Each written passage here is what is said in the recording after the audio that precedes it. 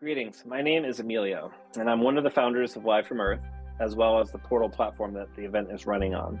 And I want to thank you all for joining us for these broadcasts this week. We're supporting some really important environmental groups, as well as highlighting the work of innovators and problem solvers who are meeting the challenges of our day, considering our Earth. And so I'm so happy to spend this time this week with you all. Creating together and then also benefiting these causes. Today is day 3, Wildlife and Habitat. We're gonna have some really fantastic talks from leaders in the movement. We're looking forward to Lynn Twist opening things up today. Also gonna be seeing Zainab Salbi from Daughters of the Earth.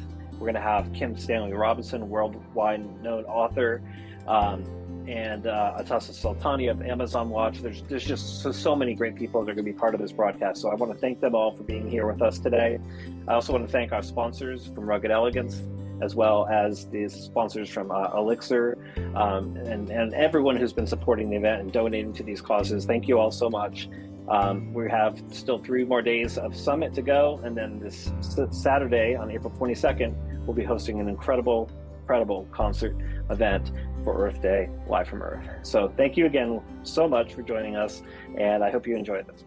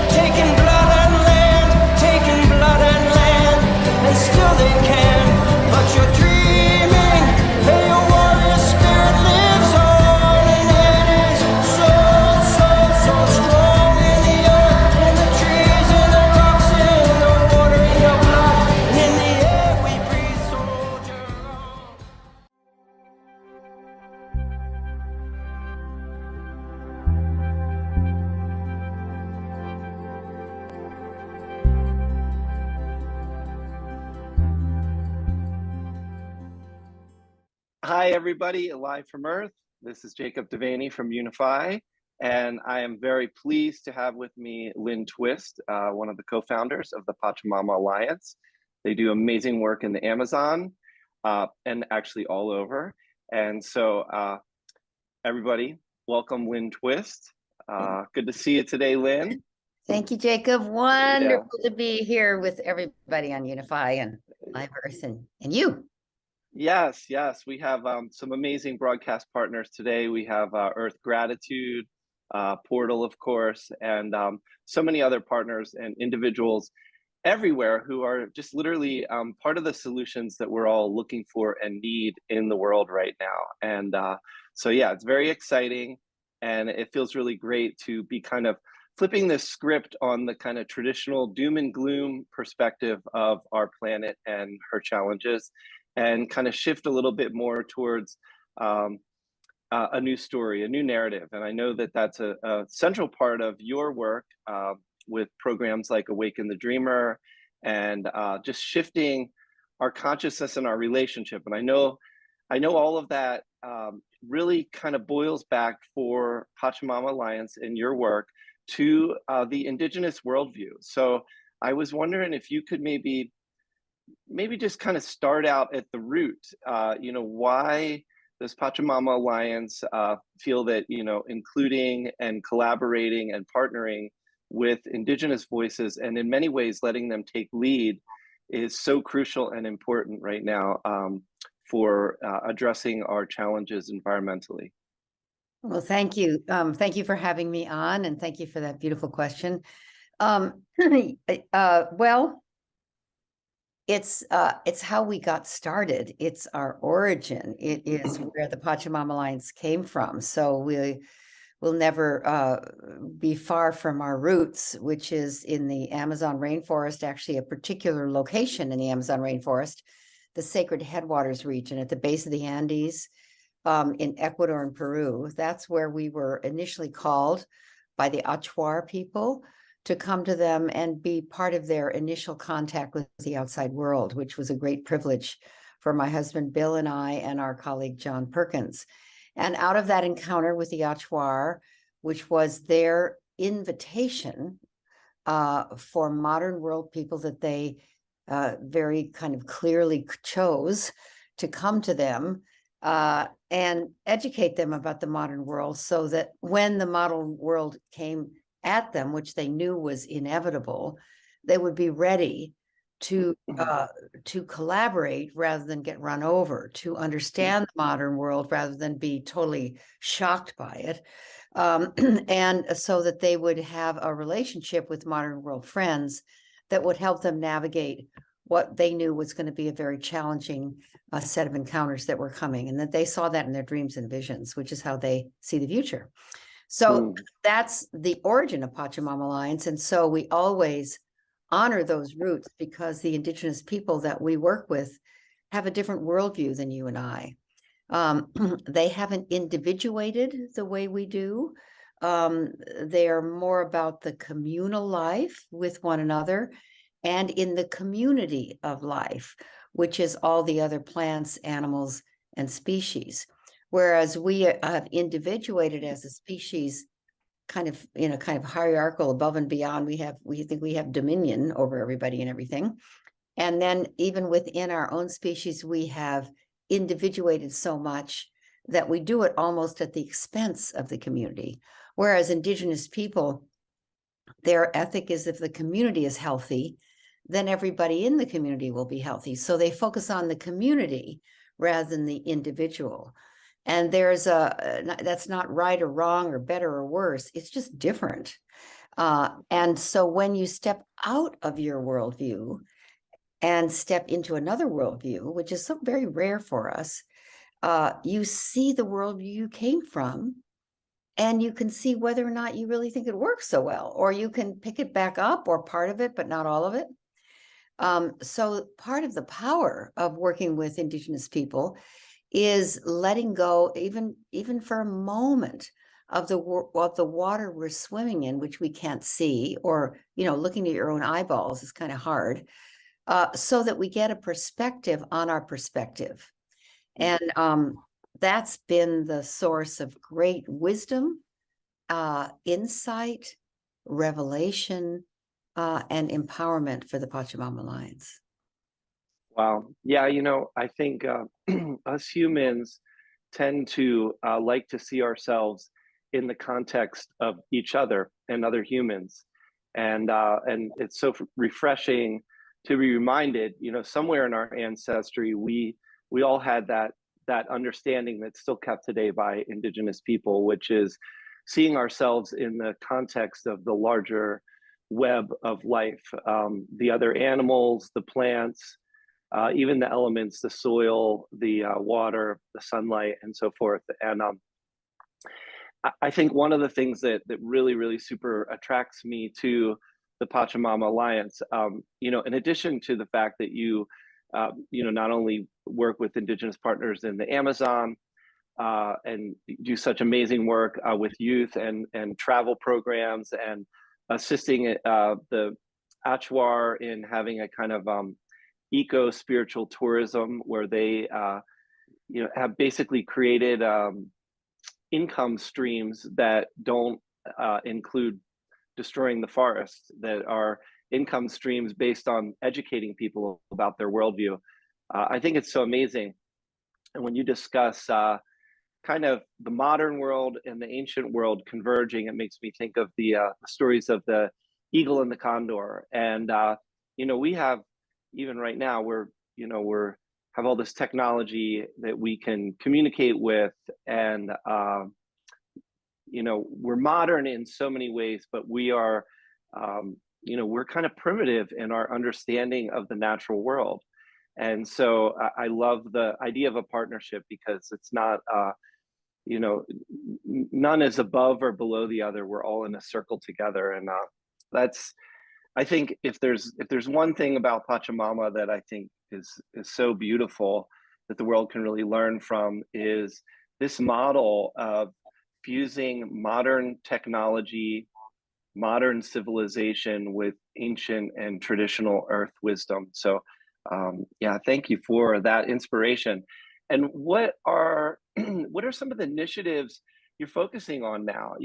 I know that during the pandemic, you weren't doing the spiritual travel programs as much. I do know that you have a number of different online programs, but what would you say is kind of your best foot forward for right now with Pachamama Alliance and your work? And yeah, how would you like to share that with people? Well, I'd like to share that the original mandate of the indigenous people, and mandate's probably too strong a word. It was a request, an invitation, an offer, but a pretty strong one. That not only did they want us, even though they invited us there to the Ecuadorian Amazon, not only did they want us to support them and educate them about the modern world and be their partners, so that when their first encounters came, they would prevail and succeed. But they also said, which was a really important part of what they said, the most important work you can do, they said to us, is go home and change the dream of the modern world.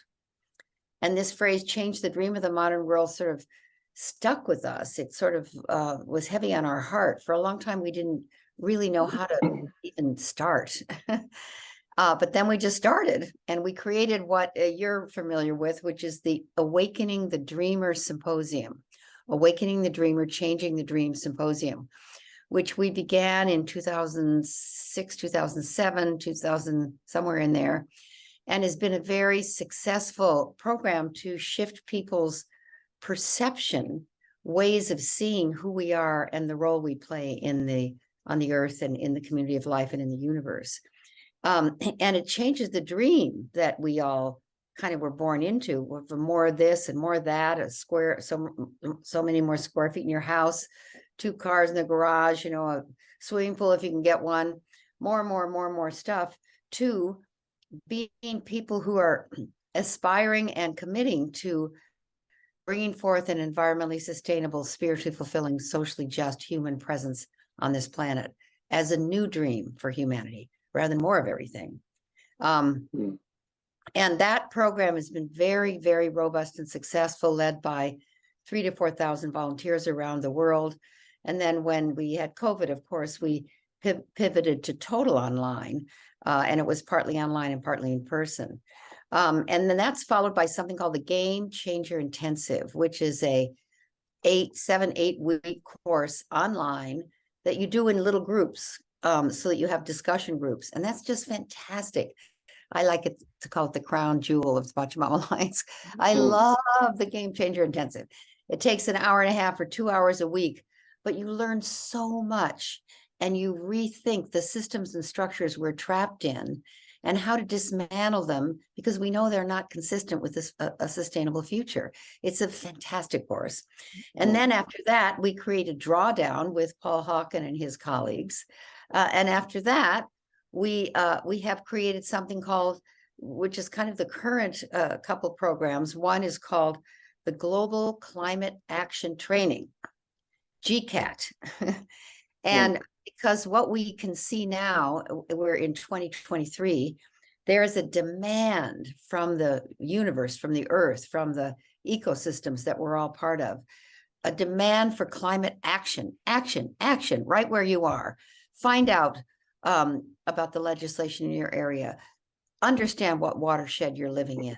See if there are indigenous people nearby that you can empower and support and learn from. Find out what they're, who's responsible for planting trees and how you can get more of them. Check on your clean and safe water. How is everything being recycled? Climate action right where you live.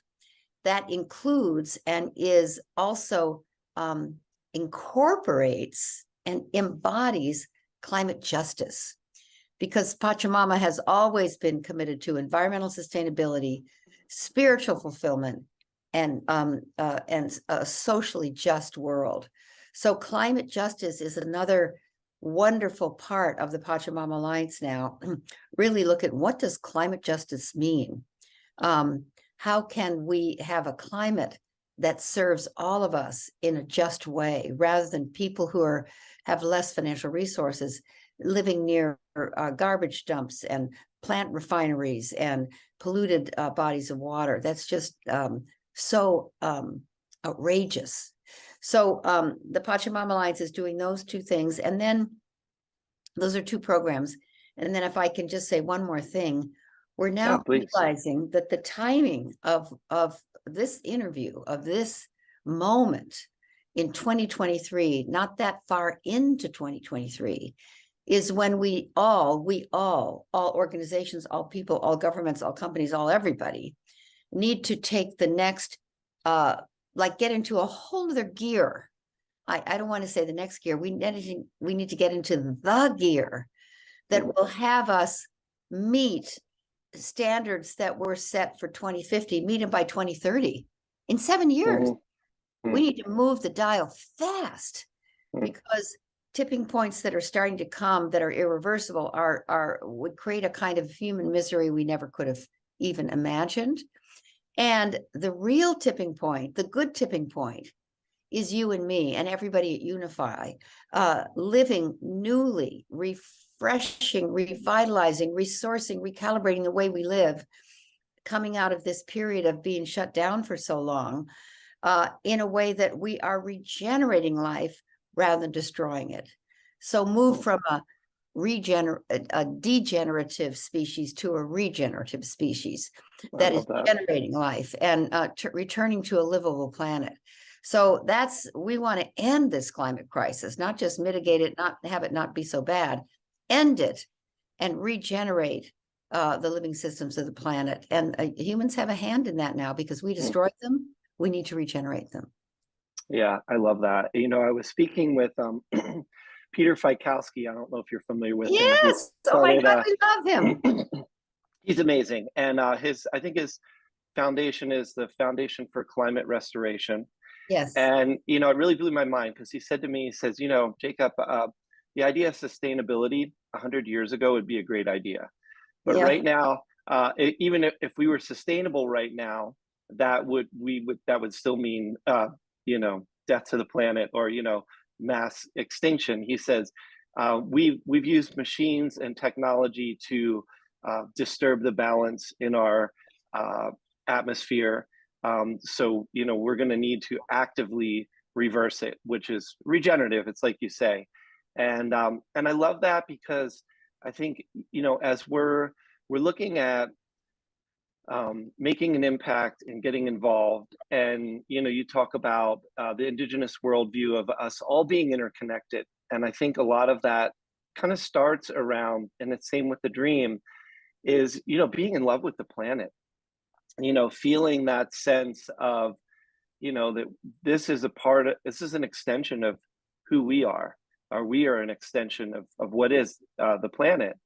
And that's another, you know, another organization I love, the Earth Gratitude, is because they say, hey, look, let's spend some time falling in love with the planet. Let's take some time to be grateful for what we have. And if you're really grateful, you start noticing, wow, I love the trees, I love the flowers, I love drinking fresh water. And then when you love something, it's only a very natural next step to want to protect it and to get involved in, you know, being part of that solution. So you mentioned your classes, which are all available, of course, at pachamama.org, which is PACHAMAMA.org.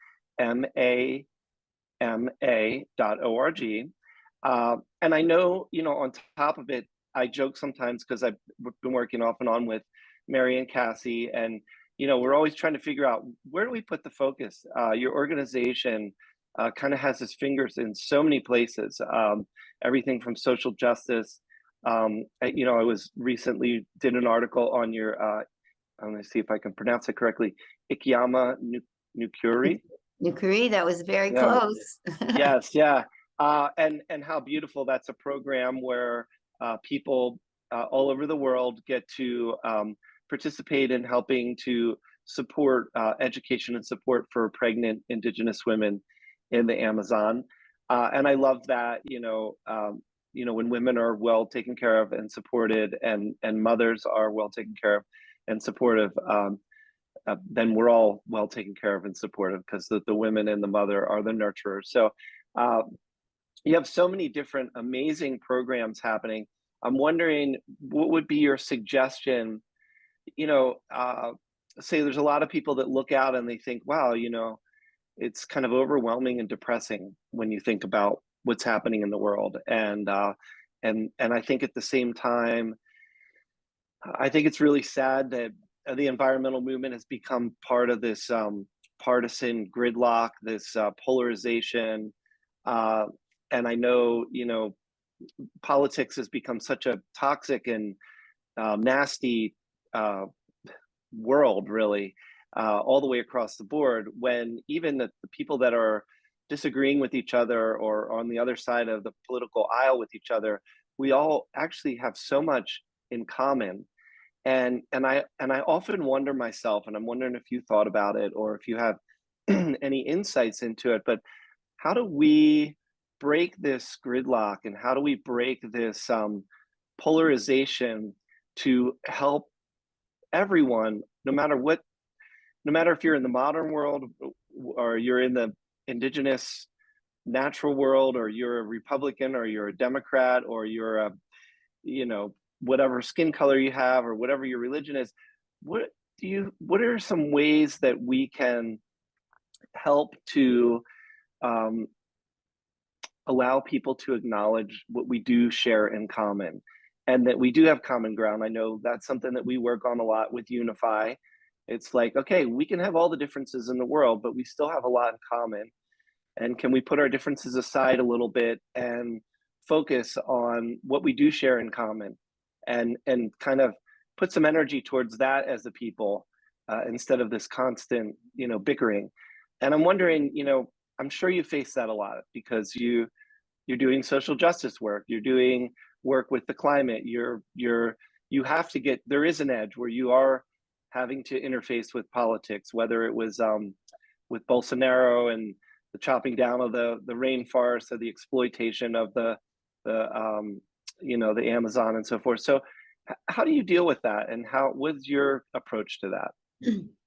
Well, I'll just say that the divisiveness, the way to heal it is to connect with people that aren't naturally your tribe. So I'll just say it takes a lot of bravery and courage, and you have to kind of get off your position, whatever it is, to be, for example, in the progressive corner of things or side of things. It's very difficult for them, progressive people. I'm one of them, so I'll say us, and probably to some extent you, I would imagine, to kind of cozy up to people on the far right. They're just not my people. I don't agree with them. I don't, the way I even, in my head, I judge the way they talk, the way they dress, the way they sit, the way they hold their coffee cup, all the things that when I see them on TV and it says under their name, this is the governor, the Republican government from where, or the Republican this. And the same thing's true from the Republican side. They see a progressive or a Democratic label on somebody, and then they can't listen to them anymore. You actually can't hear them. Their mouth is moving and words are coming out, but you can't hear them because you've already decided they're wrong. They don't know what they're talking about. They're in a different stream of information. They're on the other side. You start countering whatever you hear in your mind. So we've labeled each other.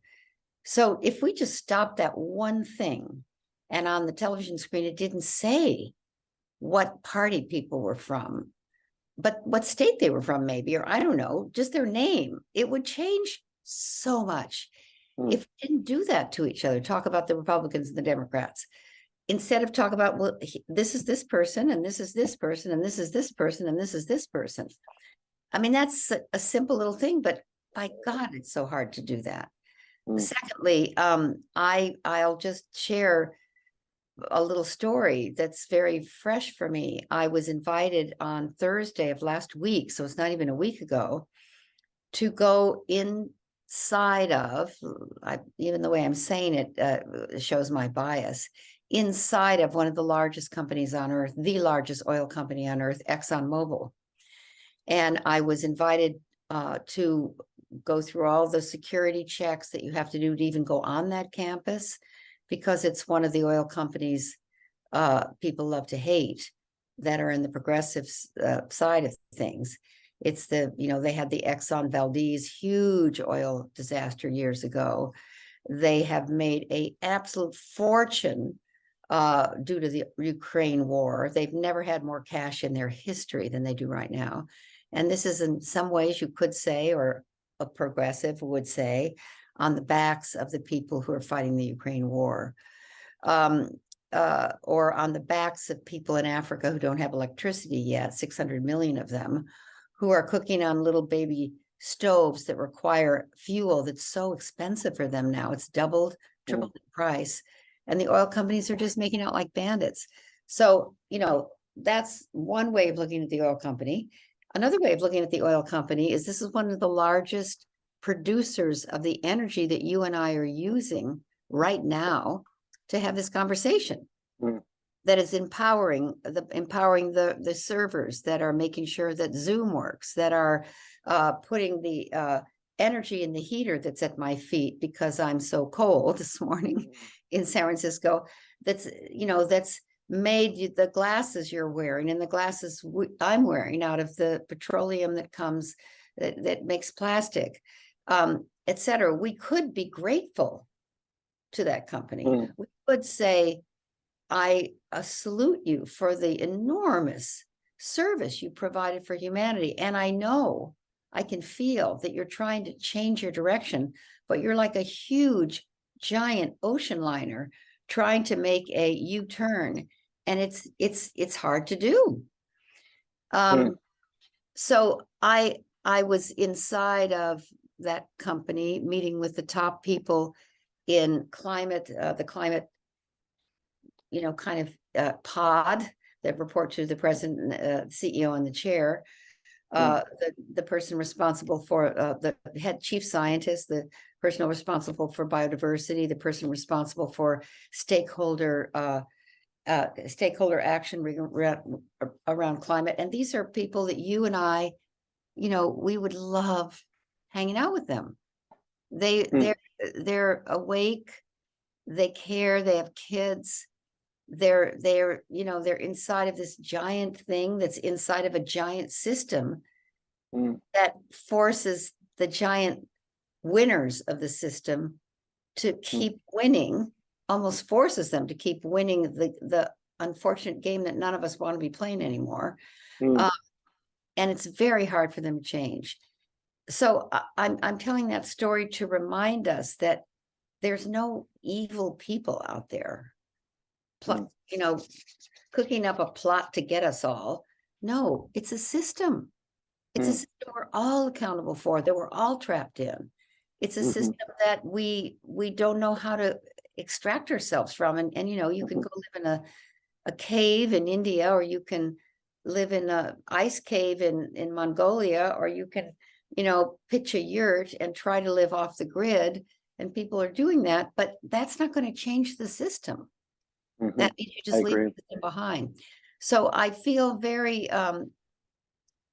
eager to encourage people who are listening to, I know it's hard to talk to your relative who voted for Trump if you're not a Trump supporter. And if you're a Trump supporter, I know it's hard to talk to your relative who's involved with all kinds of climate activities. But somehow you need to remember that you are each other at the very root. And that's what Indigenous people have taught me. They know that they are each other. They know that they are part of the natural world. It's not they live in the forest. They are of the forest. They are the forest speaking for itself. They are that. So they don't need to protect the forest exactly. They are of the forest, ensuring that the forest prevails. And that's a different way of working. That is not, there's no attack in that. There's nobody wrong. There's no sides. And it's not binary, black or white. It's a rainforest. There's thousands of life forms in every single tree. So that's part of where we've lost our way. And the rainforest, the Amazon, the indigenous people can be immensely helpful in reminding us who we really are. Yeah, just acknowledging that interconnectedness and interdependentness. And I think underscoring it with just some basic kindness and mutual respect for the parts that we are connected, even with the people that we really, really disagree with. And I think there's a component of the political machine that is basically thrives on divisiveness. Yeah. And I think, again, that's why it's so important that people are creating new models, or as you say, creating a new dream, like Pachamama is doing. You know, and an interesting little note, Portal, which is one of the broadcast partners, is they're creating a new model as well, because they're running their servers on green energy. So there are grassroots organizations and individuals everywhere looking at the problem and seeking solutions. So yeah, I think Pachamama Alliance is an organization that really sets the bar and inspires a lot of us, no matter where we come from and what kind of work we do. And so I really, I want to encourage anybody to go on your website, pachamama.org, PACHAMAMA.org, and learn about the amazing programs on Pachamama. And yeah, and I want to thank you so much, Lynn, for just giving us some of your time and all of your amazing work and sharing your wisdom. If there was one thing that you wanted to kind of a little elevator pitch on your way out for younger people, or maybe people that are feeling depressed or overwhelmed, what would you tell them? As someone who's been in this battle for many years, you've walked the walk and walked the talk and all of that. What would you want to say for people as an encouraging message moving forward? Well, there's, I'll say three things. First of all, join the Pachamama Alliance, and you can do that by just signing on to our website, pachamama.org. But I also invite you to become what I call a global citizen, what we call a global citizen, which is someone who reallocates every month some portion of the expenditures you would be spending that are harmful to the Earth's ecosystems, and withdrawing money from that stream of expenditures and reallocating it to the Pachamama Alliance. So it's a contribution, a monthly contribution of $25 or more, but we like to have people do it in a way that they reduce their footprint financially in some areas of their life where they're doing damage they don't mean to be doing, like reduce how much you use your car, reduce how much you fly, or reduce you know, how much you use any kind of disposable or one-use plastic. Just stop using it. And that frees up financial resources to reallocate it to the Pachamama Alliance. So become a global citizen, and you'll get constant messaging about how to reallocate your resources in a way that takes it away from the death economy and puts it into the life economy. So that's number one, become a global citizen. You can do that on the Pachamama website. It's a monthly donation program. Number two, get into action, some kind of action where your body's involved. Because when we're in action, we're not complaining, we're not shooting down ideas, we're not whining, we're not worrying, we're in action. We don't have time for that. Get in action. In your community, take the Global Community Action Training and get in action in your community. Start a project or join a project, get yourself in action. And if you can, have it be something that involves your physical body and gets you outdoors.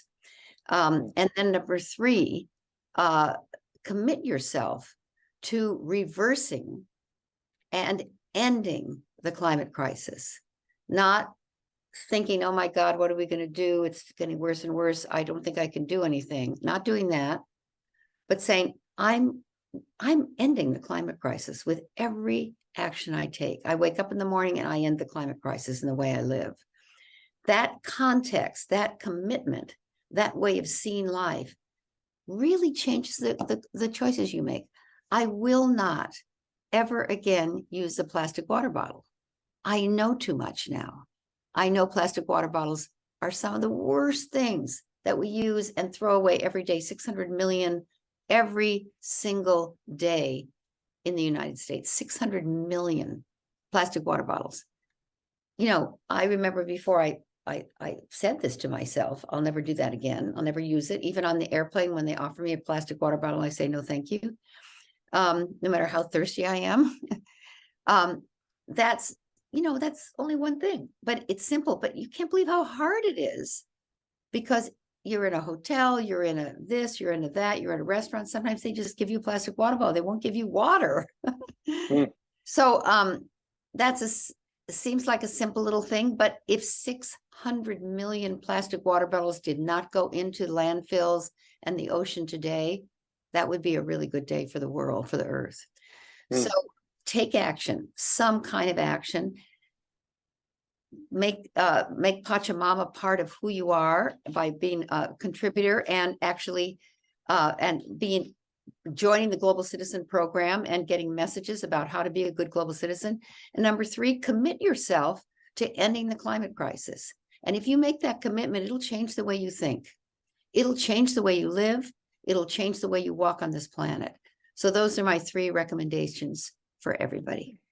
I love it. And, you know, we didn't even mention this. Pachamama, what does Pachamama itself mean? It's a Quechua word, correct? The word is, Pachamama. It's all one word, Pachamama. And Pachamama means to the Quechua people whose language it is. That's the largest indigenous language on earth. It means the earth, the sky, the universe, and all time.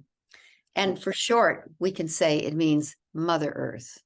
And the alliance, Pachamama Alliance, is an alliance between the indigenous people of the Amazon rainforest, primarily in the Sacred Headwaters region, and conscious, committed people in the modern world like you, Jacob, and everybody who's listening today. So join us. Please join us. We're all part of the Pachamama Alliance. Absolutely. Yay. Yay. Well, thank you so much. And thanks for taking a little bit of time out of your busy schedule and your book tour, which I don't know if you want to mention.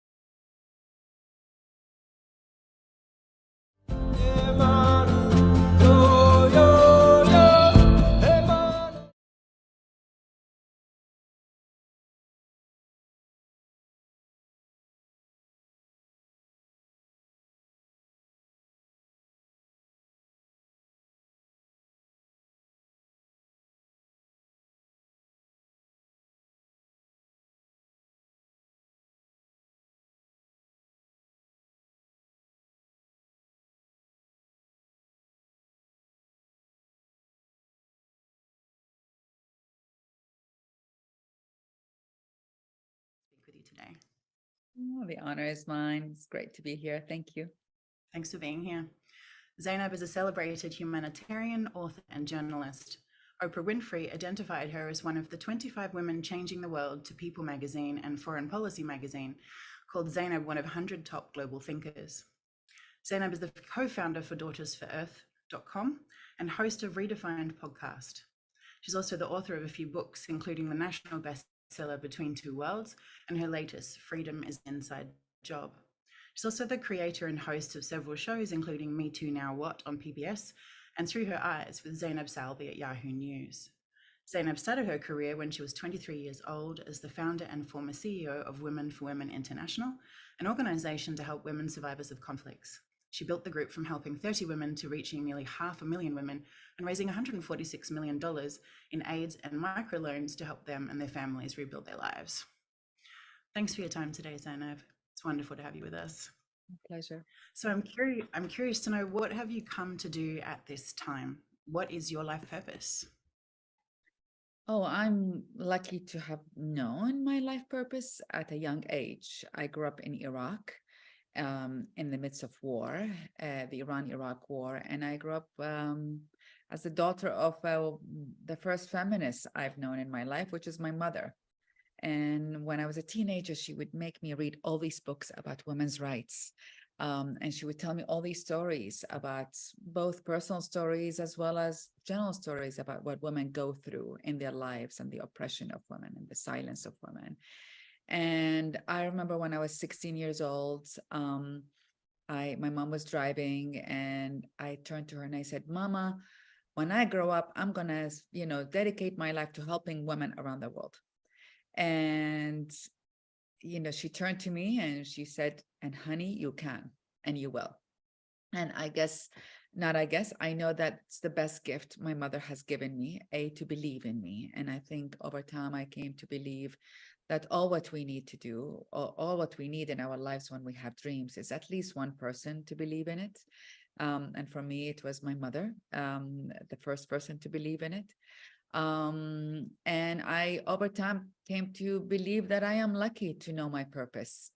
I've never, there are times in which maybe from 16 to 23, I explored different ways, but to know that I stand for marginalized people, and that happens to be majority women worldwide, and I will spend every breath I have the rest of my life to fight for equality and justice and a fair and loving world is blessing. It's a blessing, I believe. So grateful for that. Thank you, Zainab. You recently co-founded Daughters for Earth, which is an organization focused on supporting global women leading efforts to protect, restore, and regenerate the earth. Could you please tell us a bit about the work this new organization is doing? Yeah, I mean, this came first from, there's a mental story and there's a heartfelt story in it. And the mind-led story, let's say, came from a conversation I had with my co-founder, Jody Allen, of how can we be part of supporting women who are working on climate solutions, and how can we mobilize women to be actively engaged in the discussion because they were not in the discussion. And this was a few years ago. And I am not a climate expert. I am not even scientifically oriented. I am interested in science, but that's not my, I have to read and learn, to get there. So we first went to investigation, what's happening with the story and climate change and women, right? And what we discovered that women actually are impacted severely by climate change, as in, just to give you an example, 80% of the displaced people because of climate crisis are women. We discovered that women actually are doing a tremendous amount of work as climate solutions, both in protecting land and water and shifting to regenerative agriculture. These are scientifically backed roadmaps on how do we solve the climate crisis. We only give attention to technology, but in reality, as mapped by our partners One Earth, the science says there are human-led solutions, such as protecting land and water, and such as shifting to regenerative agriculture. And women are taking leadership in these avenues, in these pathways. But they're getting 2 cents out of every environmental dollar. that is going to environmental solutions, especially from the philanthropic community. And that's really, it's like the mental story or the mind-led story is what ticked me off. Like, here again, another story of marginalization of women in our voices, in the resources we need to get the job done. We don't have enough women. We are not 50% of the decision-making table, and our work is not being acknowledged and not getting funded. Very common story across all sectors. And so that's, got me getting excited, saying that we need to do something about it. But there's a heartfelt story, truthfully, as well. And I'm grateful for the heartfelt story because it helped me look at everything in a different perspective. And it came from a time of illness about 3.5 years ago, in which to summarize the story, I lived for 1.5 years in the land of the dead and the land of the living. I wasn't sure if I'm going to survive or not. And it was really hard for me to live in the cities at that time. So I ended up moving to the countryside and just being in nature, complete nature, immersion in nature. And I came out of this experience with a very deep gratitude. I tear up as I'm talking with you, to nature. I felt like nature not only helped me stay alive by feeding me, which is how we typically think of nature. I actually felt like each tree was like helping me walk again, and each wind was helping me breathe again, and each bird was like teaching me how to trust life and how to trust everything about this earth. And I came out of it with a profound connection and a profound joy, to be honest, to my heart, to nature, to the divine power, and to everyone else as a result. And I came as a result saying, wow, if I could feel this way, I will do everything possible to support people's experiences to feel what I'm feeling. And most of all, I will do everything in my hand to support Mother Earth, because I owe it to her. And it's personal. But I think we all owe it to her. We really all owe it to her. And I lived a lifetime taking her for granted, and this is being a progressive person who, does all the right things, but nevertheless, the emotional connection was not there until I was in a very vulnerable state. And now I'm disciplined in being connected, in being in that connection. And from that, from the mind and the heart, came the birth of Daughters for Earth, which, as you suggested, is only a year-old initiative. It is a fund and a campaign that aims at mobilizing $100 million to do 3 things. One is to support women-led solutions on the ground, grassroots women-led solutions. And within 1 year, we have supported more than 60 women-led efforts with $1.2 million in funding. And that funding comes from everyone. Like, we're inviting everyone to be part of that. It's not, I don't believe philanthropy should be only for the rich. Philanthropy for me, is a concept that we each, regardless of our economic backgrounds, can be philanthropic in whatever way we know how to, or we can.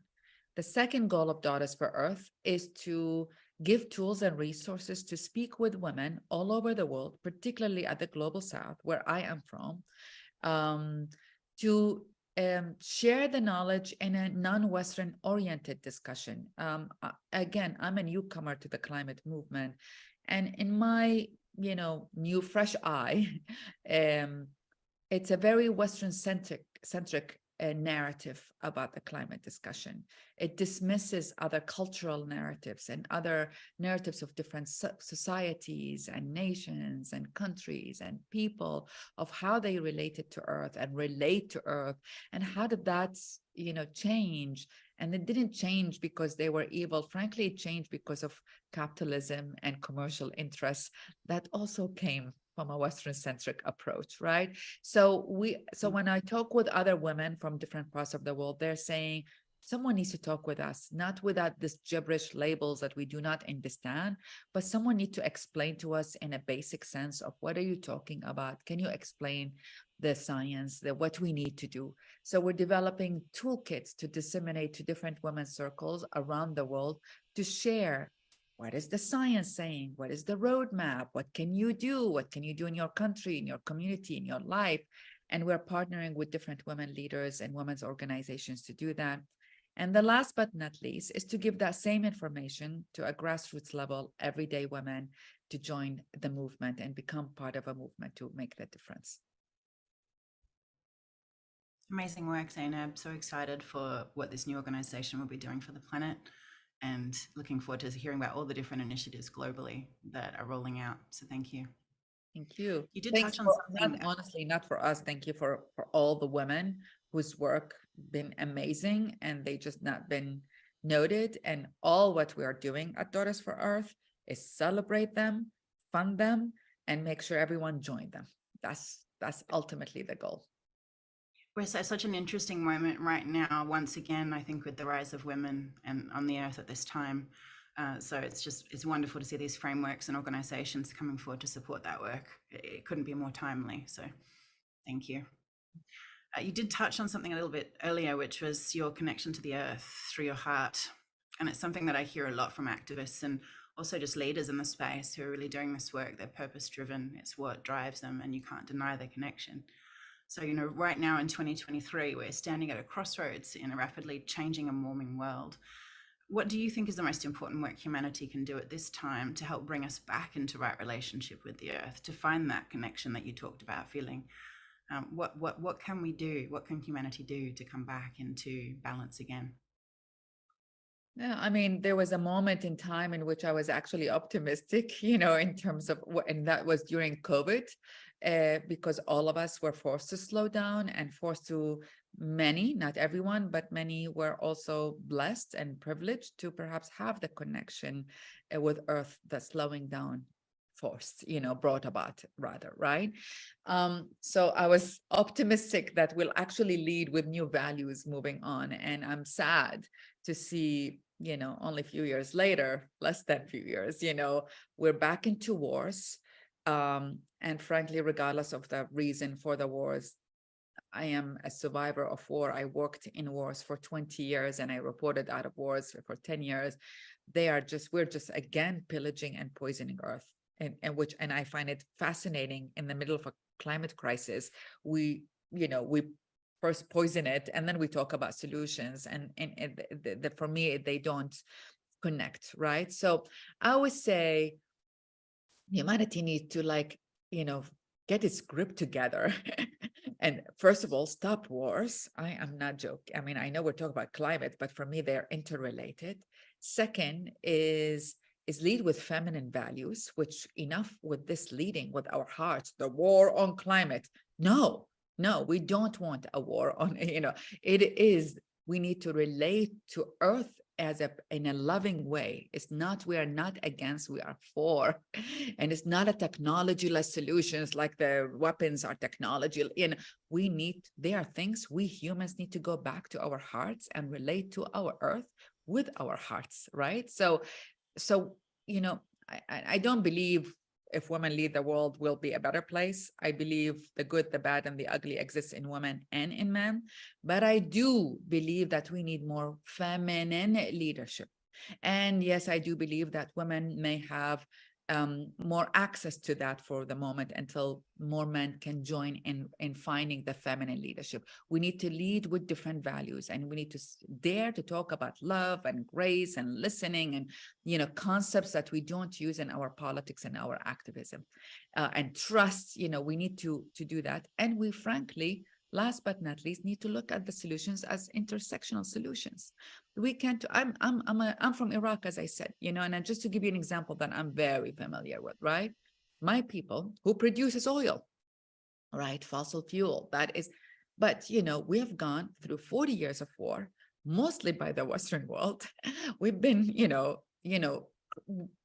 yes, my people went to also, like when you're like bombarded all the time, you do go mad, but been called all kinds of names, terrorists, backwards, and now we are being lectured about, like, oh, you have oil, now you're again evil.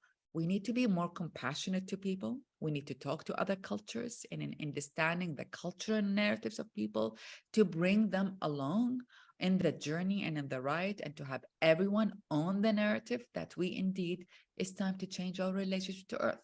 So it's a long, prolonged answer, but I think the summary of it, unless we make the 21st century the feminine century, our humanity is at stake.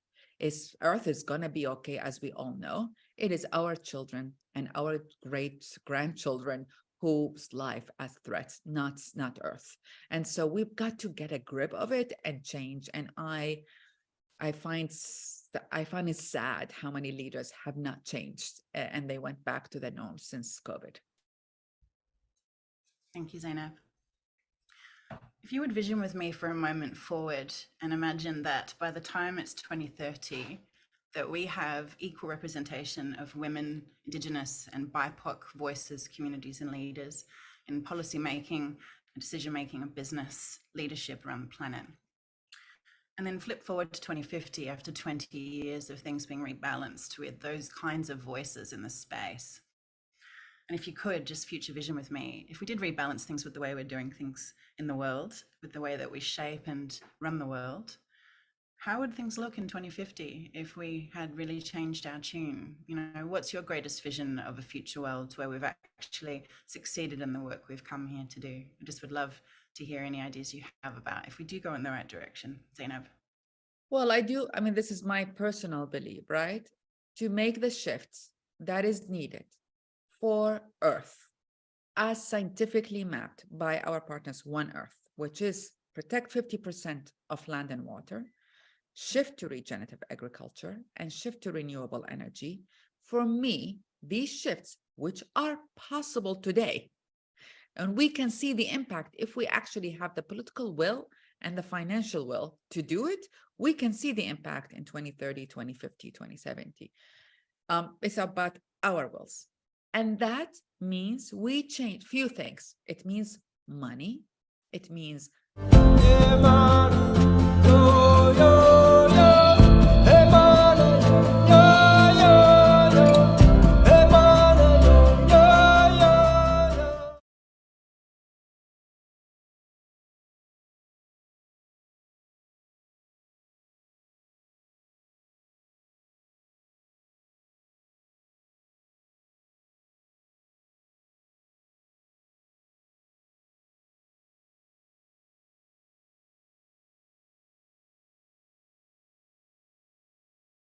Damagber saying, I'm doing everything I can. And if that's one drop of water, it is one drop, join me. And what we need to do is join the hummingbird, and everyone, individual, company, government, local, national, internet, we all need to do it, and we can do it. I am a believer that we can. Beautiful. Thank you, Zainab. I completely agree with you. I'm also a believer that we can. So we've come to the end of our time today, our conversation. I'm just curious to know if you have any final words for our audience today. Any words of wisdom, any words of wisdom from Zainab?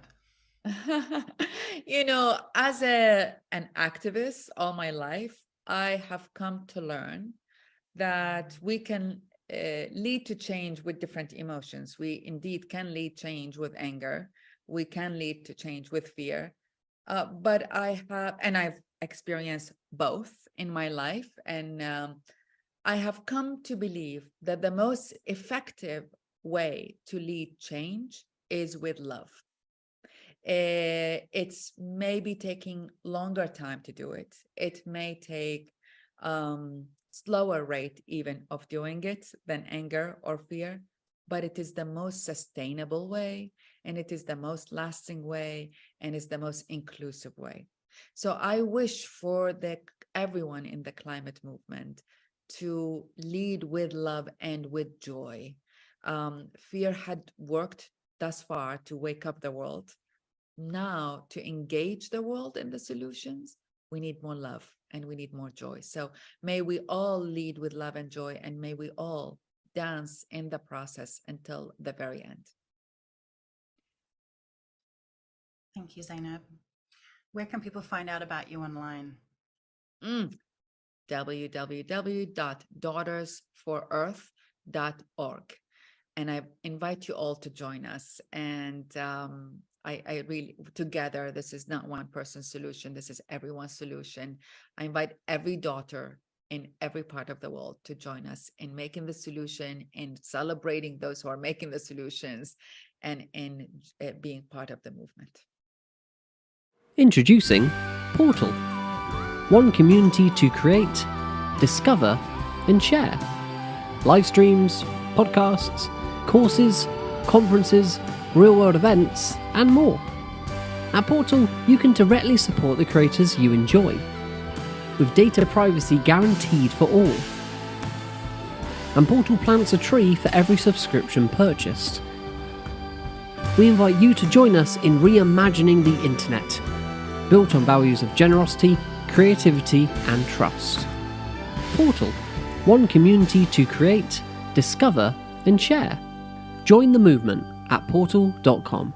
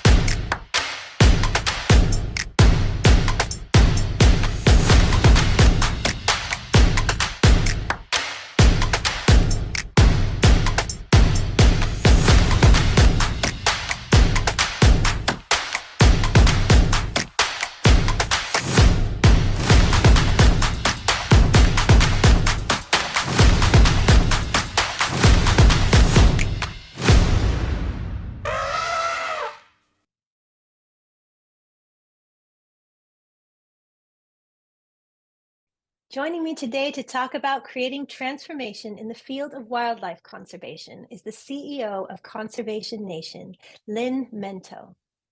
Conservation Nation launched in the fall of 2021 with a mission devoted to supporting and amplifying underrepresented voices in the conservation field, including women, people of color, Indigenous people, and those from disadvantaged communities.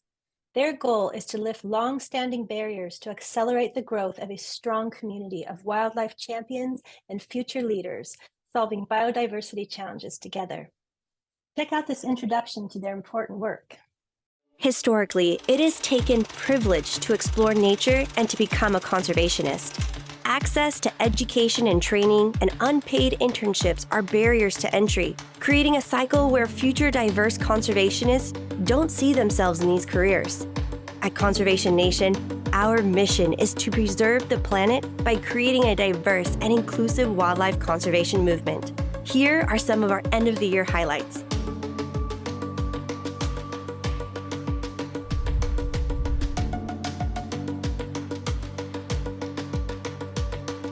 The Conservation Nation Grant Program offers funding to help save animals and their ecosystems by building a stronger, more diverse wildlife conservation community.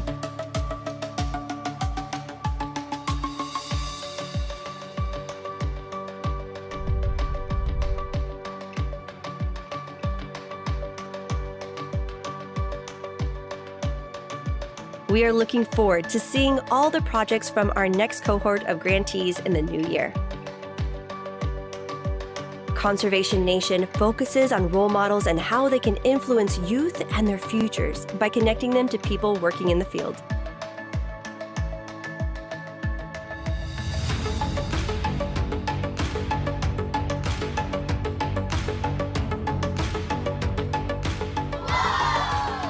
Inclusion is the only path to growth and success in conservation.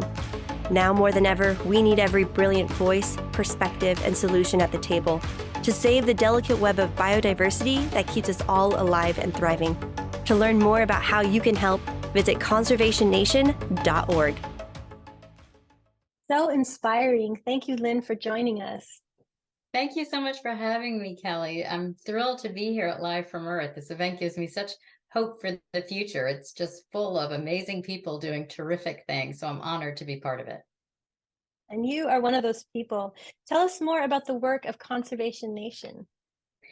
So we are passionate at Conservation Nation about preserving the planet and the inclusive movement that we know is essential in order to do that. We need every smart voice, solution, perspective, lived experience at the table. And as you saw in that video, unfortunately, there have been long-standing barriers for decades that have kept people out of the field of conservation. And so our mission is to lift those barriers and create a strong, inclusive, diverse, representative community of conservationists and wildlife champions. So how exactly do you propose to do that? We do it two ways. We've created this unique program that merges these two things. So the first is providing support to conservationists from these traditionally underrepresented communities. And then the second is by inspiring the next generation of conservationists who are diverse, inclusive, and representative to see themselves as wildlife champions, all the way up to pursuing a STEM academic and career path into conservation.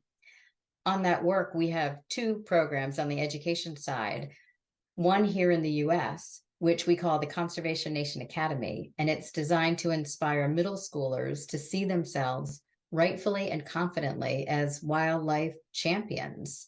And we do this primarily by using role model conservationists who help these kids see conservationists who look like them, have walked paths like them, so we can break the "if you can't see it, you can't be it" challenge. And then also by providing them with opportunities to be in nature, so their confidence grows, their sense of belonging grows. It's a terrific little program, and you can hear more about it now from one of our students at the fabulous Washington School for Girls, Catherine. I'm Aziza, and what I like about Conservation Nation is that the teachers are interactive with you. What I liked about meeting Taylor was that she let us touch the wolf fur. It was actually fun. It was scary at first, but then it got fun. That's so great. This makes me so hopeful for the future. Did you say there was another education program? There is. We're doing work with the Girls Foundation of Tanzania, which is a terrific organization in Tanzania that's dedicated to supporting education for girls from the impoverished communities in Tanzania and providing them with safe spaces for school breaks. And we're partnering with the Girls Foundation of Tanzania to inspire these girls to see themselves as wildlife champions and become ambassadors within their own communities. So we're doing things like taking the girls out to field trips to wildlife conservation organizations that we're working with in Tanzania so that they get hands-on experience. And then we are partnering with them to create wildlife clubs that these girls can take out to schools in Tanzania, and the girls become the wildlife champion ambassadors at these school club programs. You can hear now from the woman who runs the Girls Foundation of Tanzania, Esther Happy. I am Esther Happy, Director of the Girls Foundation of Tanzania. I'm very excited because we are partnering with Conservation Nation, and we have been doing a lot of education to the girls, teaching them how to conserve environment, to avoid all the destruction that can ruin our environment. And our girls, we have some of them here, you guys can wave. Hi! They learn how to conserve environment, and we are looking back for them to go back and educate their community. Nasila can share a little bit about that. I'm Nasila. I come from the community of Maasai, and I'm very proud and happy to be selected to be at the Girls Center since I get the best education on how to conserve the environment. Since when I go back to my community, I educate them on the effects of cutting down trees, overgrazing. So I educate them on how to reduce the number of cattle and also to plant trees that they can beneficial later in their life. Thank you. Thank you. Thank you. Well, that's incredible. And your other focus is on providing support to conservationists work around the world? Yeah, when we realized how incredibly difficult it was for people who were not born into a family of privilege or one with connections to become part of this fight to save biodiversity in the planet, we knew our mission was going to be single-mindedly focused on lifting these barriers to allow them in. And so we created what we call a scaffolding program around these conservationists to support them, both get them into the field and then support them so they can thrive when they're in it. So the scaffolding program is designed for conservationists from traditionally underrepresented communities, and it has 3 pieces. We provide them with funding to support their wildlife saving work today. We provide them with professional development so that they can grow and thrive in their field. So it's things like sessions on how to tell your story or how to raise grant funding. And then the third way is providing them with mentoring and connections so that they get an equitable leg up and are able to both enter and then stay in the field of conservation.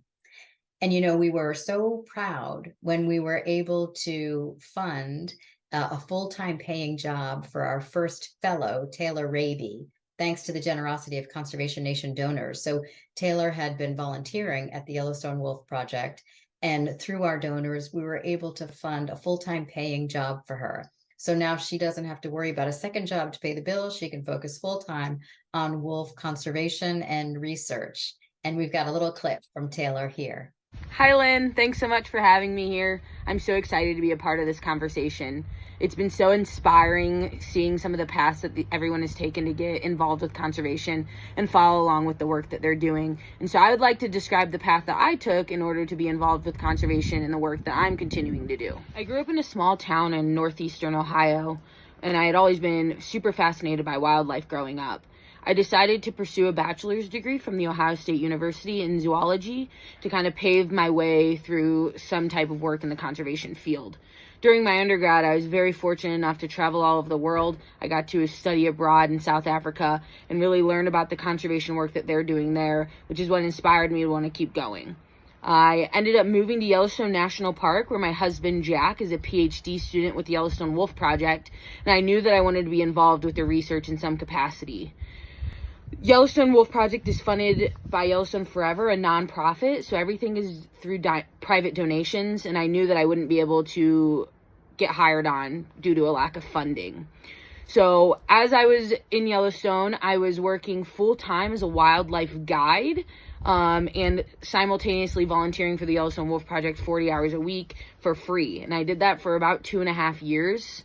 Whenever you want to be involved in the wildlife field and you want to kind of make your way, it's not necessarily about what you know, but it's about who you know. So you need to make a lot of connections out here, and often that means volunteering and working super low, underpaid jobs in order just to get your foot in the door. So I was very, very fortunate enough to be connected with Conservation Nation, who was able to provide support and funding for an entire year to pay me to work full-time for the Yellowstone Wolf Project. They brought me on as the first inaugural fellow, and I've been so fortunate to be able to work with Lynn and the other Conservation Nation team members who have really changed my life and help get me involved in the work that I'm doing. With the Yellowstone Wolf Project, I do a lot of major research and education on gray wolves. Wolves are extremely controversial out west, and so it's really important for me to be able to help people understand why they're important to the ecosystem and how they're beneficial on the landscape. Thank you so much for having me on. I'm so honored to be Conservation Nation's first fellow, and I hope more people can be supported by this incredible organization and get to continue to do work like me. Wow, I'm learning a lot just from hearing from all of these people. This is amazing. Yeah, they're really phenomenal. So we are so proud to be supporting them. And, you know, we have a second fellow as well, a woman named Yamat Langai. So thanks to the generous support, partnership, and funding of a terrific conservation organization called Catmosphere, focused on big cat conservation, we were able to fund a second fellow. And Yamat is a Tanzanian mother of 2, Maasai woman, who is working at a wonderful conservation organization called African People and Wildlife. And Yamat is working to save threatened lions by reducing human-lion conflict in the communities. And she does that primarily through data, measurement, and tracking.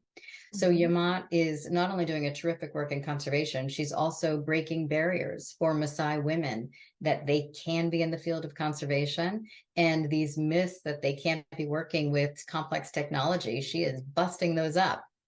And you can hear from Yamat in this little video. Thank you for inviting me to speak today. I'm so glad to be able to do this work. thank you to the support of Conservation Nation.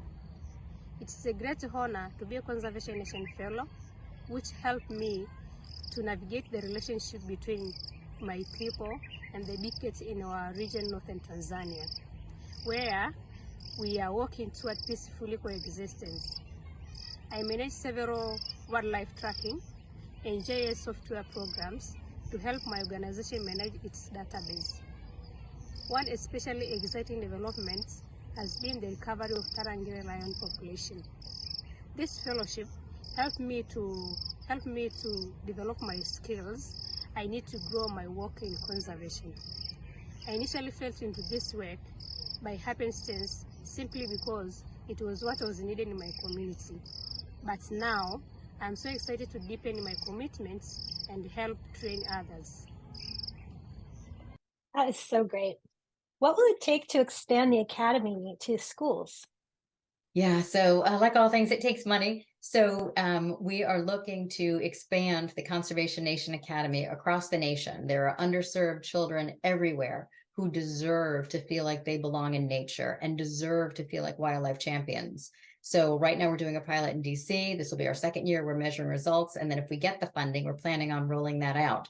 So it takes funding to get the supplies, to train the teachers, to fund the field trips. Yeah. But it's critical to create this next inclusive generation of conservationists who will be leading us into the future. And at the same time, we are looking to raise more money for these amazing grants and fellows for people who are out there fighting every day to break barriers, save threatened animals, stitch up this delicate web of biodiversity for our children and children to come. So there's a long list, a waiting list of these incredible conservationists from underrepresented communities that we want to help support. And they want to be out there and saving the world for all of us. So we're looking for funding for that as well. Will it be like an infusion program that sort of connects to academic standards in different districts, different demographics? Yes, like it will be part of like earth science, and you could infuse the whole thing into the greater teaching of the school system that already exists. Yeah, that's amazing. Yes. That is going to be transformative, I think, for the public school system. Like it needs that. That's what's missing. I think that's really what's lacking. Thank you. Yeah. So this is the best thing I've ever heard. I'm generally so excited. So how can our viewers get involved? They can go to conservationnation.org and check out what we're doing. And if they feel so inclined, they can donate. We need the funding both to get this next inclusive generation up and off the ground and to fund these incredible people doing work today to save the web of biodiversity. So they can go in, they can look around, they can choose to donate, choose to become friends, follow us on social media. All of that is hugely helpful and powerful for us. That's wonderful. This is going to be so good for children, students, the planet, and wildlife alike all at once. So perfect. Thank you, Kelly. Yeah, wonderful to meet you. Oh, it was fabulous meeting you, and it's thrilling to be here at Live from Earth. So thank you for the opportunity. Everybody, make sure you go and check out Conservation Nation and get involved. This is important, transformative work for communities, children, animals, the planet, everything. This is what we need more of in this world. Thank you. Thank you.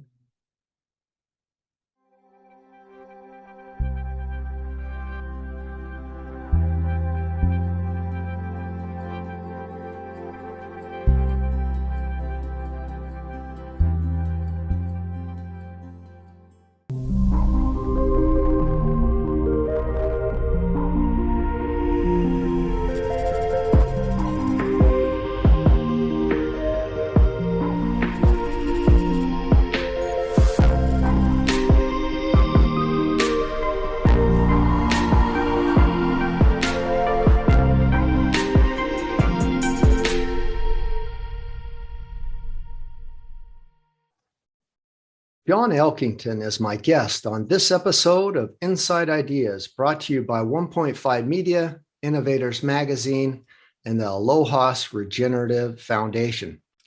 John Elkington is a world authority on corporate responsibility, sustainable capitalism, a best-selling author and serial entrepreneur. John is founder and chief pollinator at Volans, which works with leaders to make sense of the emergent future to unlock tomorrow's market value. Volans tackles some of the world's most challenging problems, helping key actors expand their focus from the responsibility agenda through resilience to regeneration. Much of the work is at board or C-suite level. John's thought leadership is evident in ongoing Volans inquiries, including Project Breakthrough, Tomorrow's Capitalism Inquiry, and the Green Swans Observatory.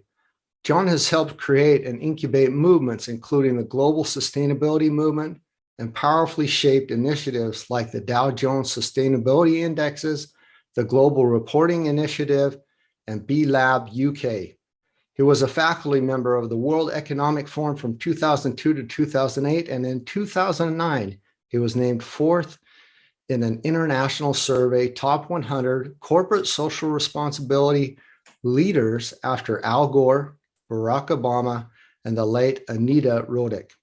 John has addressed over thousands of conferences globally and served on over 80 boards and advisory boards. He is the author or co-author of over 20 books, the latest being Green Swans, The Coming Boom in Regenerative Capitalism. I've got your book here. It's one of my favorite. I recommend it all the time, John. This is one of the most amazing books of our decade and probably our century.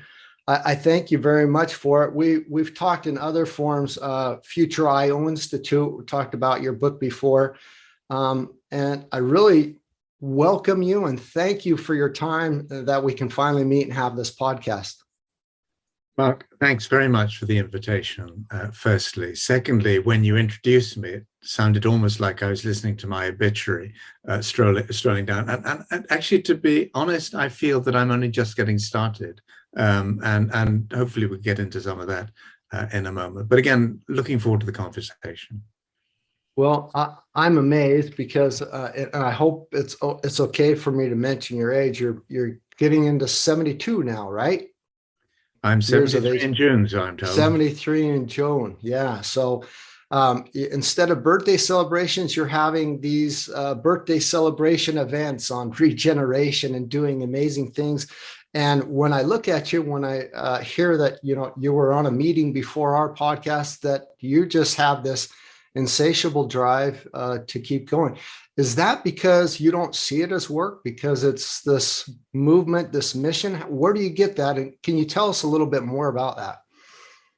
Well, it's odd because I think my father was just a human dynamo, and he ran pretty continuously until he died about 3 years ago. And my mother died the same year. They were both in their very late 90s.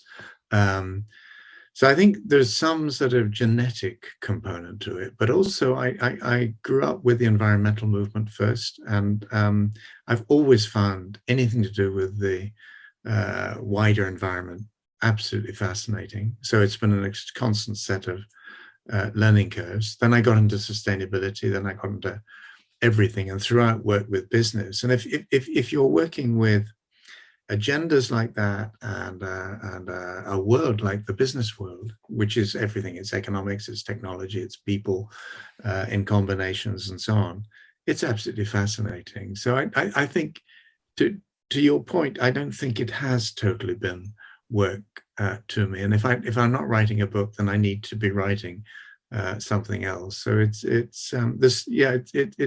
I find it hard to account for, but I'm sort of quite pleased it's worked that way to date. So right after Green Swans came out in 2020, you received in 2021, last year, the World Sustainability Award. Unbelievable. And that just goes to what you say, this drive and to do this work, to speak, to write, and talk about these things.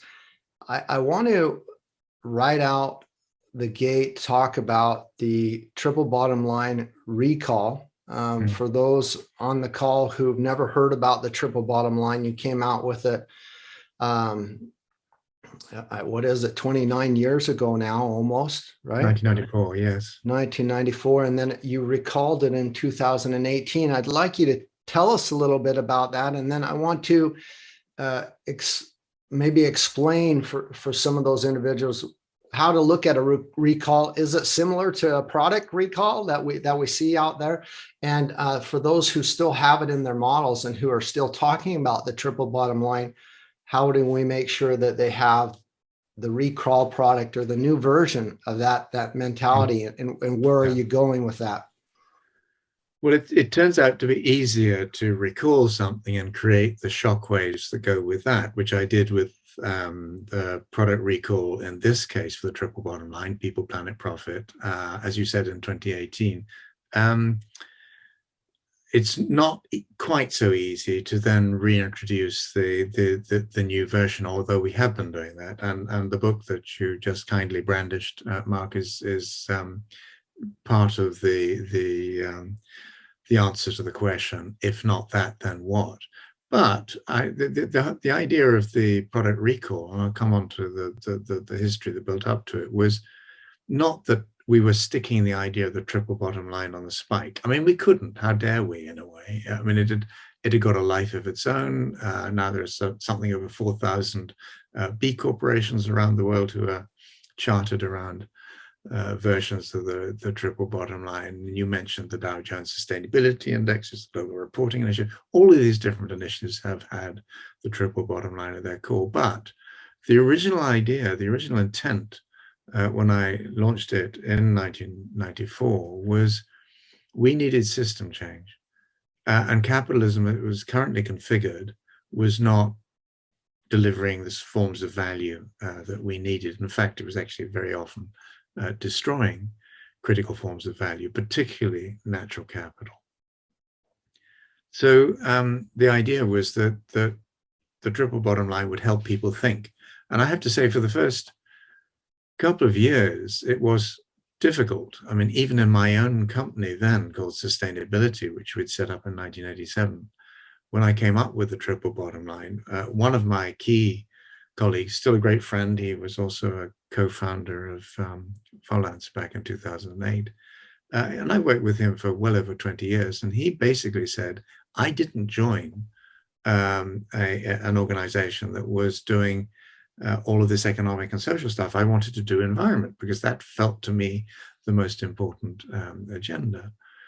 And it took me 18 months to take him through a process where at the end, he thought, actually, now I see why you're doing it. It's not against environment. It's not in replacement for it. It is actually a way of addressing the environmental challenges that we have. And then out of the blue, I mean, pretty much, a very major company, Shell, came to us and said, we want to embrace the triple bottom line. We want to do the first report on all of that. This was the dawn of sustainability reporting. They actually used, without consulting us, the phrase that I come up with, People, Planet, and Profit. That was in 1995. So, I mean, a huge amount of activity had happened. But the problem was, at least in my mind, the problem was that when I looked at what companies were doing, businesses were doing, very often what they were doing was trading off different aspects of the triple bottom line agenda. So, you know, they'd say, we're doing the economic bit because we're making a profit, tick. Well, the whole point about the economic thing is it's much wider than the financial performance agenda, but let's leave that for the moment. Then social, we're doing that. We provide jobs, we give people products and services they need, you know, again, tick. It's a shame about the environment. Or it might be, you know, we're doing really well on the financial and the environmental side. We're saving and making money by doing the right thing environmentally. Shame about the social side. Now you might see Walmart with, you know, its work on energy efficiency and as sort of some sort of solution to the climate crisis, as an example of a company that's gone stronger on the green and sort of financial side than it has sometimes perhaps on the social side, like sort of social conditions of labor and things like that. So to your question about replacing the original idea, in every opportunity that we get, we talk about why we think the triple bottom line was flawed, why we think it remains, despite the fact I'm saying it myself, I think it's a very useful idea and it won't disappear. But it needs to be thought in a slightly different way. And so that's what we're trying to explain. Thank you for explaining that.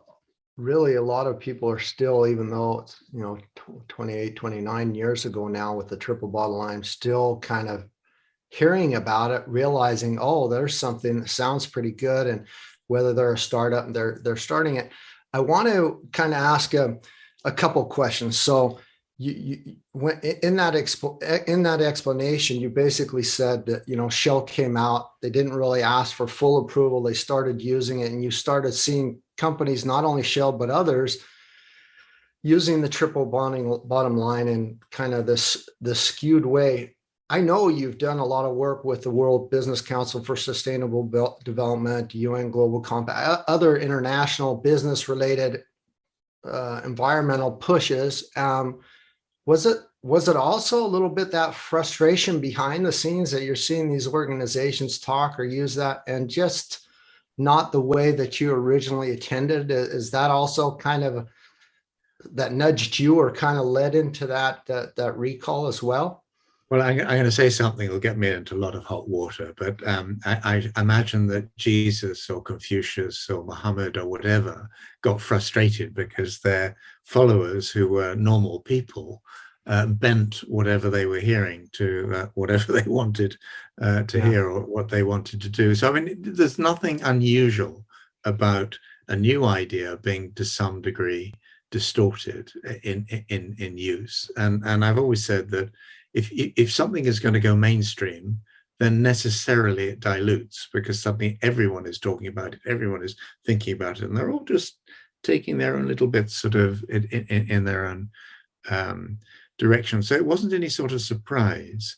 But I think what had happened during the 20-some years since the idea was first launched was that the scale of the challenges that we face and the evidence, the scientific evidence that we were seeing on things like the climate emergency and biodiversity and all of these different things was becoming so pressing that what I was prepared to put up with in terms of, well, it's a bit like a teacher with students. They're not quite getting the whole story, but enough of it, they're getting enough of it to pass the exam. So let's leave them to it. It started to feel wrong.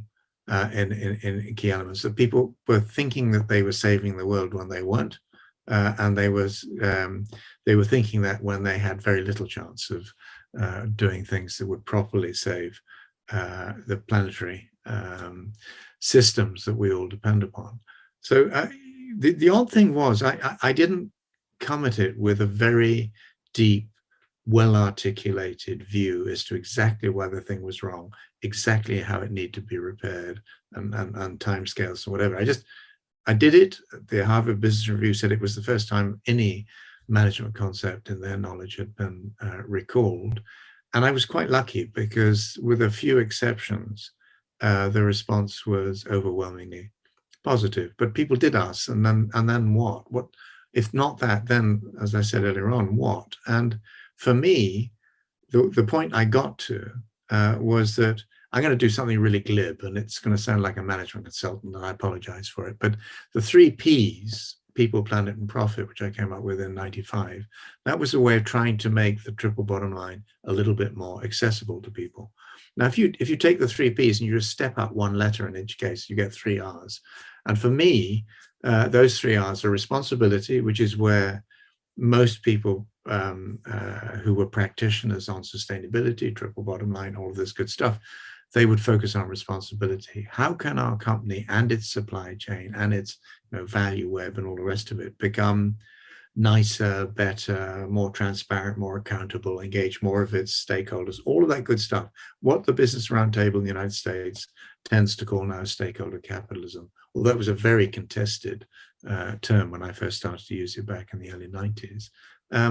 So responsibility is fine. We've got to do that. And the responsibility agenda keeps expanding.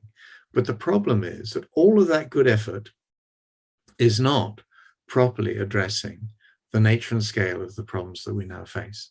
And that goes to soils loss, it goes to bleaching of coral reefs, but most conspicuously, it's the fires, the droughts, the storms, the floods that are coming with climate change. And particularly now, you look at both the North Pole, which at times has actually literally been on fire, and you look at the Eastern Antarctic, where temperatures are now somewhere between 50 and 90 degrees beyond where they would normally be. This is outrageous. We've never seen this in recorded history. So it's in that sort of context that I was thinking that the way that the triple bottom line is currently being practiced is not improving the resilience of the systems on which we depend. So our economies, our societies, our politics, our biosphere, the environment, they're all wobbling in a different way. And they're all starting to wobble in a slightly integrated way. So in a way, I think that the war in Ukraine is one part of that bigger sort of accelerating disassembly of an old world order. And then the question is, well, if your systems are losing their resilience, what do you do? Well, some people might feel you can just get down on your knees and pray, or just hope. I don't. I think you've got to invest in all of those systems. You've got to restore them. You've got to regenerate them. And that's where the regeneration element of the story came from. So its responsibility is not enough to stop the resiliency problems that we now face. And you've got to regenerate all of those systems that we depend on in order to produce long-term system health. That, as simply as I can state it, is where we got to with the triple bottom line. And if within that framework, those three sort of frames in a way, you continue to part of the endless re-imperatives. There's the endless re-imperatives: repeat, recycle, reuse, responsibility, resilience, regeneration. They go on, but those three: responsibility, resilience, and regeneration are fabulous. I've heard you say before, so I'm glad you brought that out. Mm-hmm. The other thing is, in the book, it's really on the cover, it says the coming boom in regenerative capitalism. So, which is really interesting for me, and I need your explanation in it. So you already tickle the third R, regeneration, on the cover, but as well as in the recall, the Green Swans is addressing kind of how are we looking at that? What are some of the tools? How can we make this product? Yeah. We're not removing it. We're not getting rid of it. We're kind of saying, hey, there's a way we can fix it or do it better, or understand the world a little bit more with this experience that we had, that it's not just an accounting principle sheerly on profits, and the other two aspects totally get overlooked. How do you define that regenerative capitalism, and what does that look like? How do you can you explain that a little bit more to us? Well, I can try, and it's not uncontentious in the sense that I was trying to be slightly provocative when I put regenerative and capitalism together. And one of my great friends, Paul Hawken, who subsequently did a book called Regeneration, he was already working on it when I asked him the question. I asked whether he would put an endorsement on the cover of my book, and he said no, because he didn't like the capitalism focus. A lot of people are much more comfortable talking about a regenerative economy or regenerative business or something with sort of less hard edges. But I actually think that unless and until we can properly make capitalism regenerative, this isn't going to work. And when I talk about capitalism, I'm not, as most people would assume, talking about financial capitalism only or physical capital.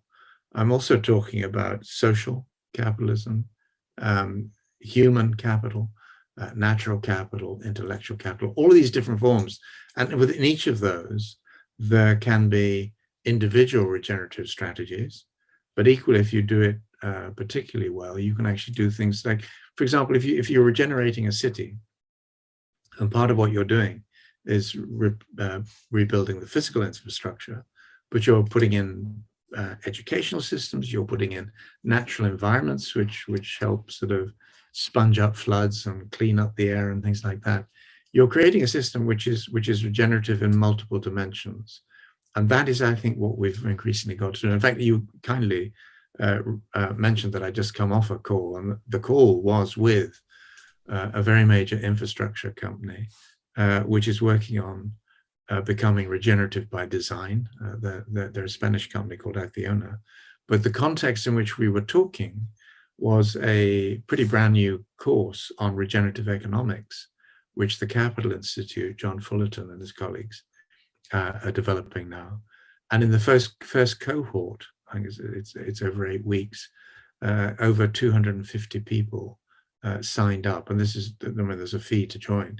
And that to me is an indication of the way in which this sort of regenerative change agenda is starting to find its feet in a way. And it's not just now Walmart announcing it's going to become a regenerative company, believe it or not. But I mean, Paul Hawken has helped Doug McMillan, the CEO there, with think all of that through, or PepsiCo, or Unilever. All these different companies are now sort of wanting to go in this direction because they feel in their bones that this is the next big thing. They don't always know how to do it. And it's often easier to do in an area like farming than it might be in transportation, for example. But it's coming.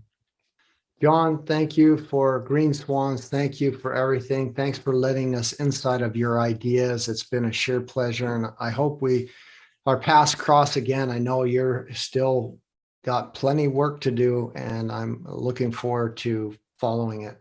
Have a wonderful evening. You too, Mark. And I was just thinking, as the swans on the cover are taking off, they're probably cackling, but they're probably not cackling in the way that I would like them to be. But it's been a joy, and look forward to a continued conversation. Thanks very much indeed. Thank you.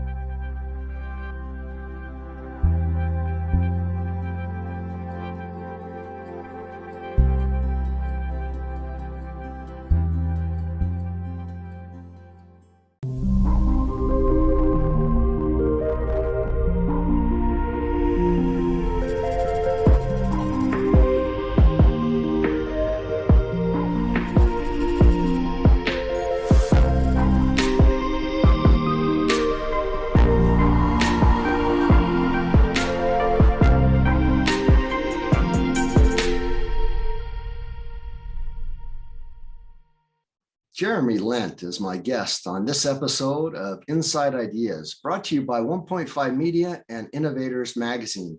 Jeremy, described by Guardian journalist George Monbiot as one of the greatest thinkers of our age, is an author and speaker whose work investigates the underlying causes of our civilization existential crisis and explores pathways towards a life-affirming future.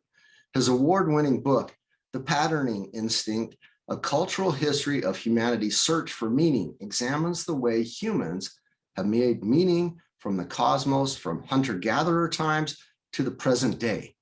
His new book, The Web of Meaning, I've got it right here. I absolutely love it. I'm in love with this book. I've read both books, but this book is the tell-all. I absolutely love it.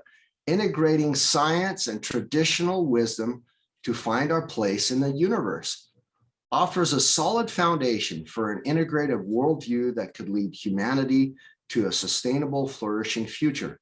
He is the founder of the nonprofit Lila G Institute and writes topical articles exploring the deeper patterns of political and cultural developments of meaning.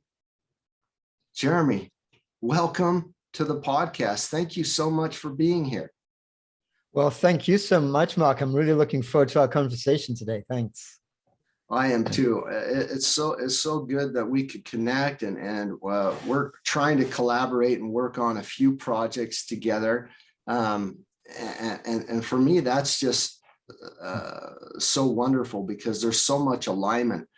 I first and foremost want to start out kind of really basic for my guests and listeners who don't know you, who've never heard of you or your book. Kind of, if you don't mind, tell me how you got on this path of doing what you do.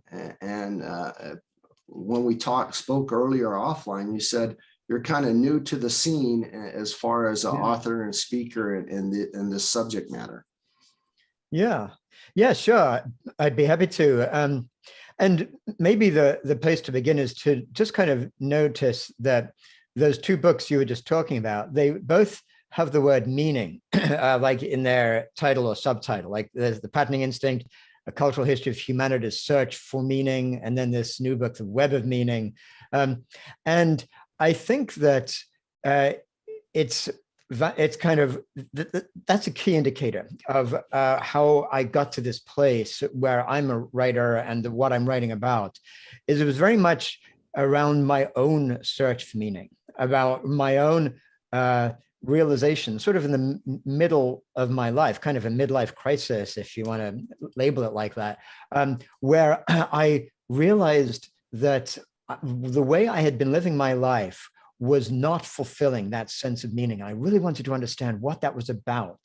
Because in fact, the first half of my adult life was actually spent in business. I got an MBA. I started an internet company during that first .com boom, and took it public. I was CEO of the company and having a grand old time flying around the country and the world. And then things began to kind of crash around me. My wife at the time, she passed away some years back, but she got very sick.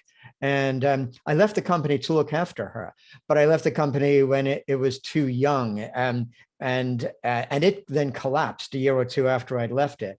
Meanwhile, my wife was suffering from cognitive decline. And so the person I'd loved, that I'd been with ever since I was 21 years old, I was no longer even being able to relate to, even though I was looking after her. So it's like everything collapsed around me. And that was terrifying. And I went through years of what felt like a purgatory, but it was also this opportunity to let things, like a crucible, to let things kind of melt. And I was determined that whatever I did in the rest of my life would really fulfill my sense of meaning and purpose. But what was that? That was the question I asked. And so I spent years basically trying to figure out these concepts that we just take around us, whether it's big ideas like God or soul or meaning itself or humanity or nature or all these things. What were they?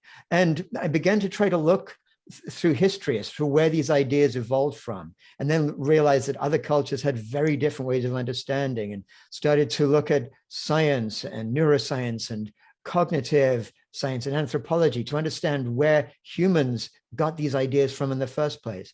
And all that led me to end up at some point going, it'd be really great if somebody could write if I'd come across a book that actually helped me to sort out all these things. And I realized, well, let me go ahead and do that. It's like I was putting the sort of jigsaw puzzle together, all the different pieces. So that was this earlier book, The Patterning Instinct, which is this history of humanity's search for meaning. But perhaps most important for me was that this search actually did yield something. And I realized I came across a sense of deep meaning and purpose in life. I got to understand how meaning itself was this function of connectedness, and how we live in our modern society according to a worldview that we take as reality that is plain wrong. It's scientifically invalid, even though we think that it's based on science.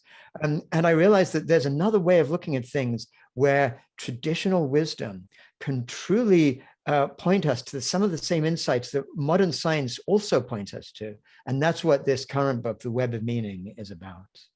Oh, I absolutely love that. And so I'm so sorry for your loss and that you had to go through those hard times. It seems like it takes that for humanity to kind of get a wake-up call, to kind of say, hey, something's wrong. What's the meaning of life? What's the purpose? This whole pandemic time has been a huge wake-up call for many people to say, hey, our systems, our civilization frameworks that we're operating on, they're just not working for us all anymore. And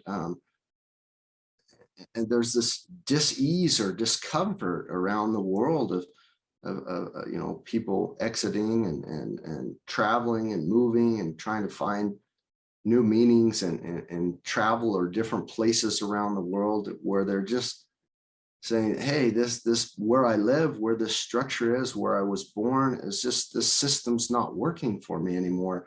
And some, I hope many of them aren't as tragic as what you had to go through, but the pandemic was pretty bad for many people. And I think it was also a big wake-up call that our infrastructures, our systems that we live in, are just not working for us all anymore. They're not in harmony with the world or nature. And so I love that. I totally agree with George Monbiot and what he said, and many of the other accolades that you have in the book and reviews. I would almost have to say beyond a decade. I would have to say a century. I'm not a century old, obviously, but 51 years old. I would have to say this is the best book I have read, and the last 40 years that brings it all together. And my question really is I've had that same experience and that same feeling that you had. Where is the one history lesson or teacher or book out there that kind of puts all this complexity, all this science, all this big history together into one spot and gives us the state that humanity's living in and dealing with, and whether it's global citizen or New Yorker or someone from China, that we're kind of all living in this crazy world that we've set up for each other. And I just haven't been able to find them. And the thing about your book, which was really fabulous, is all the individual books that I read that says, okay, here's one facet or two facets of this complex system. Joseph Campbell, Lynn Margulis, Peter Singer, Stefano Mancuso, or many of the other great authors or writers that you've referenced in your book. And you say, okay, they talk about this, and this is the big history, here's the story. But you put it all together in one book, you reference it. So if we want to know more, we can go check it out there. But it's this big systems perspective of this true web of meaning. Besides all those individual books, did you run across any individual book out there that says that you'd say, wow, that came very close? Fritjof Capra, and I'm a Capra graduate. He does the 4-word and patterning instincts, and you've connected with him in many different ways. I would say probably he comes the closest, especially with his last book, The Patterns of Connection was his last book, is probably the closest book that I can think of. But other than that, is there any other sources out there that you said, boy, that comes really close, or thought wisdoms out there? Yeah, that's a great question. Definitely, if you hadn't mentioned Fritjof Capra, I would have said that probably, he was one of the writers who I came across who really pulled it together for me. It was really early in that sort of project, that multi-year project I was talking about, that I came across his work. Initially, it was just, I was really kind of didn't even know where to begin, but somewhere in my memory, I knew there was this great book called The Tao of Physics that had been written years ago that looked really cool. So I figured, let me make that one of my entry points, which I really enjoyed. And that's somewhat dated now after 50 years, but a great trailblazing work of its time. But then I came across some of his books from some decades back, like The Web of Life, for example, and The Turning Point, which talks about the systems view of life. And what's so kind of funny when I look back on it is I was reading this book of his and really getting a sense of, wow, this is opening my mind. And then I came across this chapter called The Systems View of Life, or whatever it was called. And this looks really boring. Systems view. I'm not sure I would want to read this chapter. So I wonder if I can skip it, but I figured, let me just read it anyway. It opened my whole life up to a completely different way of making sense of things. But it's got I always think systems thinking has like a marketing problem in the sense that it just sounds, for somebody who's not into it, it sounds so boring. Why do I want to think about systems? What's so interesting about that? And of course, for those who have entered into it, it opens up a whole different way of looking at the connectedness of all aspects of life that's profound. But other people, there have been some great writers. There have been so many that it's hard to even list them. One writer who really pulled a lot of things together for me in a very profound way is a philosopher of biology called Evan Thompson, who wrote a deep book called Mind in Life. And it's philosophical, and it's kind of hard slugging for people who are not used to that kind of thing. But it was a brilliant book that showed some of the deeper connections that I really tried to make a little bit more easy to access, whatever, in my book, The Web of Meaning, like recognizing these deep interpenetration between these big concepts of life and mind and systems thinking, and also Buddhist thought. And he is one of the leading thinkers who looks at how Buddhism and systems orientation and life-based biology intersect. So, and there's others like that, but honestly, there's nobody that I've come across who's really done this kind of, tried to really encompass basically everything in this overall view, which is why I call it The Web of Meaning as the title of the book, because basically I don't view myself as having a great number of great insights of my own, like having done my research in this area, and I need to tell the world this is what this is about. That's what I really view my own role, and what hopefully I have some skill in, is looking at these great insights from so many different brilliant researchers and people in different fields, whether it's systems thinking, evolutionary biology, or a deep analysis of wisdom traditions, whatever they might be, and weaving together the elements about them that show how they relate to each other, not to sort of create some overall kind of mishmash of to sort of a lowest common denominator, but sort of the opposite, by showing how one area enlightens our ability to really understand at a greater level another area, and to really open this recognition that so many people in so many fields around the world are actually working together in this kind of more connected, to flesh out this more connected worldview, and potentially offer a pathway for humanity that could be so much better into the future.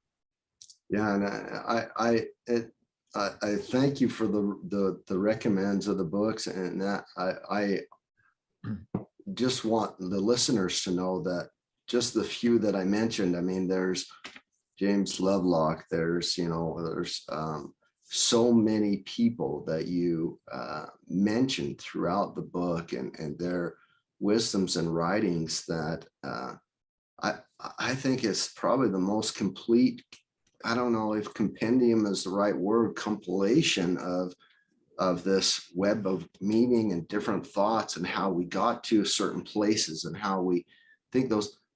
In all my podcasts, I always ask all my guests, and I've done this for several years, I ask them a couple questions. I ask them the burning question, WTF, and it's not the swear word, although this pandemic time we've probably been thinking it quite a bit.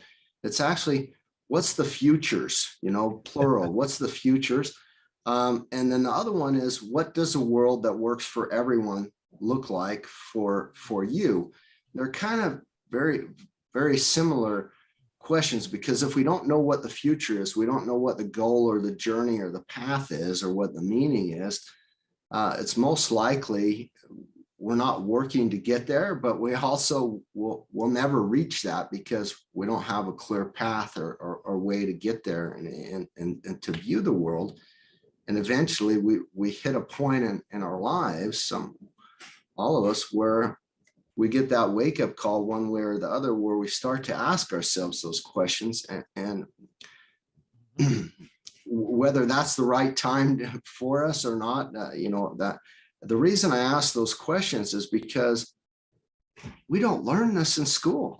Are there schools out there? Are there schools of thoughts or places in this world where you get this operating manual for Spaceship Earth, kind of like our Buckminster Fuller, where you can go and say, okay, this kind of gives you all the help and insight. Is there such a thing? Or is this kind of the human condition that we have to be in search of these questions?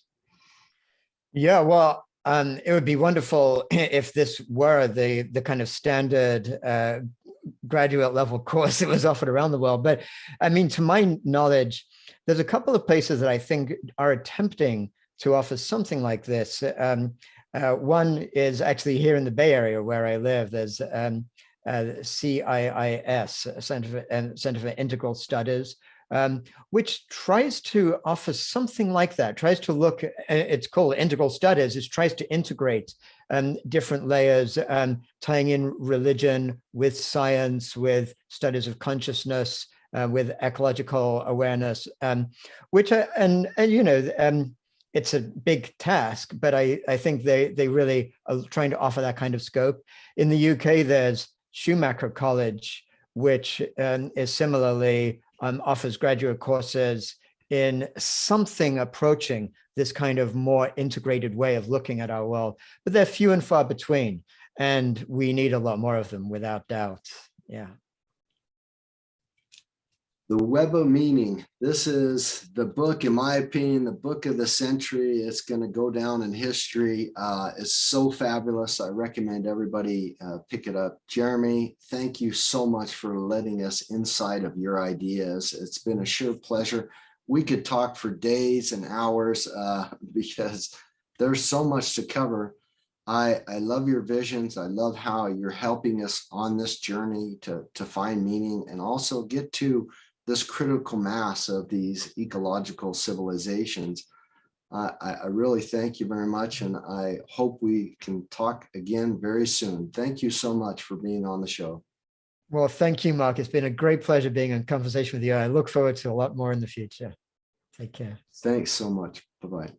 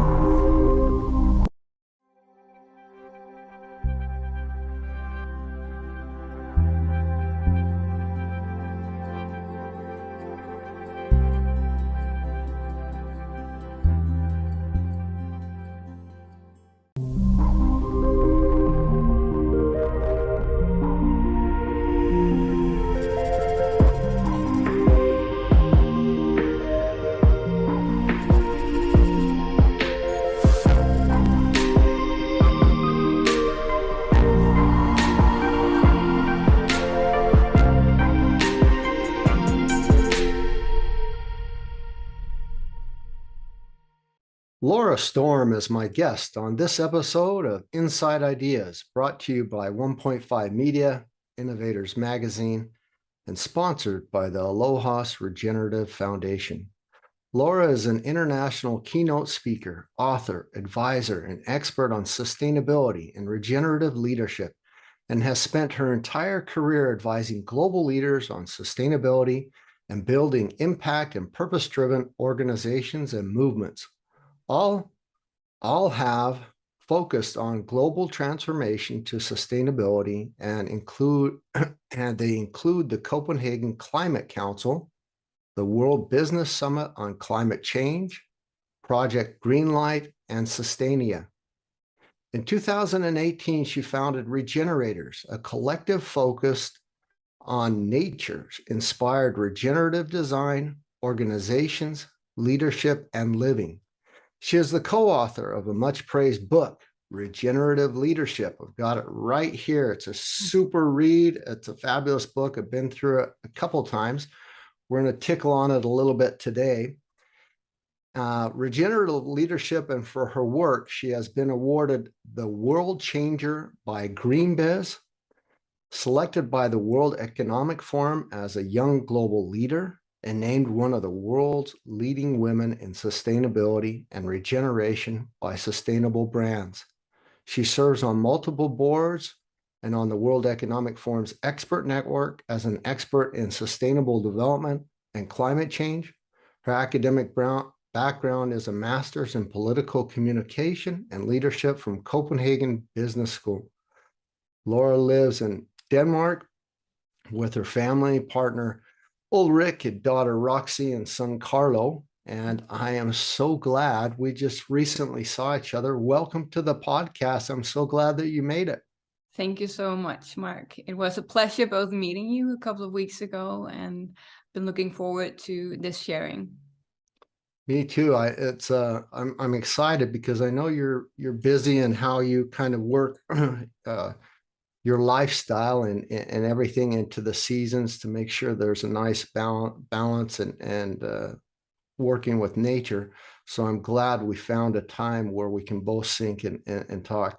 We were at this, and I say wonderful, and I have to caveat it, this wonderful event for Youth Island during Peace Day. And we were at a dinner afterwards and kind of a celebration of all the volunteers and the people working on the event that happened on the island.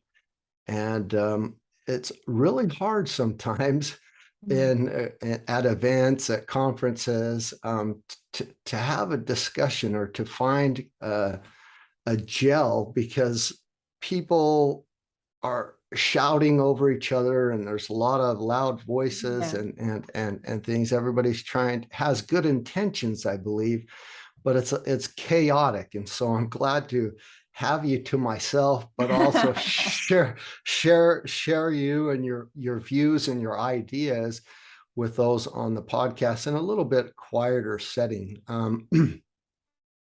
I guess the question really is, you had in 2015, which was a very pivotal year for the world, an accident, and created a brain injury for you that noise and TV and electronics and all the normal things or I don't know, not normal, but the way we work and the noises around us kind of almost put you in a whole different light. And you have stories out there on TEDx, and you have stories out there on podcasts where you talk about that journey and what happened and kind of how this was a later in life transition into more regenerative, more self-reflection and things like that.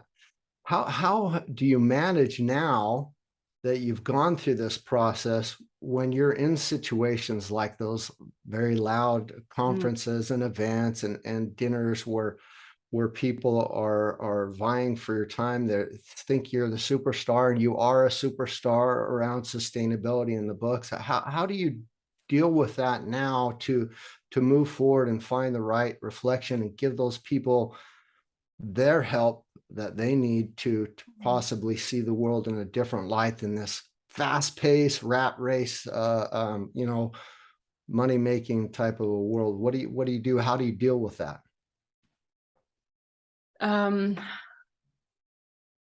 So yes, I had a minor traumatic brain injury, is what it's characterized as, in 2015, which, as you shared, was a pivotal year for global events, right? We had the SDGs that were launched during the UN General Assembly in September, and December we had the the COP21 in Paris, and I had worked towards both of these events, and maybe we can get back to that if that's in any way relevant. And because since I was a kid, knew kind of my purpose and passion in life, that I wanted to help our society's transition to sustainability. I also had this negative tendency that many activists had, that I didn't really value how my own inner ecosystem was, what state that was in, as long as I could work as much as possible. So I had worked myself kind of to the ground in many ways, without realizing when that accident happened. And it was very much a teaching in what happens to any living system. If you don't have that inbuilt resiliency, you don't have the carrying capacity to withstand all kinds of systemic shocks. And in my little microcosmos, that was the accident.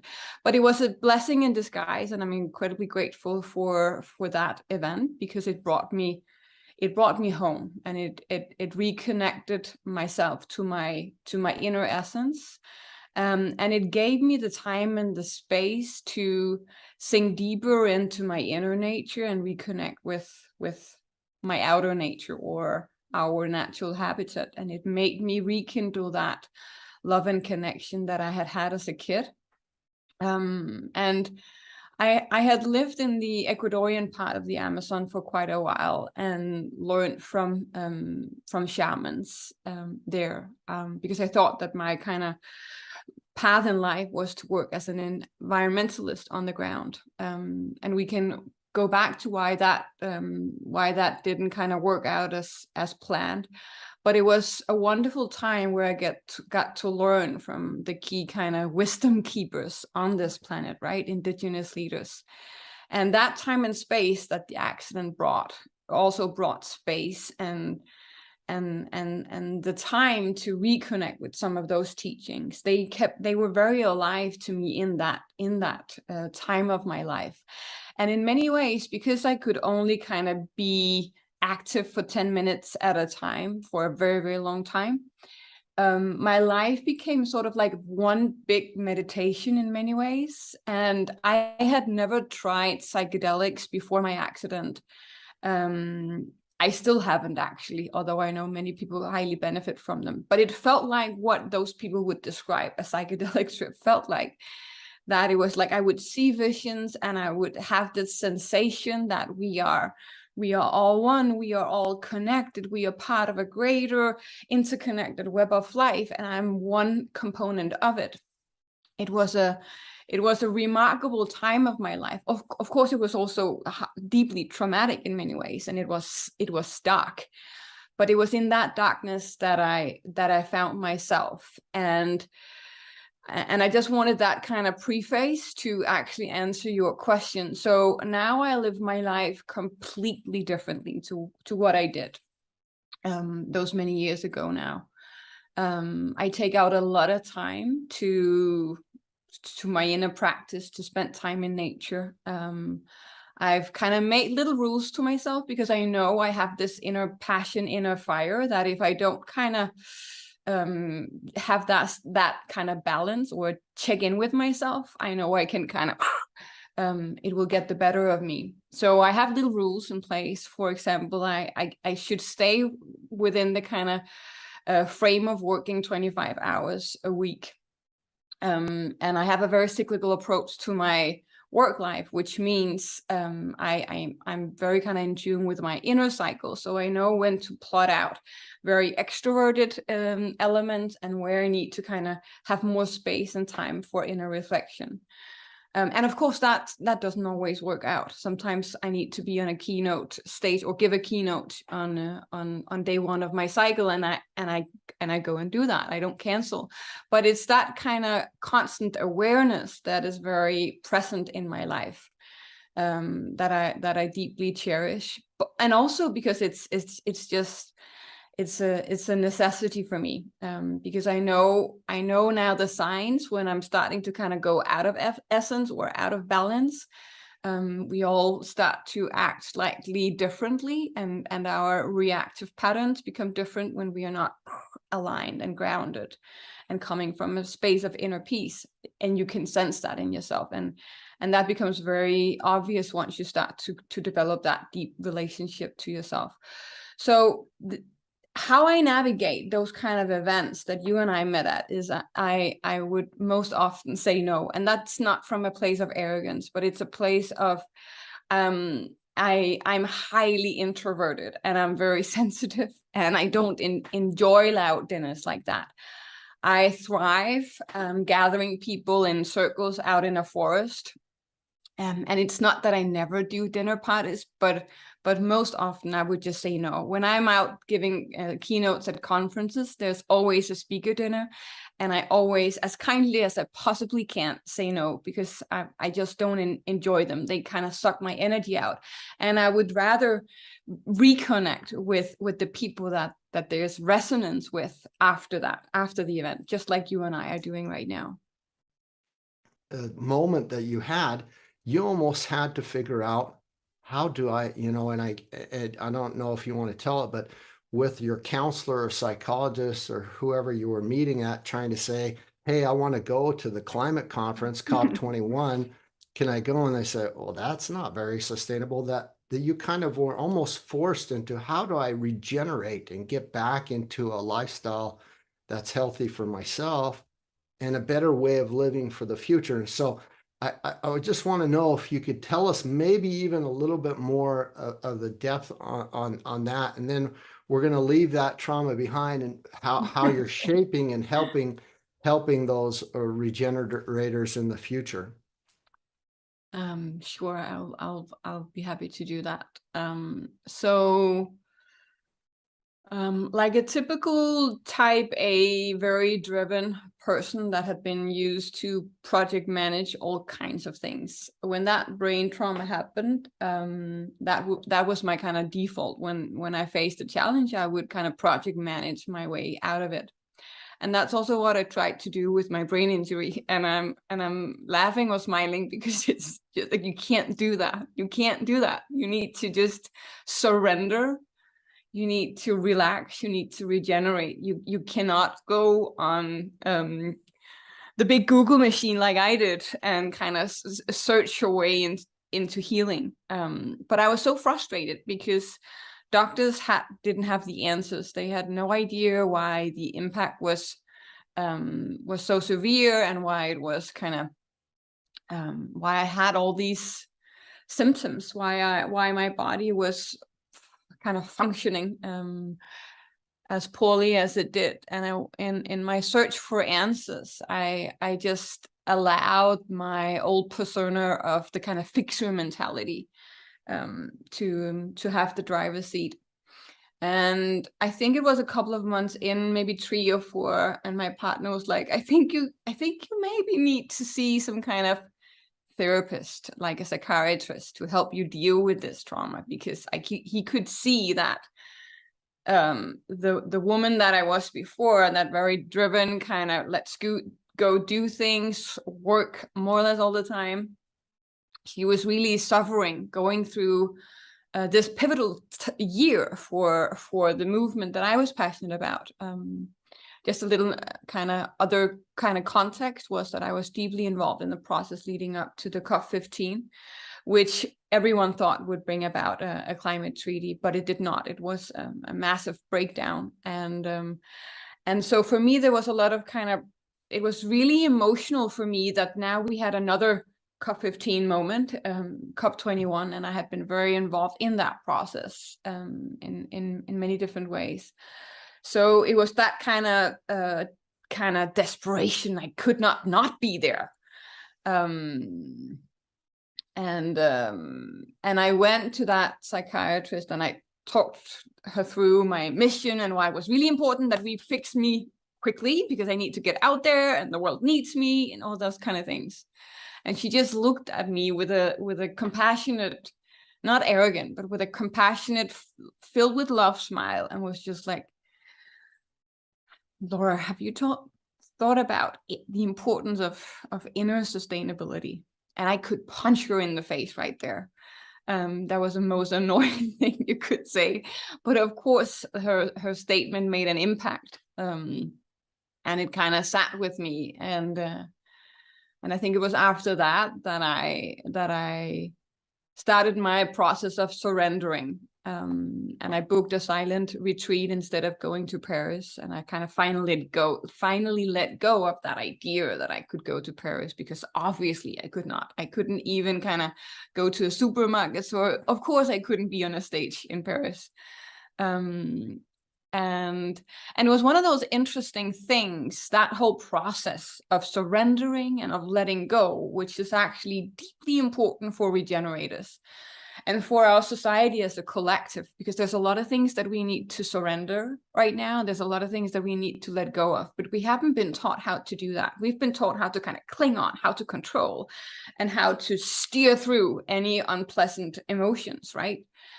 So it was a massive embodied learning and experience for me of what happens when we feel every emotion, regardless of how unpleasant it feels like. Just let everything be there, accept everything.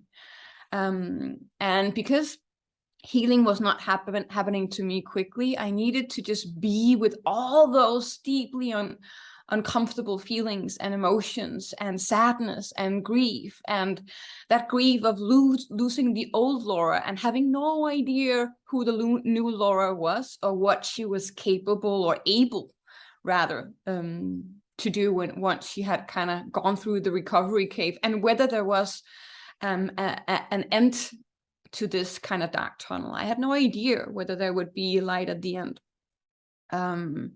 So that was a really, really, it was a heavy period of my life, but also a deeply healing period of my life, because in that darkness, there was a lot of unhealed traumas. And I have had a great upbringing in many ways, but we all have traumas that we are not really willing to sit with and be part of us. And that part of integrating our shadows is something we haven't been taught, but I had to kind of, in a way, teach myself. And of course, I got help from a few skilled kind of practitioners and psychiatrists. And I started to see it as a couple of months into that kind of darkness, I started to see it as an opportunity for me to learn things that I really needed to learn. And it also started to be clear to me that this was not, it may sound terrible what I'm about to say, but it started to feel like an up-leveling instead of a degradation of me, or instead of a degeneration of me. It felt like I had to be kept still, so that there were things that could be integrated and matured within me as a human being. And that it was important that I didn't heal quickly, because if I had healed quickly, I would have jumped at it quickly and be out in the world. But my body, my psyche, my whole being needed that deep integration time. So that took a couple of years. And then I slowly started to talk about things from a new essence in many ways.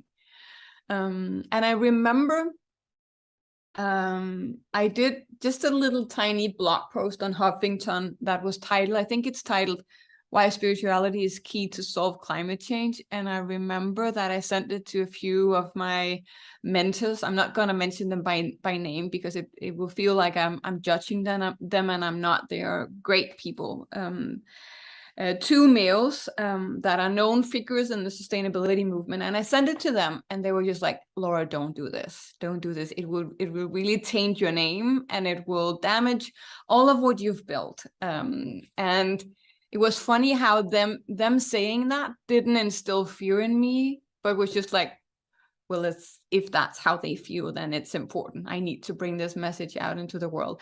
And if you read it, I don't know if it's still there, but it's not that it's super profound or anything. It was just describing to people the process of leading up to COP15 versus the process leading up to COP21, where Christiana Figueres were actually consciously integrating faith communities and spiritual leaders. And I was sharing this story where we were at this monastery a couple of months before my accident, as part of a process of building strong relationships among key negotiators. And we were at this monastery with various faith leaders, facilitating a process of that was important leading up to the COP21 meeting. And I remember how the old Laura was deeply impatient by the whole kind of atmosphere and speaking from the heart and sitting in circle. And I was just like, guys, we have this we only together for 24 hours and we have all of these things that we have to accomplish.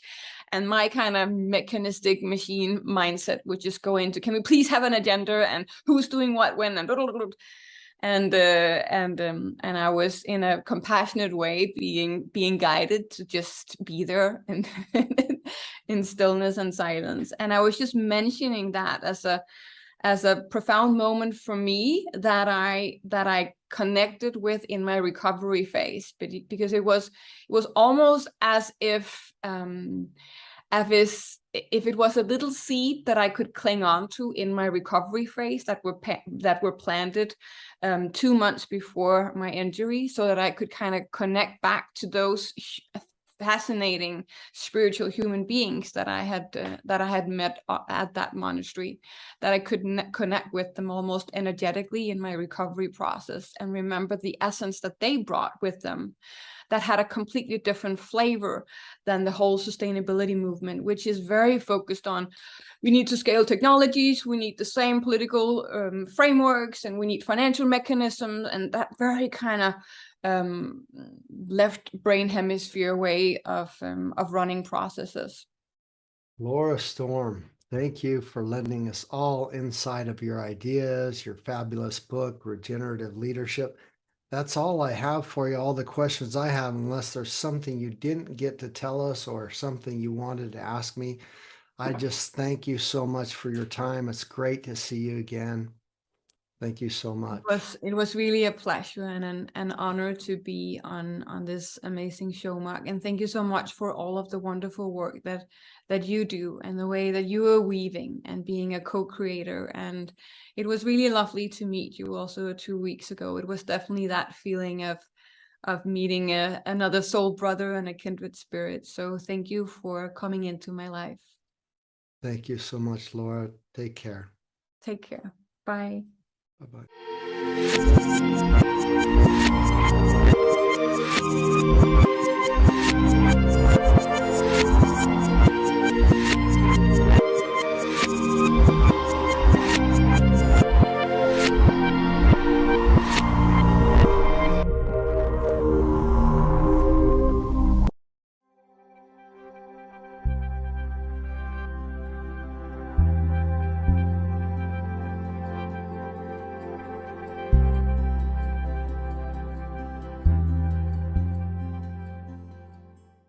Hi, my name's Joe Brewer, and what I want to share with you today is an idea that I feel can help bring clarity, coherence, integration, and holistic capacity for tackling many challenges in the world.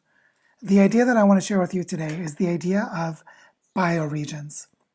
So a bioregion is simply a biological region or the geographic zone in which a living organism and its population can have a full life context. So to give an example, I usually like to talk about the starfish, because starfish live within a very specific biological region, which is known as the intertidal zone, the range between the lower tide and the higher tide in a coastal region. The entire life system of the starfish is there, all of its food, its shelter, its ability to reproduce, everything that the population of starfish need in order to thrive. When we look at human populations and say, what is the bioregion or the biological region for humans? What we discover is that there is this beautiful blend of integrated holistic landscapes where entire economic exchanges and economic systems can arise, together with cultural history, cultural identity, and a sense of belonging. This is best understood by looking at the longest standing and most well demonstrated kinds of human bioregions, which is the ancestral lands of indigenous people. Indigenous people have, or those whose livelihoods were destroyed by colonialism had in the past, a fully integrated and harmonious way of life with the landscapes that they were a part of, or the landscapes that define their identity. So the bioregion for the people of Salmon is an understanding that the cultural identity of the human economy and human livelihoods are connected to the river systems and the ocean and marine ecosystems of salmon populations. The same could be said for the oak people of ancestral Europe. So this idea of bioregions is something that's really important because it allows us to engage in activities that bring integrated, holistic landscape functions together with cultural evolution for human societies. When we apply this way of thinking to the challenges we face today, we can start to see two things.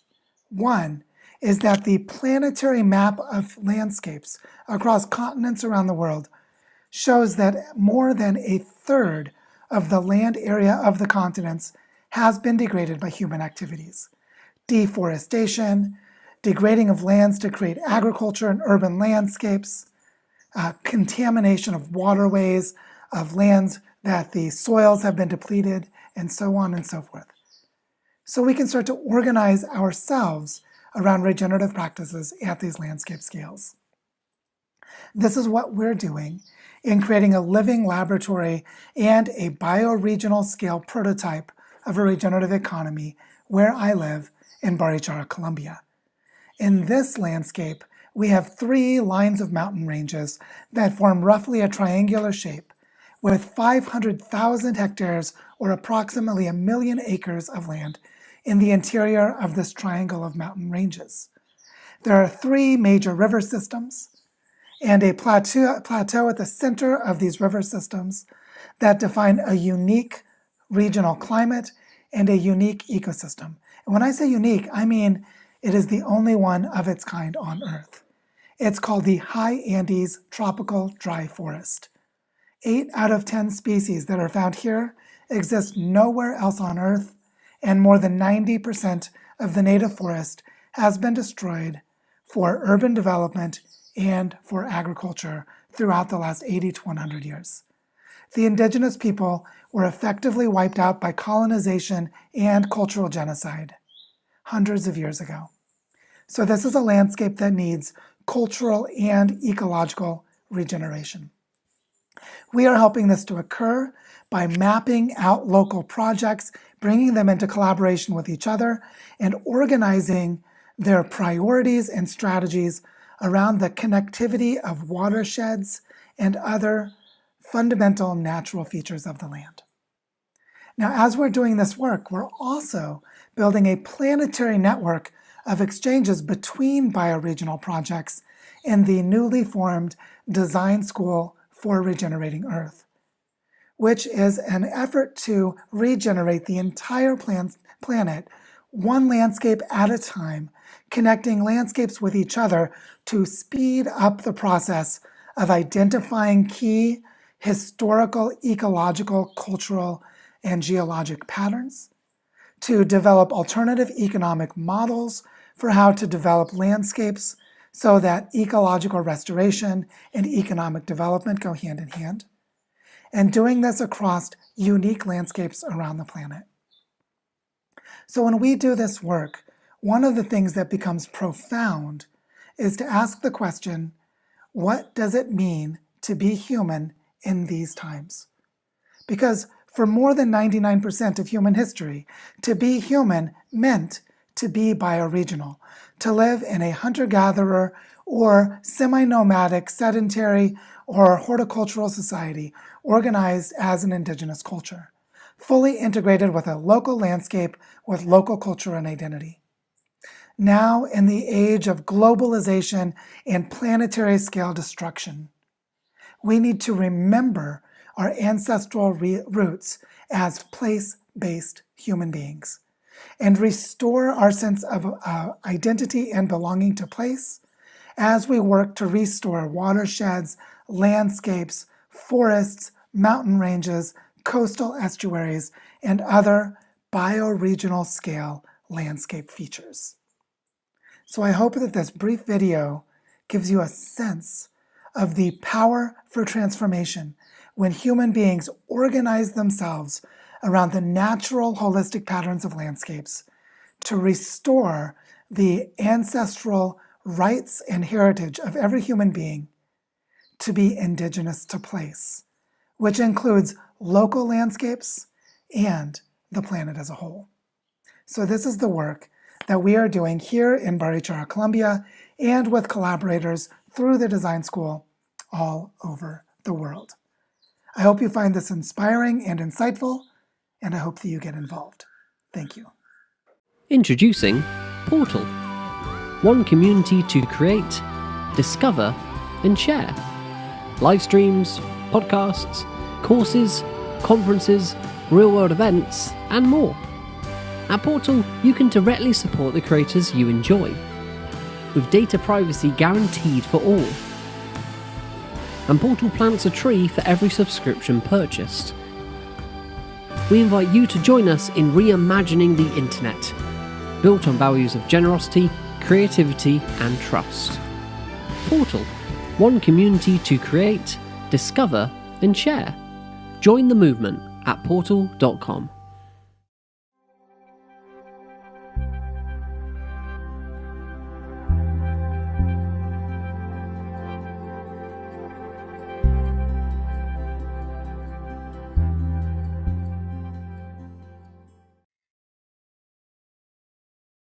Welcome back to Live from Earth. I'm your host, Becca Dakini. I'd like to introduce our next guest, Roxana Shohadeh. Roxana, or Roxy for short, is the Executive Director and co-founder of the Design Science Studio, an educational incubator for artists founded to build capacity of the global creative community to propel the design science revolution. The DSS, for short, works in collaboration with impact organisations such as Buckminster Fuller Institute, Future of Cities, Leaders on Purpose UN Summit, UC Irvine, Planet Home, Projecting Change, Campaign for Nature, and more. Roxy is also a creative producer, experienced designer, and artist, and is the founder and CEO of Hab Ritual, an experiential production, interdisciplinary design, and immersive art studio creating for 100% of life. Roxy works at the intersection of art, science, experience, and technology, and her mission is to harness this intersectional approach to catalyze social and systemic change through inclusive, transdisciplinary collaborations for the regeneration of our planet and culture. Welcome, Roxy. Great to have you with us today. Great to be here. So happy to be a part of this incredible global event. So I've got some questions for you today. I'd love to find out about your work in the world. First of all, where are you calling in from today? I am calling in from Novato, California, in the north part of Marin in the United States, the home of the coastal Miwok people. Thanks. So Roxy, is there a defining moment that put you on this pathway as a regenerative artist and activist? So such a good question. I think to look forward, it's always important to look back. My mother is an activist and educator, so apple doesn't fall too far from the tree. But the moment I shifted from being sort of a generalist activist to being very specifically focused on the planet and also regenerating culture to support the planet was in college whenever I first came upon a friend of mine's work. Her name's Ellen Epley. She is now a landscape architect that graduated from Harvard. In our university, she was doing all of these photographic, documentary kind of works where she would photograph the people's homes and lives at the base of the mountaintop removal communities that were in the local bioregion near Knoxville, Tennessee, where I was living.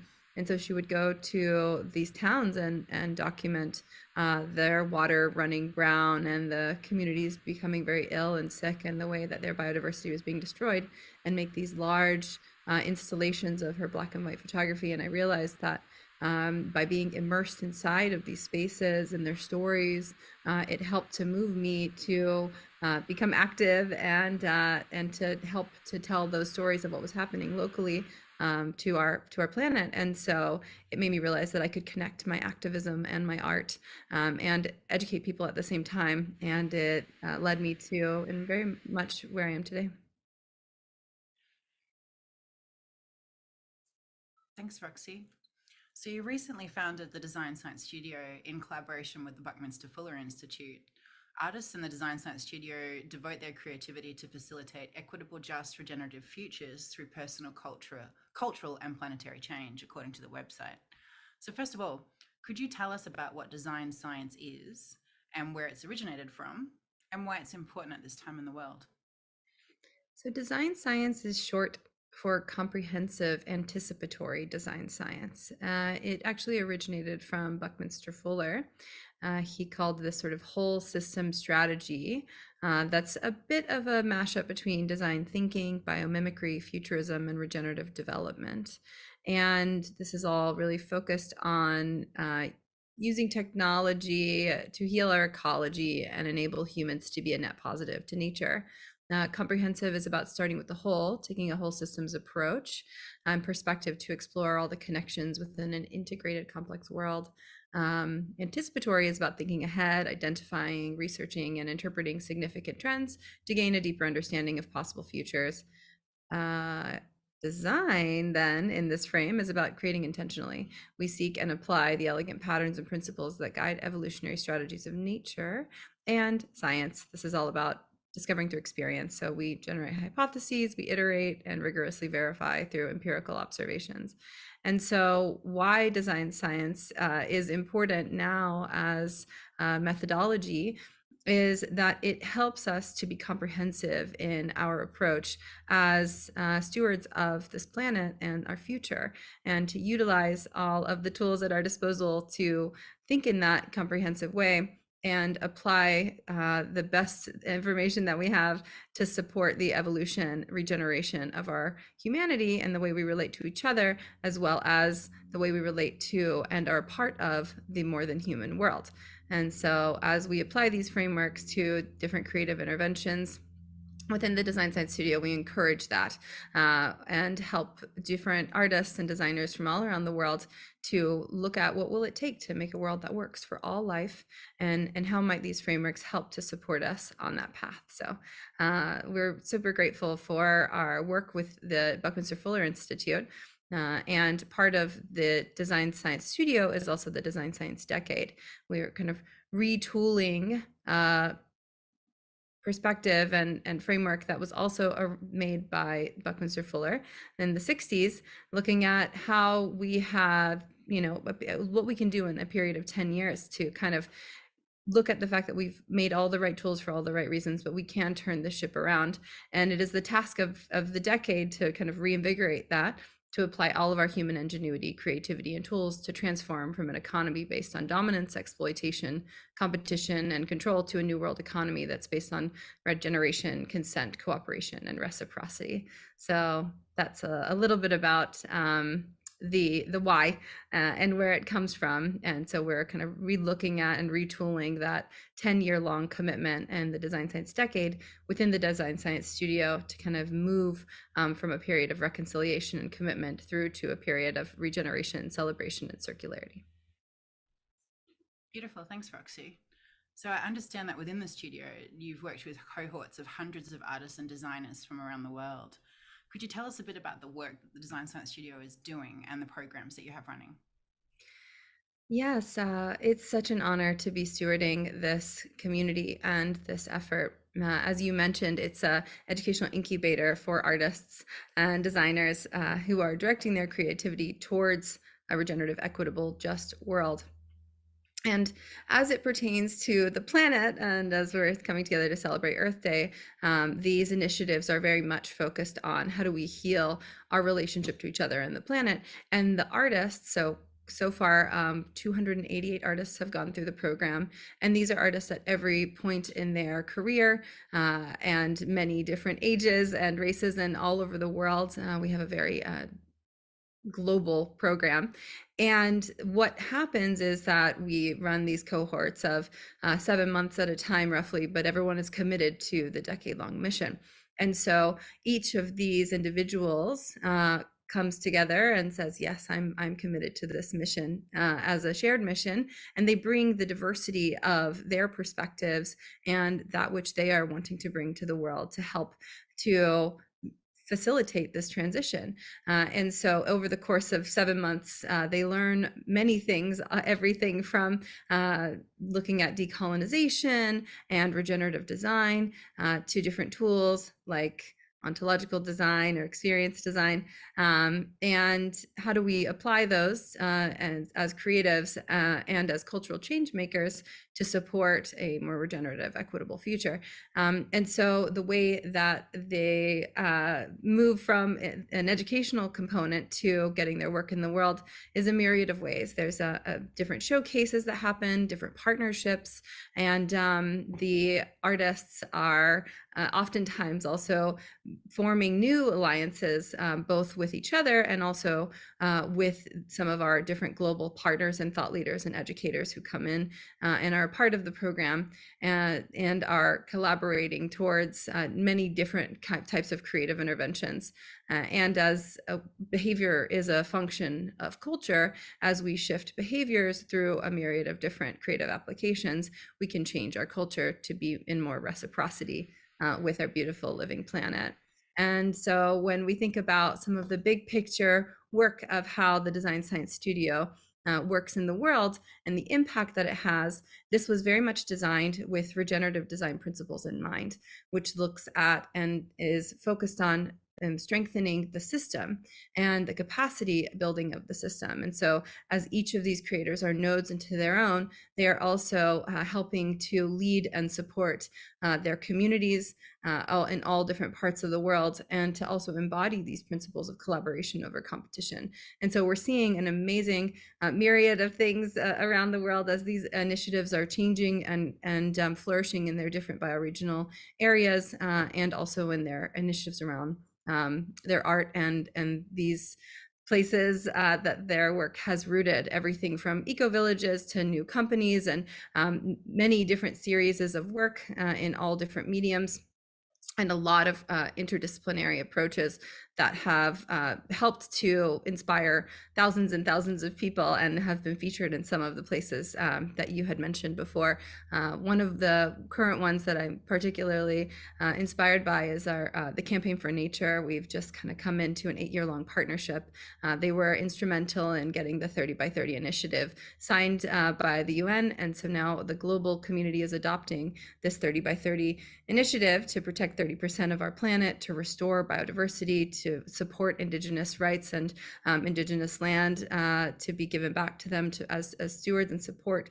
And so what does an 8-year-long partnership for the rest of up until 2030 look like for that? And how are we doing different creative interventions that can actually support many of these moments when global adoption and these meetups of different leaders across the planet are coming together to actually say, yes, we are committed to making these changes. What do those look like? And so that's just one example, but there are so many, and it's really magnificent. And I think in the future we'll see a planetary World's Fair that we can contribute to, and different bioregional centers around the world where these communities can continue to plug in and prototype their work in support of rematriation, restoration, reconciliation, and regeneration.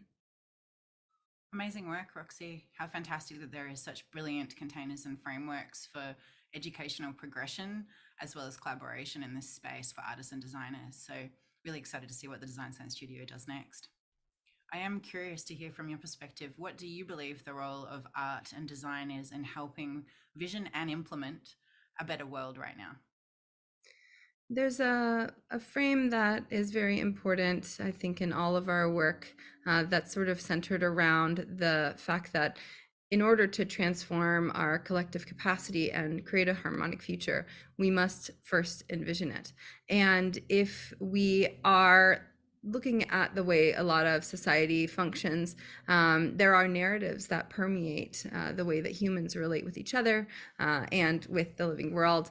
And if we are able to, as artists and designers, to vision another way of being, and we can perpetuate new narratives for cultural change, those can help permeate into the rest of society.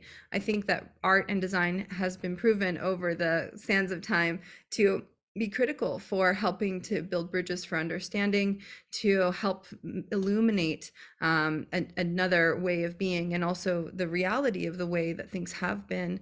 A lot of times that there is a lot of siloing and complexity, language, and a myriad of other things that to create blockages for people to access information, and education, I think, becomes a great equalizer, and art and design can help facilitate more equitable access to information to then inspire the world to take action and to encourage and to stand by, and as activists and artivists ensure that these things are taken into action. There's a statistic that says something to the effect of like only 3% of any community needs to really stand up to actually make real lasting change, and it is art and design that often helps to facilitate making sure that people are moving towards those changes.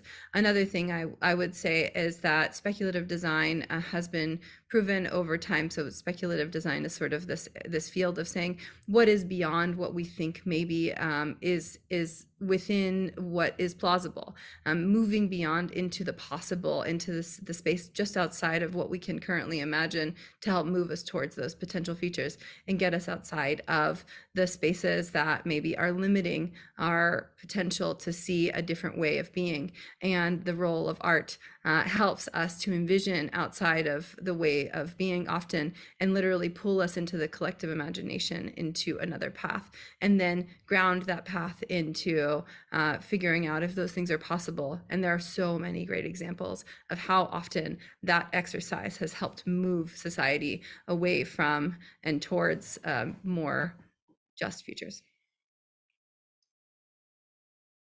Speaking about just futures, Roxy, I'm curious, if we were to future vision right now to 2040, I'm curious about what kind of vision you have for the kind of world that we know is possible. What does our future world look like if we go in the right direction from now until 2040? I'd love to hear that from you. Oh, this is such a special question. One of the things that I see through my work as a protopian futurist, so this is sort of not utopian and not dystopian, but protopian. It sort of lives in the middle of saying, how can we empower and uplift systemically or historically marginalized voices and perspectives to move and continue to make incremental progress. And so in 2040, I see a world where we've said yes to that, where we have granted the rights to nature globally, where we have had the societies around the world be able to think more holistically about the impacts of their actions, and that there is a more comprehensive way that people orient to what reconciliation has looked like. There are so many different developing countries that have been living under such extractive practices in our current modern age. And so in 2040, I see that there has been a significant effort to reconstitute and regenerate those lands, and to have some of that benefit have come back to support the earth and the communities that have suffered. And there's a more equal representation of land stewardship and stewardship of this planet that includes the voices and some of those voices that I mentioned before of sort of modern day systemically oppressed and marginalized communities are people of color, are indigenous people, are the voices of the earth, are people who have different backgrounds and diversity of gender representation and the way that they love. And in this future, I see that we have been able to reorient and restore also in our relationship with the land, our relationship to our ability to look towards the future and to design towards that future, and to design it with more than just the short term in mind. Because in our current day, there's so much of the economy that's based on attention and based on the short term. And by continuing to steward more long-term thinking and long-term stewardship for the future, I see a world that is taking action in that way, and has been able to bring that forward through the way that we work as society, leaving a path for future generations, and doing the reparational work that has been so needed for so many centuries of colonization, as we decolonize our relationship with each other, with the way that that's baked into our governments and our relational fields with humanity. Then that also frees us from a less oppressive educational system and way of relating to each other in a way that is more harmonious with each other in nature, and we're mimicking. And so in I think 2040, we have embodied these principles and done this work so that as a society, we're living a little bit closer to each other and to nature, and to a kind of way of relating that is more in relationship with a more comprehensive approach, and a deeper care on every level, from human to human, individual, planetary, and to our future generations. What a beautiful vision. Thank you, Roxy. I hold that vision with you. So we're coming to the end of our time today. I'm wondering if there's any major campaigns, issues, or projects you'd like people to know about and steer them to online, or also just anywhere online where people can find out about your work. Yeah, the Design Science Studio website is designscience.studio. I would say that for our work specifically, we'll be launching our next cohort of artists in the summer for registration in the fall. At that time, we'll also be kicking off an expeditionary program, which is inviting thought leaders, organizations, and initiatives as mentors and thought partners and collaborators into the fold, so that we can build more bridges and also identify these different pathways for different sector approaches. So I mentioned the sector that's all focused on bioregional work, and there are many sectors obviously of care and impact that are important to bring together different initiatives, thought leaders, and organizations around, and then pair them with different creators. So I think that will also be launching. I think otherwise, the other campaign that I mentioned earlier, the 30 by 30 initiative, as our partner, one of the things that they're currently standing beside is that there's $20 billion that's been committed by 2025 by all the different countries around the world who said yes to the 30 by 30 initiative. And so now is a time to ensure that they put their money where their mouth is, and actually put that $20 billion towards the planet and the healing that needs to happen, because a lot of people think primarily about drawdown and the whenever we're thinking about balancing our climate, they mostly think about carbon. But if we are only thinking about carbon drawdown and we're not also thinking about and taking action towards biodiversity restoration and indigenous rights, then that will not be able to actually happen, because it's not a comprehensive solution. And so because that was just enacted in December, this is a really pivotal moment, I think, for history, for us to grant the rights to nature, to support indigenous communities, and to make the reparations on our planet that are needed in order to protect and restore. And so those are a few things that I think are really important in this time. And above all, I think if there's another thing that comes to mind, it's that we are, as everyone knows, it's a very delicate moment in history, and we just need to make sure that we're cooperating and collaborating as much as possible, and not in this sort of guise of competition, because there are not enough people, even as many of us as it feels like there are, doing this kind of work. And it is needed to be in as much a deep collaboration and mutual support as we can, because there is more than enough for everyone to be able to thrive in their work in this critical time in humanity. Amazing. Roxy, thank you so much for the fantastic work you're doing for the planet, and the ways that you're supporting the communicators, artists, and designers around the planet that are bringing that new world into being. So we're so appreciative of your time today, and thank you for joining us here at Live from Earth. Thank you so much. Thank you for Live from Earth, and thank you to you so much, Becca, for all of your work.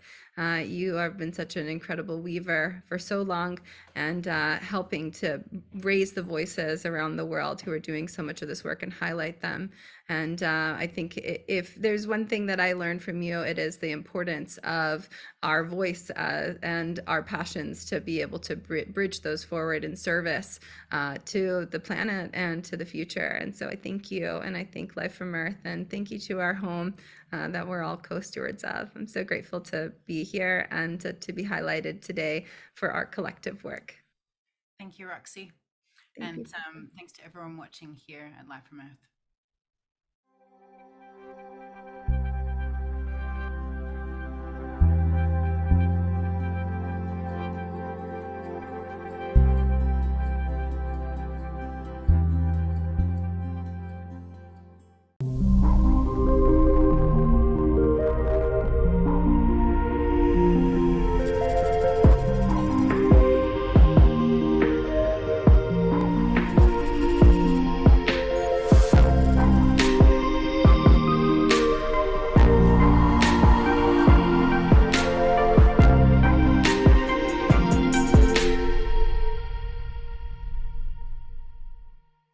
Giles Hutchins is my guest on this episode of Inside Ideas, brought to you by 1.5 Media, Innovators Magazine, and sponsored by the Alohas Regenerative Foundation. Giles Hutchins is an executive coach and senior advisor at the forefront of the revolution in organizational and leadership consciousness and developmental approaches that enhance personal, organizational, and systemic agility and vitality. He is author and co-author of several leadership and organizational development papers and the books, The Nature of Business in 2012, The Illusion of Separation, 2014, Future Fit, which I happen to have right here in front of me. Future Fit's right there. Leading by Nature, which I have right here as well. 2022 just came out hot off the presses. And also this wonderful book, Regenerative Leadership. He is the chair of the Future Fit Leadership Academy and founder of Leadership Immersion, co-founder of Biomimicry for Creative Innovation and Regenerators. He runs an international leadership center at Springwood Farm, an area out of the outstanding nature beauty near London, UK. A nice spot. I've seen some videos of it. I haven't been there personally, but I hope to convince him to get an invite very soon. Previously held corporate roles, head of transformation practice for KPMG, global director and head of sustainability for Atos, which has about 150,000 employees over 40 countries. He provides coaching at individual and organizational levels for those seeking to transform their personal and or work lives. He is also a keynote speaker on the future of business, regenerative leadership, and guest lectures at international business schools.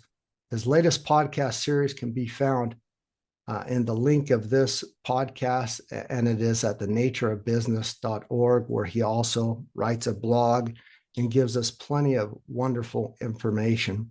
Giles, welcome to the podcast. Real pleasure to be here with you today, Brad. Real pleasure to be here with you today, Mark. It's an honor. Thank you. You're most welcome. Thank you so much. I really am glad that you found the time. I know you do a lot of different things and are all over. If I understand correctly, I want to kind of start out slow and get a little bit more history on how you started out on this journey. And you've been doing this for over 10 years now, so a decade.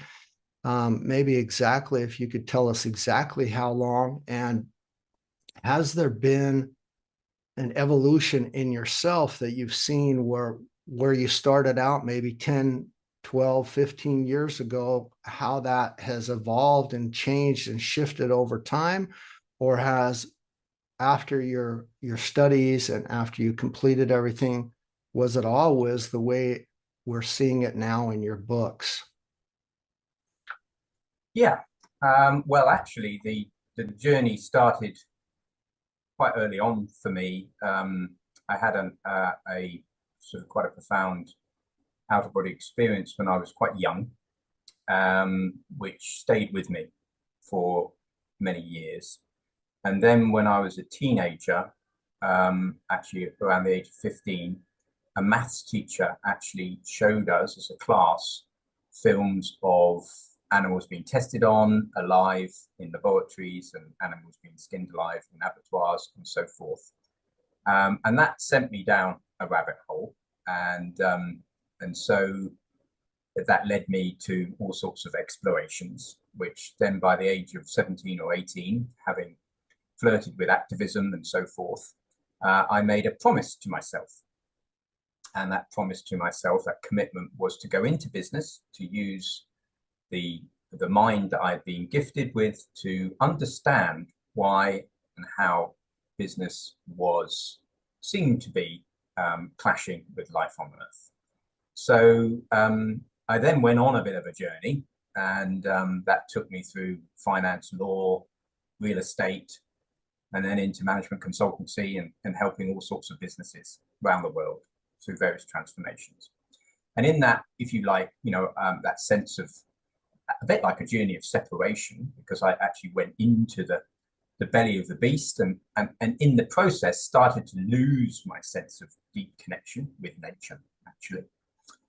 Global travel, suits, business meetings, back-to-backs, 400 emails a day, you name it.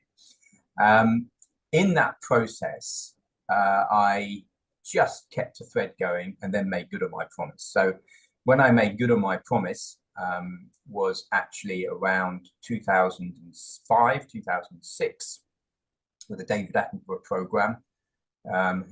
He spoke directly to me when he said, the time is now. If we don't do something, we are irreparably damaging the fabric of life on Earth. And that was my calling. That got me to stand up straight and make good on my promise. Otherwise, I was convincing myself to stay in business, to become a CEO, and then from that place in business, I would then, be a force for good.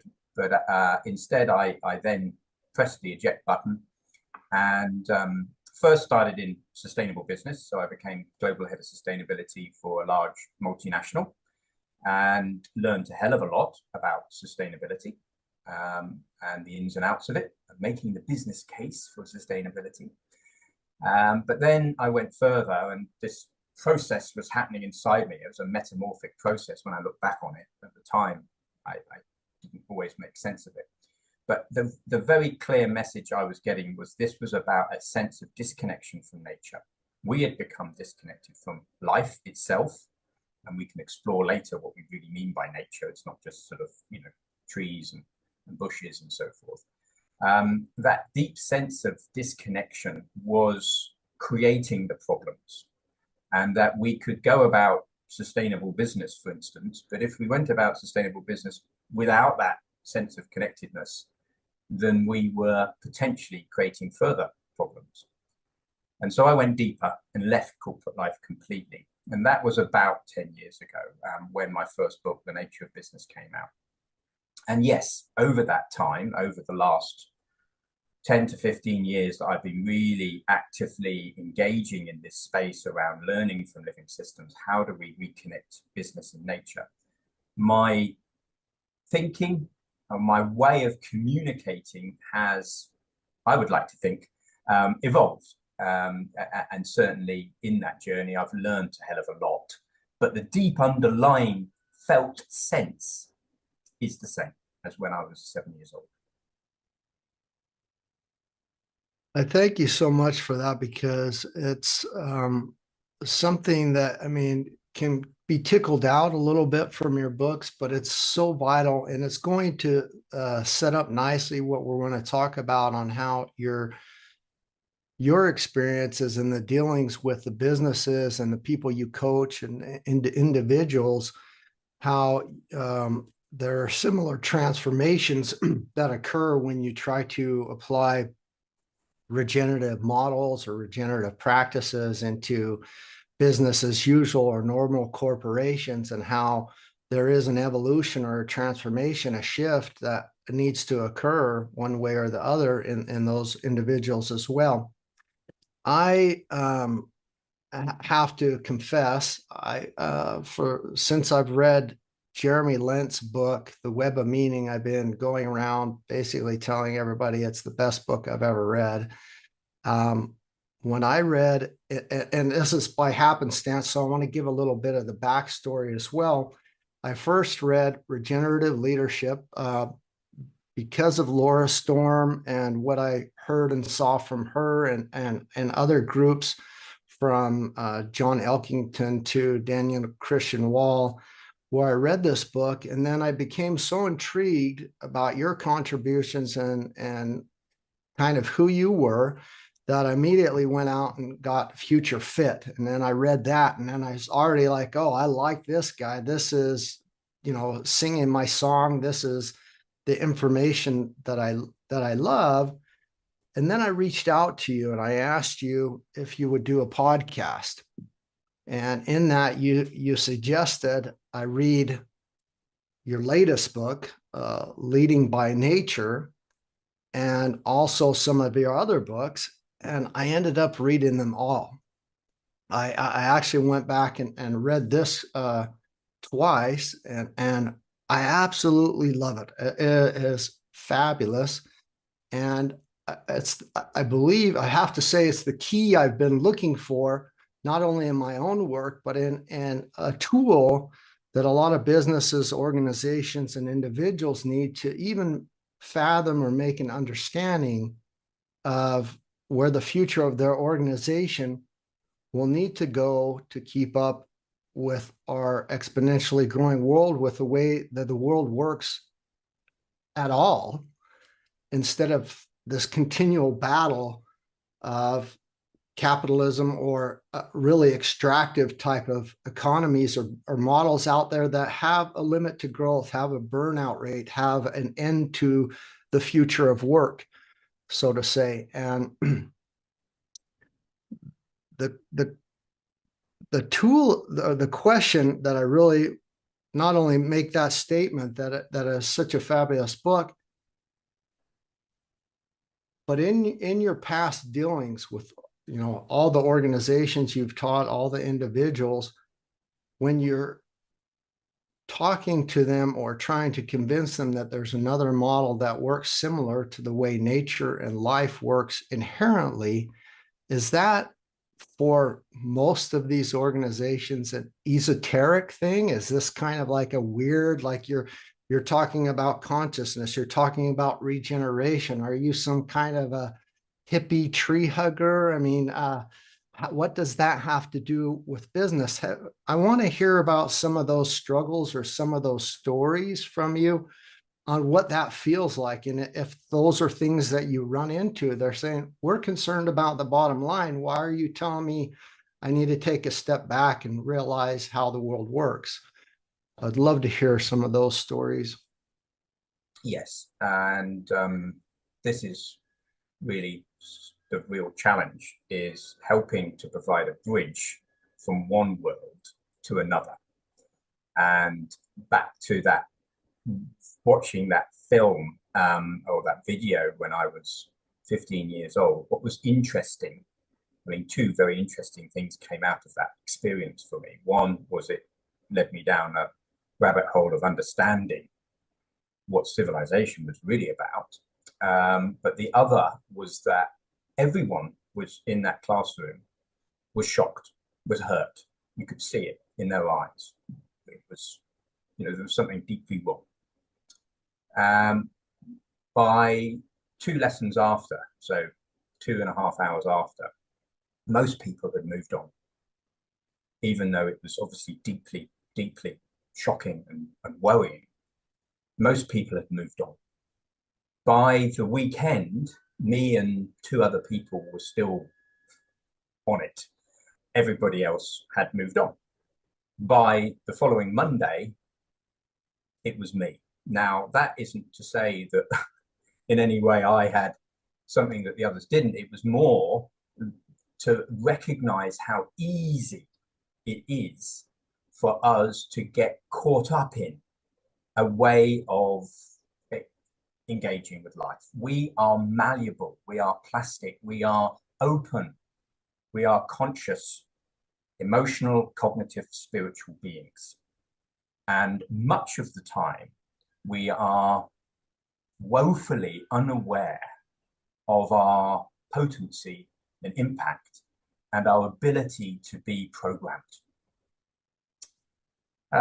So that was a really interesting insight for me very early on, because I could see, whoa, hang on a minute, we're up against things here. This isn't a case of just producing some videos. This isn't a case of communicating a message.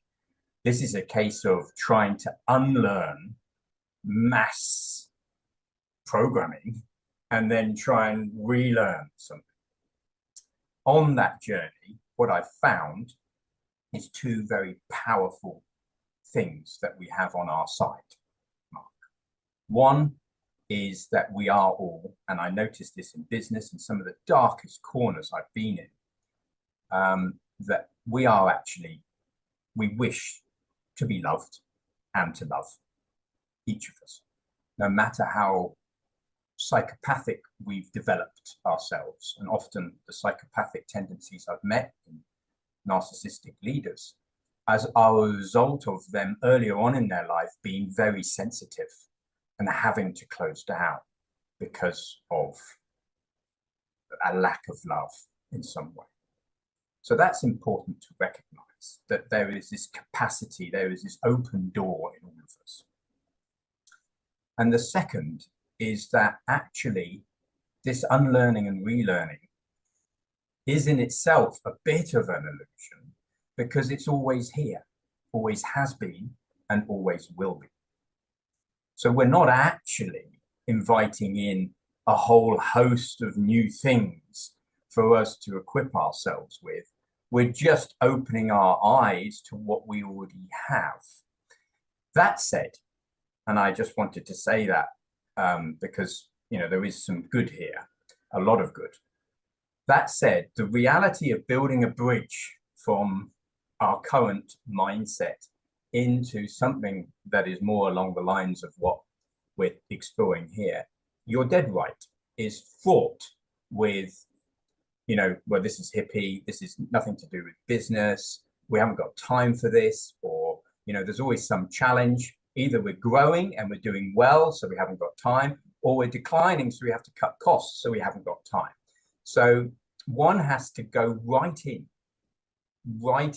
through the cracks into, and this is why I coach leaders one-to-one actually a lot, even though there's a lot of good in the peer group learning and journeys that people engage with, to really engage with the key leaders in an organization and to allow them to go through their own threshold crossings, their own shifts in meaning making.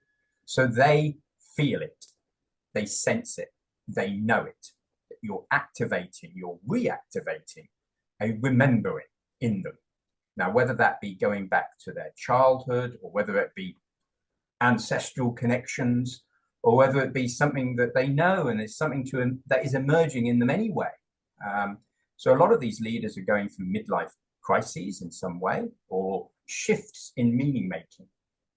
And another bit of good news is that the current situation, with the levels of stress and challenge and mental health and breakdown, is actually helping stimulate that shift, that threshold crossing.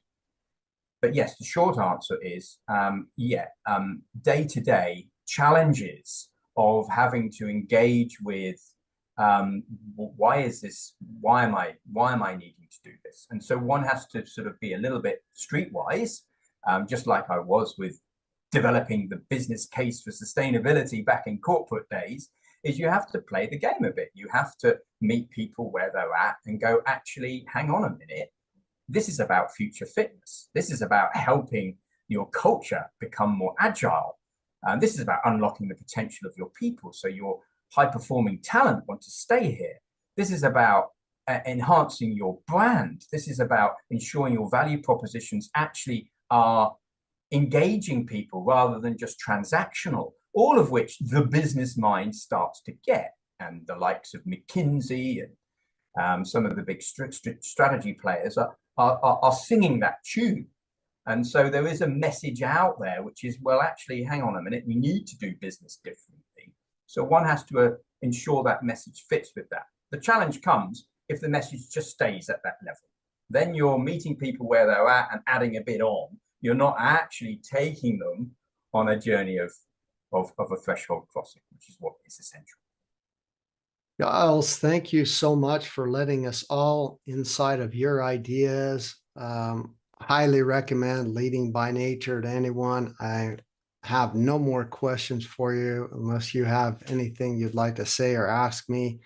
I'm done, and I really appreciate all your valuable time. There's been some nuggets of wisdom and some really beautiful things that have come out in this conversation that are of value. And I know it's going to be a great podcast. People will love it. Thank you so much. Thank you, Mark, for your experience and your insight as well. Thank you. Have a good day. Bye-bye.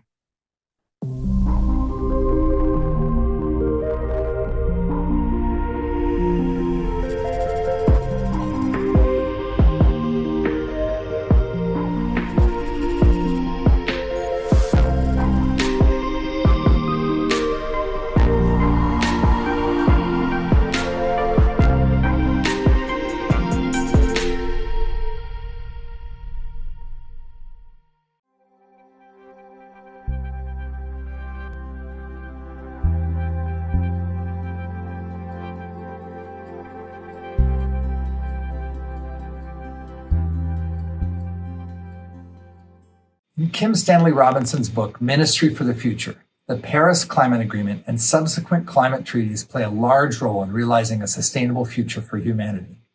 The work being done at COP26 can either play a role in bringing that story to life, or it could portend an even darker future for humanity. On today's show, we talk with Kim Stanley Robinson and get a glimpse into what it might take to survive and transcend the climate crisis. But before we get started, click on the like button below and do subscribe, and click on the alert button so you can get notified of any time we post new content. Now on with the show. Burning desire, big ideas, bold action. Kim Stanley Robinson is a Hugo and Nebula winning author of the Mars Trilogy. He's known as a realistic, science-based, highly literary science fiction author with over 20 books published. Stan's work often focuses on themes of sustainability, economic and social justice, climate change, and speculative futures. Stan is a world builder creative. In his 2020 novel, The Ministry of the Future, Stanley takes on our near future and builds a world-spanning vision of how we will be impacted by climate, economic inequality, and social justice crises. In his book, he sketches out a path forward for humanity. This book is a must-read for anyone interested in generative futures, and in my opinion, one of the best ever examples of a generative future, one that is both desirable and viable. Stan, welcome to the show. Thank you, Michael. Good to be with you. I'm curious about all kinds of things about this work, but the first thing that I'm most curious about is, what was your inspiration? What was that kind of seed moment when you decided, I've got to write a book about this near-term issue?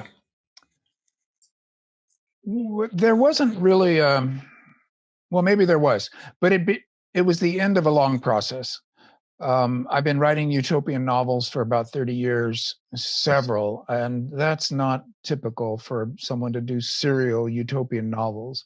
But they were always distanced from the here and now, set on Mars or in the past, various displacements that meant that I kept trying to not just write about a utopia, but about how we might get to a better society, like the road to utopia as being the subject of the novel. So that's been going on for years, and I've been struggling with it for years. For this book, I thought, let's dispense with all displacements and go right to the global present, to climate change. No distractions, no metaphors. And then what you might call, when you talked about a seed moment, I was reading about wet bulb 35 temperatures. Mm-hmm. I was coming to understand that this talk that was widespread in our culture, that we weren't going to be able to stop the global average temperature rise at 2 degrees Celsius. We were going to shoot up to 3 or 3.5 or 4, and we were just going to have to adapt to that humans were adaptable. This was a view that you would hear from people trained in economics or in the humanities, et cetera. And they were missing something that hadn't really been underlined by the medical or scientific community, that humans can't survive above a wet bulb 35 temperature. And I was reading about that. It's a heat index. It's what we all understand very well, that a combination of high heat and high humidity is more uncomfortable than dry heat. And that at a certain combination of high heat and high humidity that the world is now beginning to touch on for an hour or two here or there around the world in thermometers and weather stations is fatal to human beings unless they're in air conditioning. You get cooked in your own juices, sweating doesn't work. Hyperthermia is just as dangerous as hypothermia, and within hours you overcook and die because sweating doesn't work in high humidity. So when I read that, it was like a slap to the face. I was thinking, look, all these eco-modernists, all these philosophers and economists saying we just have to adapt. They're not understanding that in an evolutionary sense, we can't adapt, that we would have to be living in air conditioning, and air conditioning breaks down. All of electrical grids break down, especially when they're stressed by high demand. So precisely when we'd be at the most danger of dying of heat strokes, we also might have electrical grid failures. And that was the stimulus. I thought, we are in more of an emergency than we even thought we were. And the whole adaptationist, eco-modernist, will just adapt to anything view is flatly wrong. And I need to write a book about that. So that was the start. Yeah, and in the book you describe, in a very dramatic sense, tell the story of one of these events happening in India, and all but one individual from this town passing away from the heat, and even getting in the lake wouldn't save them from the terrible heat over the period of time they were exposed to it. And then this starts off a whole series of impacts inside of the book that we'll go into a little bit later. Tell me a little bit about, in this book, it's in chapters or sections, but there are pieces in the book that are just straight up essays trying to help us understand economics and other topics. That's not it's certainly not a typical writing style for a science fiction writer. I mean, science fiction tends to come in a pretty traditional packages. Tell me how you decided to do that, and what's the experience you've had of the audience reaction to that kind of essay writing inside of the book? Well, it's been all over the map. And there is always a crowd of people who think they know how novels work and that novels can only be dramatized scenes, 20 dramatized scenes and you have your novel, and they're very rigid.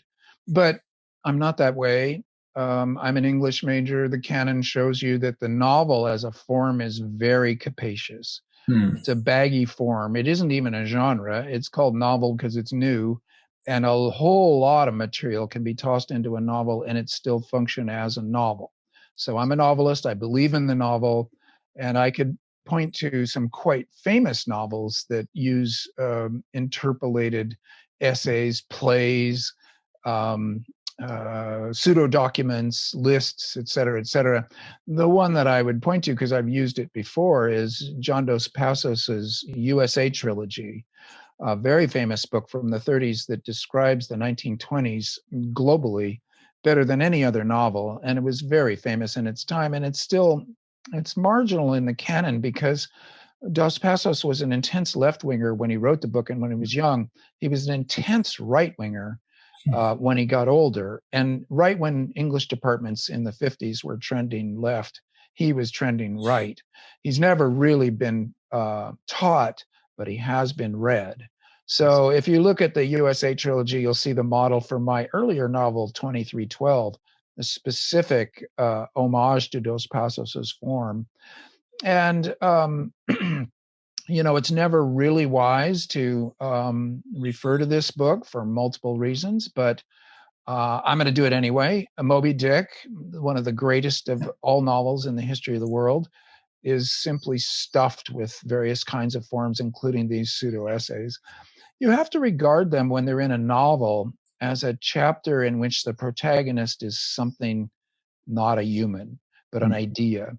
You have to regard them as prose poems. They aren't going to function like ordinary essays. They're under the service of the novel's larger purposes. They're there to be games. They might be wrong.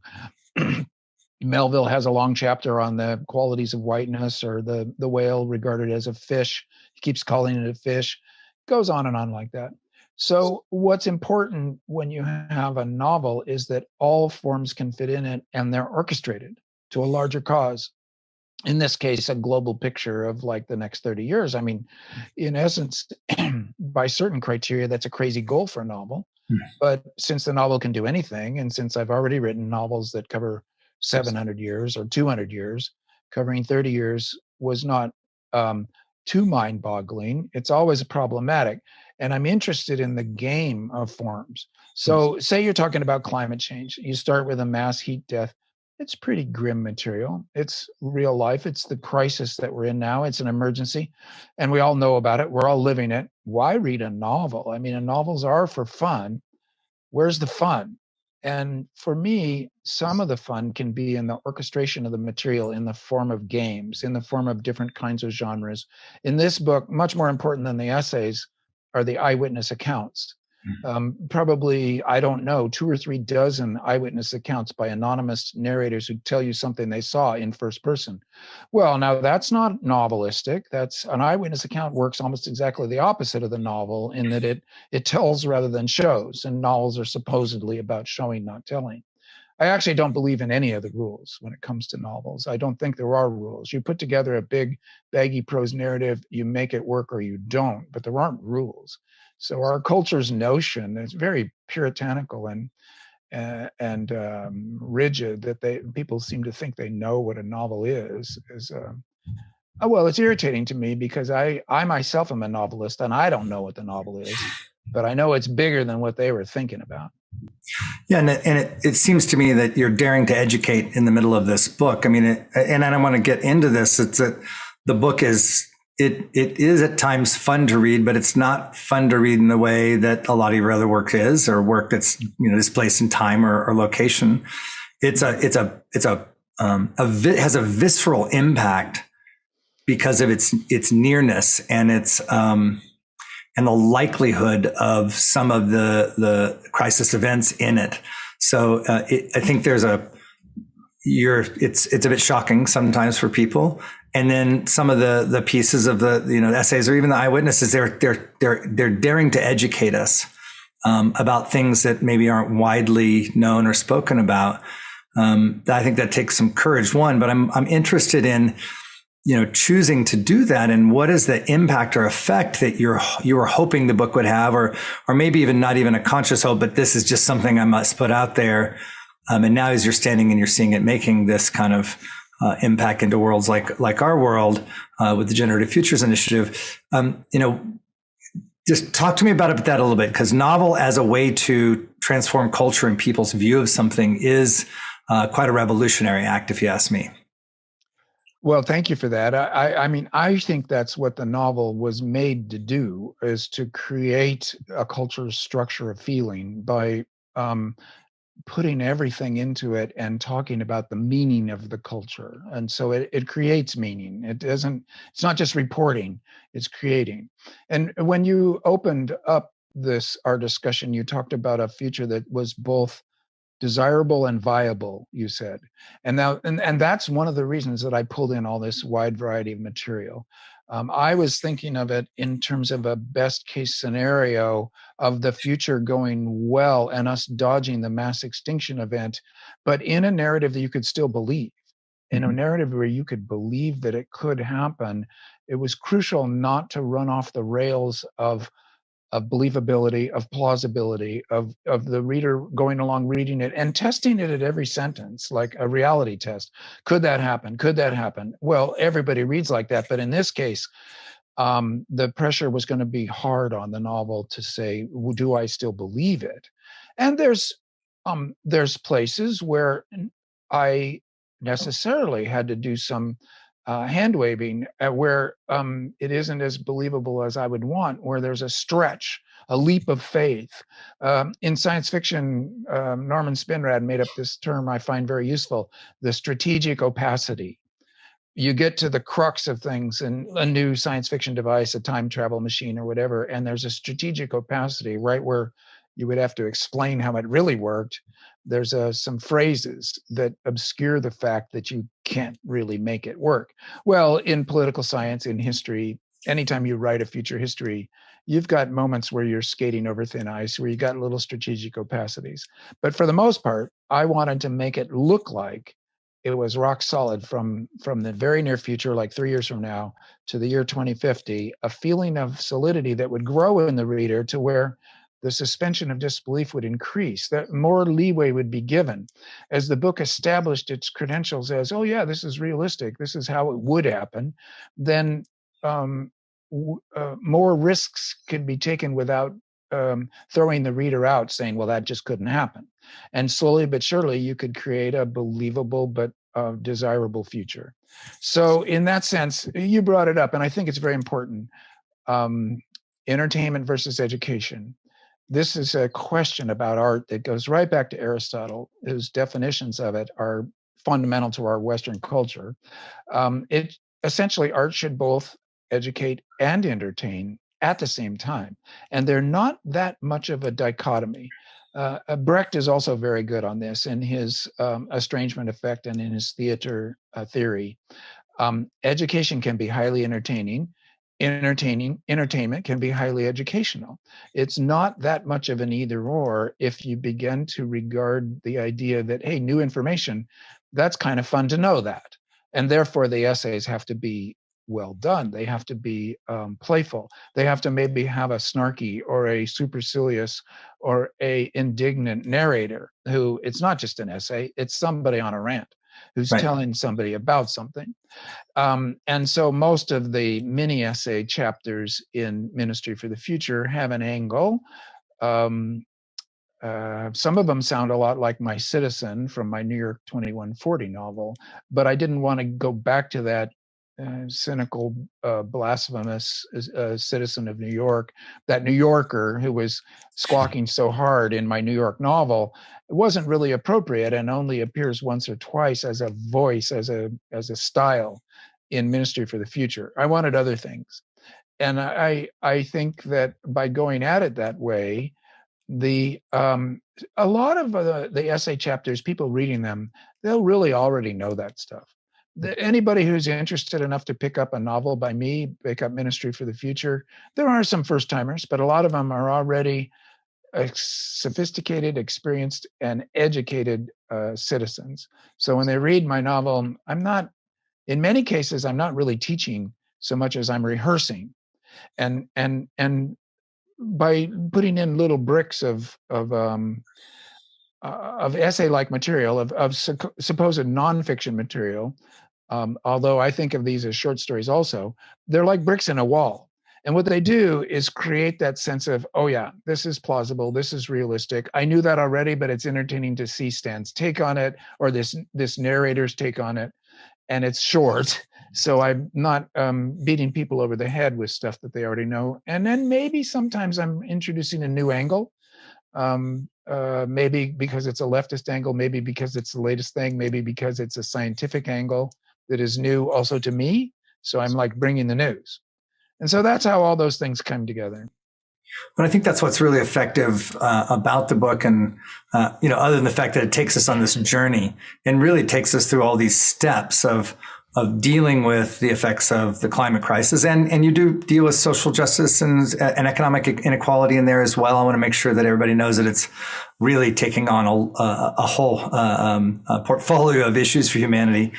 And it walks us through there. And I think the thing that gets me to tell people to read the novel over and over again is because even if they've not been in this conversation, if they can read the book, they will suddenly be in the conversation. They'll have enough information about different topics and ideas, not just a story there, but they'll actually have some information that's actionable for them, things they can go research more on, or maybe they're really fascinated in the economics part or the governance part, and they can dig in a bit farther. And in fact, I think one of the most impressive things about the book is how many of those ideas you're able to weave into one work.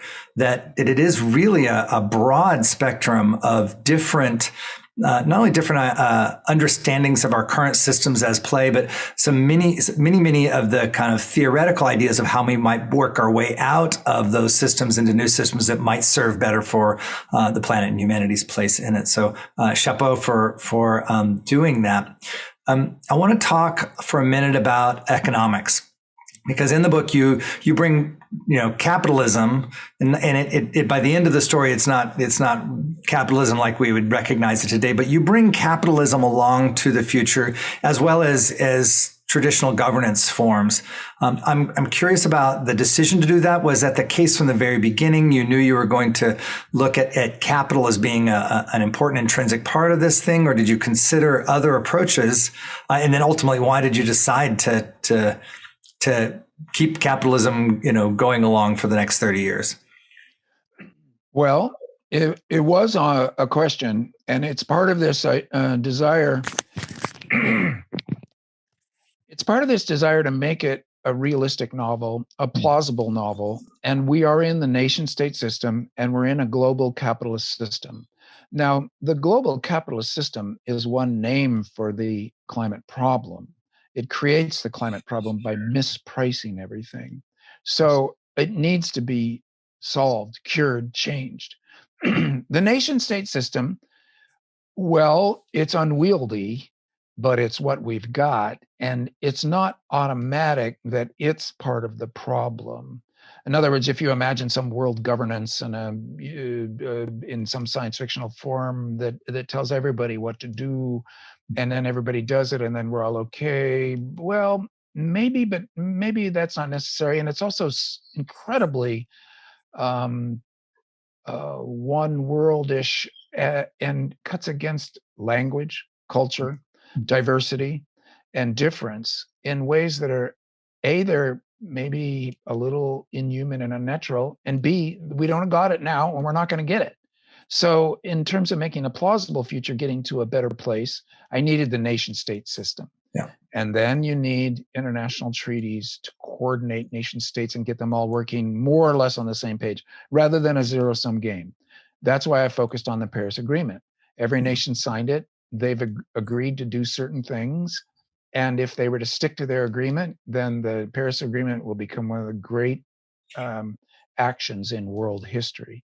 It will be remembered as long as human history is written, if we live up to it. If we don't, then it becomes like League of Nations, which is well remembered amongst people who are thinking of failures, but not well remembered if you're thinking about world history as a success. So I'm trying to describe to you my decision-making process as into making a fictional future that was both positive and you could believe in it. Nation-state system, Paris Agreement, but capitalism, okay, that's going to the highest rate of return. The name of the capitalism is the name for a system of power. It's and a financial arrangement by which the few control the many, and the work of lots of people accrues to the ownership of a few people. And that's intrinsic to capitalism. It's not an accidental side effect. It's not a hijacking of the system. It's intrinsic. I'm an anti-capitalist. I'm an American leftist. Capitalism is one name for the problem, but it's the law. It's what we start with. So then how do you get out of that? How do you morph that into a system that properly prices and the world, people and the biosphere, price it properly, which means in many cases infinity. So already your system begins to blow up. Economics doesn't value things because its prices are always artificial and concocted, but they've been made too low. And then how do you morph that around to a better treatment of people, better treatment of planet, where you get more justice, you get more biosphere health? You will have to break that central law of going to the highest rate of return as it currently exists. So that's how I came to, by seeking around, well, who talks about this amongst political economy? Well, it's kind of sparse. It's not of active discussion, despite the crucial need for it. You don't see a lot of speculative economy. And what that would be is political economy, not just economics, but political economy. Mm-hmm. So I think modern monetary theory has to be given props as a group of economists trying to think back to Keynes, using Keynesianism to get into a better pricing of our relationship to the biosphere. And also what I like about MMT is the insistence on a job guarantee, that full employment and justice and people's welfare is included in the climate equation as well. So in other words, you pay yourself for doing the right work, and effectively it's almost just Keynesianism, which that sounds a little bit timid or old-fashioned, but on the other hand, it would be a huge step forward to get from austerity and neoliberalism back to Keynes and then go forward from there. And what I mean by Keynes is government making up new money and spending it for good carbon reduction projects. First, and controlling the spend, not just giving it to the private banks who consistently blow it by going to the highest rate of return, which is fictionalized and wrong and bad, but actually spending the first creation of new money on, it's called carbon quantitative easing. So this is a long way of running you through my thinking process, as I've actually ended up writing a novel about carbon quantitative easing. I mean, that's crazy unless you explain the process of thinking that got me there. I mean, central bankers. I don't know of many novels that are about central bankers changing the world. And it feels foolish to say so, because they are not really the drivers, but they are the clutch. Right. And so as the clutch, I thought I could play the game there. Yeah, and in Keynes, I think going back to the banker and the Bretton Woods meetings and this kind of decision point for our global economics, when we went to, hey, let's just take as much and extract as much wealth from everybody we can as the model, instead of saying, hey, let's intrinsically tie the value of all our economies together, which was Keynes's argument. And then you go a step further and introduce, this carbon coin. So, looking towards some of the, what emerging tools we might have in cryptocurrency and blockchain driven economics, which are still nascent. I mean, many of those people, Keynes is like the top level of their thinking, going beyond that right now is really difficult, mostly because we just don't have any prototypes for how to manage other forms of value other than the one that's tied to, the world's fiat currencies. So I definitely, again, hats off to you for going that direction and demonstrating there, again, giving us a viable picture. And I think over and over, what is helpful for those who would like to seek out systemic change is having examples, even fiction examples of how this might work and how this might carry out, because it creates a blueprint for action. Yes. Obviously just a blueprint without any action doesn't create any change, but all action, around achieving nebulous aims, we know where those end up. You can take a look at the Occupy movement, for example. Great amount of action, no aim and no destination. It was coherently driving towards, and then it all falls apart. Now, in the book, and you use a very, very strong lever to deal with the excesses of capital and capitalism, in that there is an element of eco-terrorism in there, and that the top 1% or the top climate abusers actually are the targets of this very sophisticated terrorism. I'm curious about that as both a storytelling device, which I found as a reader very engaging and in some way gratifying and satisfying, but as a kind of an architect of the future, is that a necessary ingredient, or is that like just one way that we might actually have the worst of our climate abusers, if you would call that, or the ones that are at the most excessive extremes of economic inequality, to rejoin a more wide middle humanity? Well, I mean, you put your finger on one of the more vexing, troubling, and important questions. And I can't answer it because the world's going to answer it. Yeah. When writing the novel, I was fearful that if we didn't cope with the climate change and also inequality problems as a combined problem properly in the next few years by legal means, by democratic means, by agreeing as a society and a civilization to do it that way, violence was going to erupt. And really the kind of targeted, asymmetrical, and effective violence that is sometimes described in my book is a little fantasy land. Typically, violence is more spasmodic, more chaotic, and less effective in its collateral damage and its blowback and its suffering. And in other words, it's a bad tool. And so in my novel, I was sort of thinking through these issues, and I don't think that I did a particularly good job. And in this sense, probably I could have made it clearer the differences between sabotage and murder as political tools, and that maybe there are reasons for and justifications for sabotage, for breaking of machinery, as opposed to hurting people. But my defense is that history itself is completely chaotic. And so as a representation of what it's going to feel like and what it might look like, I think my novel is okay. As a blueprint or a plan or a suggestion, no, I don't think it works that way.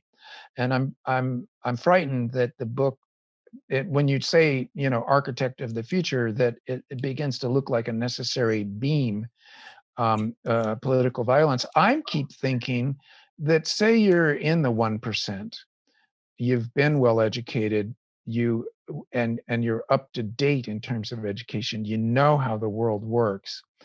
If the democracies of the world gave you a big haircut and progressive taxation came in, and also trackable digital money came in so that you couldn't hide your wealth, and that the taxation was going to give you a big haircut, and probably your heirs, your immediate heirs, in terms of passing along inherited wealth.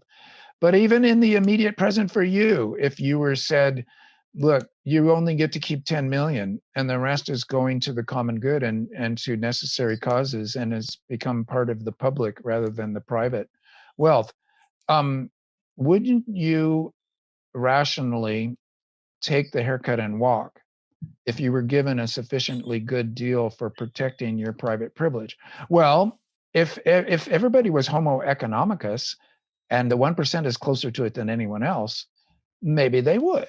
They know perfectly well that 10 million isn't enough to protect your life, that you will live a good life, that you will have Social Security, you'll have health care, and your kids will probably be okay to a limited extent. You can never protect them, not by money. So, and yet power is a drug and wealth is power. And I don't notice too many of the 1% advocating a really harsh progressive tax rate, advocating their own haircut. You don't see that happen very often. And in a future, and here I want to move into a fantasy space. If there were a future in which, if you were in the 1%, you knew that you had a chance that you were just going to be killed on the street one day, or have a drone blow up your house one day, and you were offered a safer world, and this is almost like parallel worlds fantasies rather than actual world situations, wouldn't you be feeling calmer, healthier, and like a better citizen if you took the haircut? And so this is a political position, taking the haircut. I don't see it. You don't see the 1% being radical and progressive leftists. You see them often supporting the status quo, even though the status quo has taken us all down. So these are the kind of questions that come up to come up to all of us. Or being anti-government, we can look at the capitalists behind the Brexit move. They really just wanted deregulated trade, the capacity to make more money without any kind of oversight. So there's definitely a common theme amongst a libertarian, radical libertarian form of capitalism, which is get your hands off me and let me make the money I want to make. Let me operate as I want to make, which is kind of like saying to the great white shark, yeah, we'll just throw as much food in the water as you'd like, and let you eat. And I think that's something that, it's often been said that capitalism without strong governance is toxic. And I think that what we've seen in the past, 25 years, and hopefully, beginning to be curbed is this notion that government should continue to create more opportunity for the accumulation of capital. And I think you're saying about taking a haircut, that could be moved to a more aggressive stance and saying that, hey, governments could privatize people's businesses and things like that, which we definitely saw in the socialist revolutions. Obviously, something that's very distasteful to most Americans, especially, but within the toolkit of a government, we could actually do things like that. Well, I want to make something clear that I know that you already know, but just so that we are making it clear to all our listeners. Yeah. Neoliberal capitalism is strong governance. It is a system of governance. Yeah. It is not hands off. It's not this myth of private contracts between individuals that get to make private agreements amongst themselves. It's a set of regulations and laws that allows for monopolies to take place. And then once they have, the state and finance, government and business, are two aspects of the same system of civilizational controls. And so one doesn't want to get caught up in the idea that capitalism is less government and what would you call it? Socialism is more government. They are both highly government. They are both forms of governance. So what would be interesting would be to apply a hugely progressive tax basis, but also taxes are so powerful. If you said that a big company gets taxed at 5 times the rate of a small company, the tax lawyers would go to that big company and say, you need now to become 10 small companies cooperating with each other. We'll fix it behind the scenes, but you are now breaking down into 10 small companies to reduce your tax rate. Well, 10 small companies could then begin to deviate in terms of their own internal governances as city-states. And then you begin to drive towards, if the tax law said cooperatives where the employees of the company get taxed at 10%, whereas the old style owner-driven, when capital owns the profit and the labor, rather than labor owning the capital and the profit being a kind of a weird index anyway, at different tax rates, suddenly we would all become Mondragon.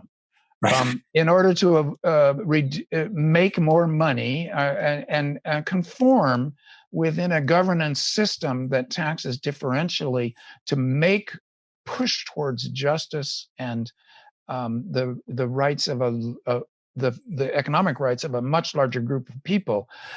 I guess what I'm saying here is the instrumentation already exists, called rule of law, legislation, tax law, regulation. That instrumentation exists and can be applied to make a much flatter, more biosphere friendly, more just, socially just political economy. The tools could be applied in ways that make for a much better system.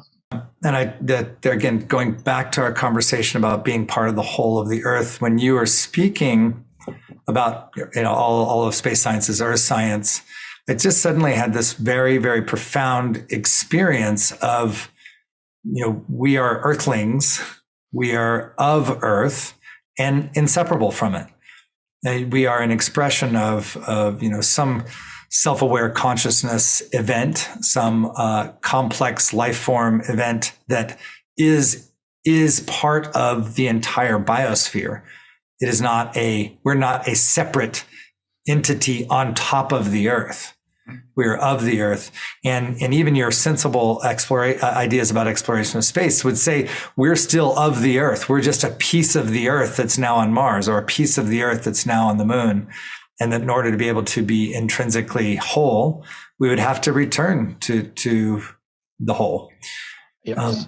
I would agree with that. I think that's right. And even luckily in my Mars novels, these young Martians that have never even been to Earth, they come down, they get crushed by the gravity. They recognize that they are coming home. And so I have not been, I'm not renouncing, I don't have to renounce the earlier half of my career. But your main point is absolutely crucial. We are bubbles of Earth. This is a Flora Thompson, Lark Rise in Candleford. It's a 19th century landscape writing. And John Crowley, the great American science fiction writer, quoted it in his wonderful novel, Little Big. We are bubbles of Earth, bubbles of Earth. And as girls, these Victorian girls would gambol around the English countryside, saying that to each other as they bounced around like young lambs. And it's a beautiful thing. Crowley used it as an epigraph to his great novel. And I saw it there first and then went back to Flora Thompson.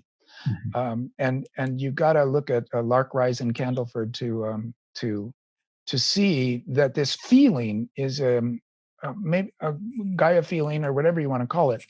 This Earth-centric feeling of connection with this planet is very common. And indeed, maybe that's what shamanism was always about, that there are other worlds, but we are expressions of this world. Yeah, great. And I think, as we kind of wind up the conversation here, this kind of leaves for me, and I hope for our audience, a little bit of an altered state of consciousness. That, we started this conversation talking about the future for humanity and a vision that you, Stan, have helped us to have and to become part of the body of society. And we appreciate you for that. But kind of where we've arrived is back to ourselves.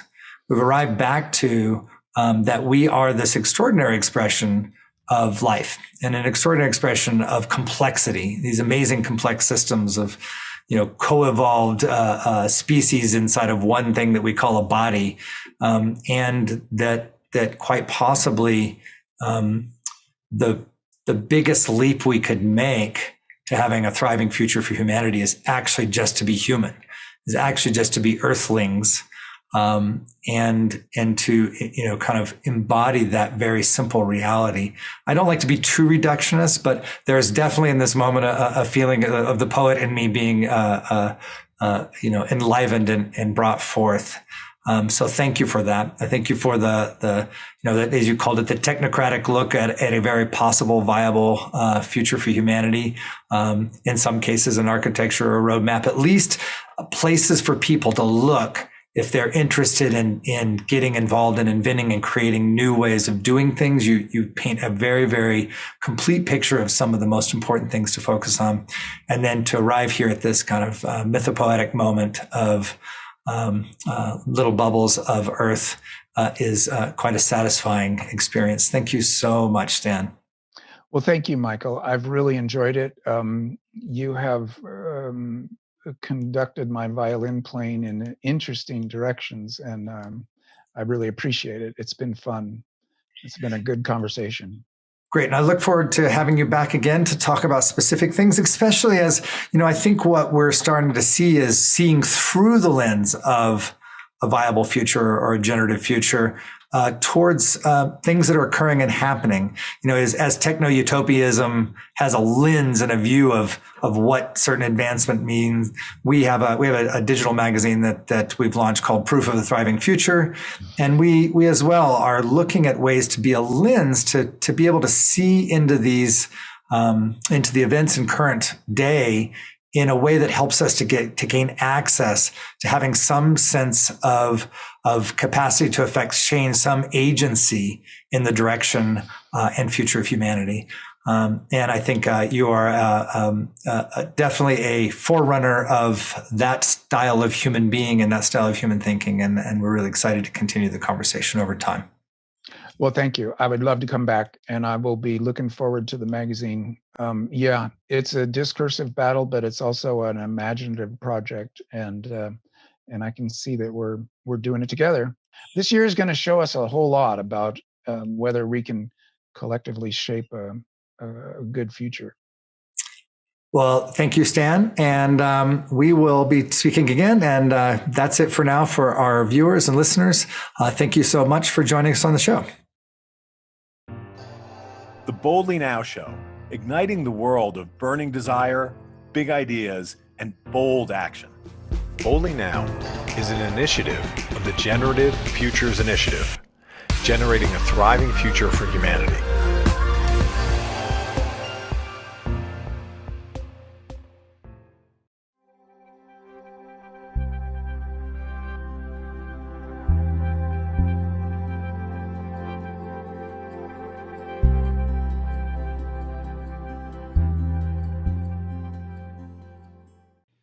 How do we learn lessons from the past? How do we leave behind our global problems and bring about a new era for humanity? What are the technologies and behaviors we need to adopt to make sustainable change? And how do we bring all that back to the people who can take action to change the world? These are the questions that futurist Ada Paris has been grappling with in the face of the challenges we have today. On today's show, Ada will help shine a light on these questions and give us ways to recognize new patterns that can lead to a better future. But before we get started, click on the like button below, do subscribe, and click on the alert button so you can get notified anytime we post new content. Okay, on with the show.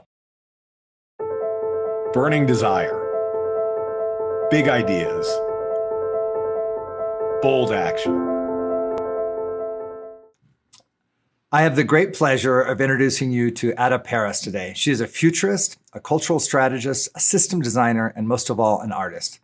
Ada is known as a polymath and enthusiastic curator of people, patterns, and stories. In 2020, she was longlisted as one of the most influential women in UK technology. Ada has been a long-time innovator in pushing the boundaries of storytelling in the virtual medium and has a long view on how emerging technologies will shape us and our future, and how we might best shape those technologies to produce thriving on this planet. Ada, welcome to the show. Thank you for having me. So I'm curious, and I don't always ask this question, but anybody that calls themselves a futurist, I'm really curious, what does that mean to you? What is a futurist for you? Well, firstly, I never initially called myself a futurist. It was something that was given to me, a title given to me. And for me, I don't pretend to have a crystal ball and try and predict trends. It's more about recognizing, and I was defining it a little while ago, but it's being able to acknowledge the past and know that we have to learn from the past, be very present in the present, and then looking at how we can use the lessons from the past to help us shape the future. So co-design the future, and looking at that from a perspective of how it impacts us as societies, as cultures, our identity, our economics, all of those things, rather than trying to just go, this is what I see the future of technology is. Where are we moving to?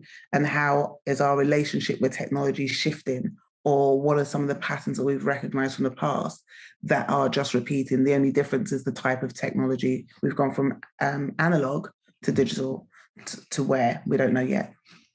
Yeah, I love that notion of the past and there's a couple of pieces of the past we should be really aware of. One is pitfalls, right? We've screwed this one up this way in the past before, or we've messed this one up repeatedly over and over as long as human beings have been on the planet. How do we watch out for that and make sure we don't put that into our future? And also just the notion that there are these long arcs and patterns, and that becoming aware of them gives us a much better access to know and notice where things are going through in the future. And I think a lot of us get really hung up on the day's news. Like the immediacy, especially in the digital era, the immediacy of so much news and so much content that it seems like this moment is always the most important moment that a human being has ever faced. Yeah, and we forget that we've been here before. And I think that part of that is really understanding the language that we're using and recognizing that, technology is not just something digital or algorithmic. It comes from the words of craft and art and process. And so we've always had forms of technology. We may not recognize them as that. It's just that they weren't digital. And for me, the way that we use tech is to do three things: to connect with ourselves, to connect with our environment, and to connect with others. So, cave people would have used flint or, spears or what have you. And, now we're using other forms of technology to do exactly the same thing. in the future, we will be using technology to do a very similar thing. So those are the patterns that connects everything. And if we can recognize those patterns in the past and in the present, then we can have an idea of how we would use technology in the future. Yeah, and I just wanted to just talk about a little bit how we talk about futurism and how I talk about myself as a futurist. I was a traditional futurist in the late 90s, early 2000s, hire us to figure out what the future of TV is going to look like, et cetera, et cetera. We did these big projects. We tried to figure out what the future of a certain technology would be like. And, that kind of looking for trends and things like that. I don't really consider futurism more as just being a predictor of patterns. And what we talk about when we talk about the future now that we think is really, really significant is not only having that ability to have the long view going back, but having a really long view, and instead of predicting the future, generating the future. Saying, declaring things, imagining, creating stories that help us pull us into a better future. Really interested in talking to you about stories and technology, of course, and how we see those things evolving or co-evolving, and just want to stop for a second and say, thank you for all the kind of pioneering work that you did. Especially around dance and the virtual stuff, and the pushing of the boundaries of what it means to be present and physically embodied, and all those things. I rarely get to talk with somebody who's been playing these games as long as I have, and really made the kind of choice to be an innovator versus a consumer of other creative ideas and technology. We see a lot of that. Somebody has an idea, somebody else turns it into money. But there are those that are the kind of forerunners, and I really appreciate about your work specifically. Tell me what a little bit. What is your passion in this area, technology and future art? What is it that's still having you have the drive that you have to keep innovating and keep being a leader? I think more and more recently, I've realized that I'm a systems thinker. I didn't realize that before. I thought that everybody recognized these patterns across different places. And I get really excited by recognizing a pattern in the world that probably most people wouldn't put together. And so looking at those things and thinking, well, what are some of the lessons that we can learn? But also my work now, and I say work, but it's my passion. It's who I am. It's what I do, whether I'm creating art or what have you, but it's always around this area of, I created this, or I recognized the pattern that I called cyborg shamanism. And that is now a lens through which we can look at the world. And so what excites me is recognizing that pattern in everything. So it's a framework that I've created that has 5 phases. The first is leave. How do we leave the old ways behind? We acknowledge that there are problems. And rather than spending time trying to work on those problems, we say, how do we leave those problems behind to create new value systems? The second is grow. The second is breathe. How are we going to remove those tensions in the system to create a hypothesis for change? The third is grow. What are the tools, technologies, rituals, behaviors that we need to try and make that true, or to try and see, stress test it? The fourth is flow. And we tend to ask the question, what type of ancestor do you want to be? So how are we making it sustainable? And that's what you're talking about, that long-term thinking. So not just thinking about our generation or our children's generation or their generation, but actually longer than that. And then the fifth one is ground. I'm losing count today. The fifth one is ground. How do we ground that down to create a sense of, I used to say citizenship, and actually we now talk about kinship, because it's that relationship with everything that is other. And so that framework, those 5 things, I'm recognizing that in all sorts of worlds, and that excites me. So spirituality, quantum mechanics, algorithmic technology, faith-based religions, metaphysics, it's all in all of those things. And so when I see it, I get really excited because I go, there's lessons that can be learned from that world and brought into these other worlds. Yeah, that's fantastic. And I love it. And I want to actually make sure I get that framework to share with our listeners in the notes. And what occurs to me just when you said that is, Ada has a methodology or a framework for us to actually add competency to our capacity to think in long terms. I mean, like human beings are in our animal nature, we're really concerned about preservation in the current moment. Am I going to eat or am I going to be eaten? Am I safe in the pack? Do I have good stature, social stature in the group? And then beyond that, then I can start to think of other things, but that's a moment by moment by moment stress on us. And you're talking about a way to give us access to thinking about bigger timeframes, both in the past and towards the future. And then I love the part about, like just distinguish the past and leave it behind, because we can't get just stuck in, oh man, that's bad. Because that's another obsession of the human brain, is like to focus on the absolute negative, the worst of everything. And I think that's what's given rise to grievance culture so much, is we just have such a innate habit of finding out what's wrong. I think part of the problem is that we as a society tend to get stuck in binaries. It's either or. And so those binaries create a level of competition that means that we're all, people end up spinning themselves out because it's, well, I've got to be this or that. Whereas I take a systemic approach, a living systems approach now to everything that we do, that recognizing that living systems are self-operating organisms that have an impact on their environment. So that's us as humans, that's everything that we do. And so recognizing that what we should be doing is having a holistic living system, systemic approach to everything, and recognizing the interconnections and interconnections of everything means that we have to have a different approach to doing things, which also means we are able to bring in those other voices, those other lived experiences, those other knowledge and wisdom, because everybody's on an even playing field. There isn't a hierarchy of, well, technology from Silicon Valley is better than indigenous technologies from New Zealand. They're all trying to do the same thing. And what I do, and what my co-founder Marcus Anderson and I do, is bring those different worlds together.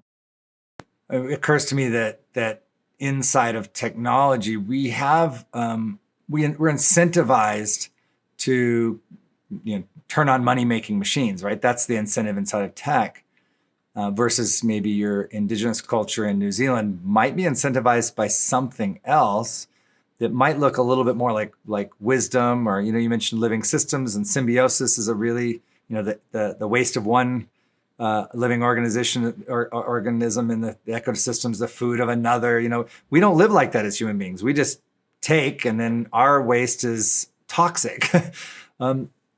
Tell me about how can we start to look for technologies that are both innovative, and maybe they make money. I'm not saying capitalism has to go, but have more of a positive impact upon humans, impact on each other and the world.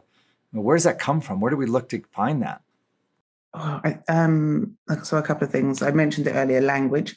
Yeah. That if first of all, if I asked you what you meant by innovation, I make a very different description of that. And those descriptions of those words and our relationship with those words are based on our experiences. And so they're very much person-centered. They're very much based on our location, our experience, our knowledge, our wisdom. But actually the words translate across many boundaries. And so I think that what we need to do is really start to really look at what we mean by particular things. So what do we mean by technology, and recognize that it's also not binary. It's all of these things are fluid. But the other thing that we need to do, and this probably comes first, is that we need to create new hierarchies of needs.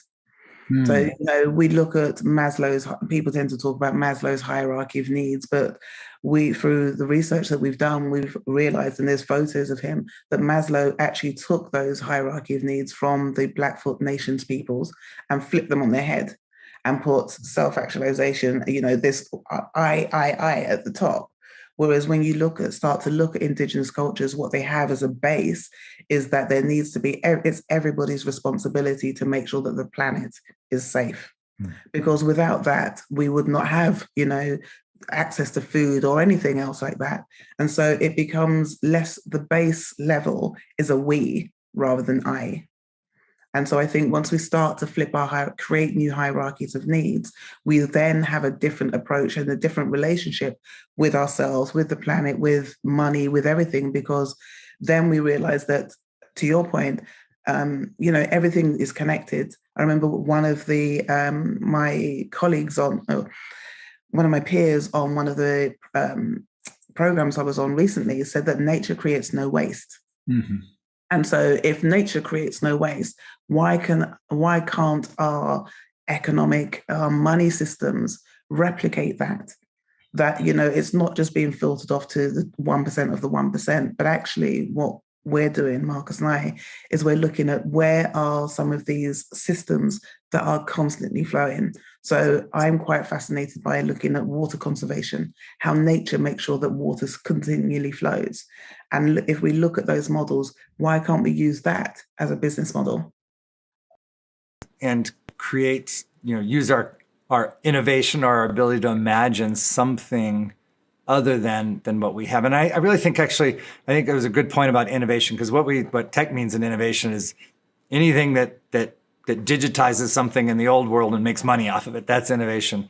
But if we look maybe towards what's needed, is that kind of innovation can be bankrupt of imagination. It can be actually not very creative at all.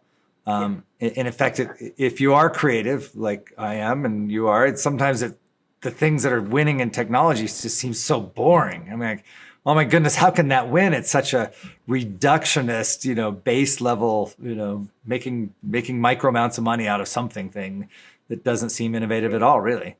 Exactly. And I think that we get into this loop of what's the next big thing, what's the next big thing, what's the next big thing. Are you going to be the next Facebook? Are you going to be the next, Instagram, or the next this?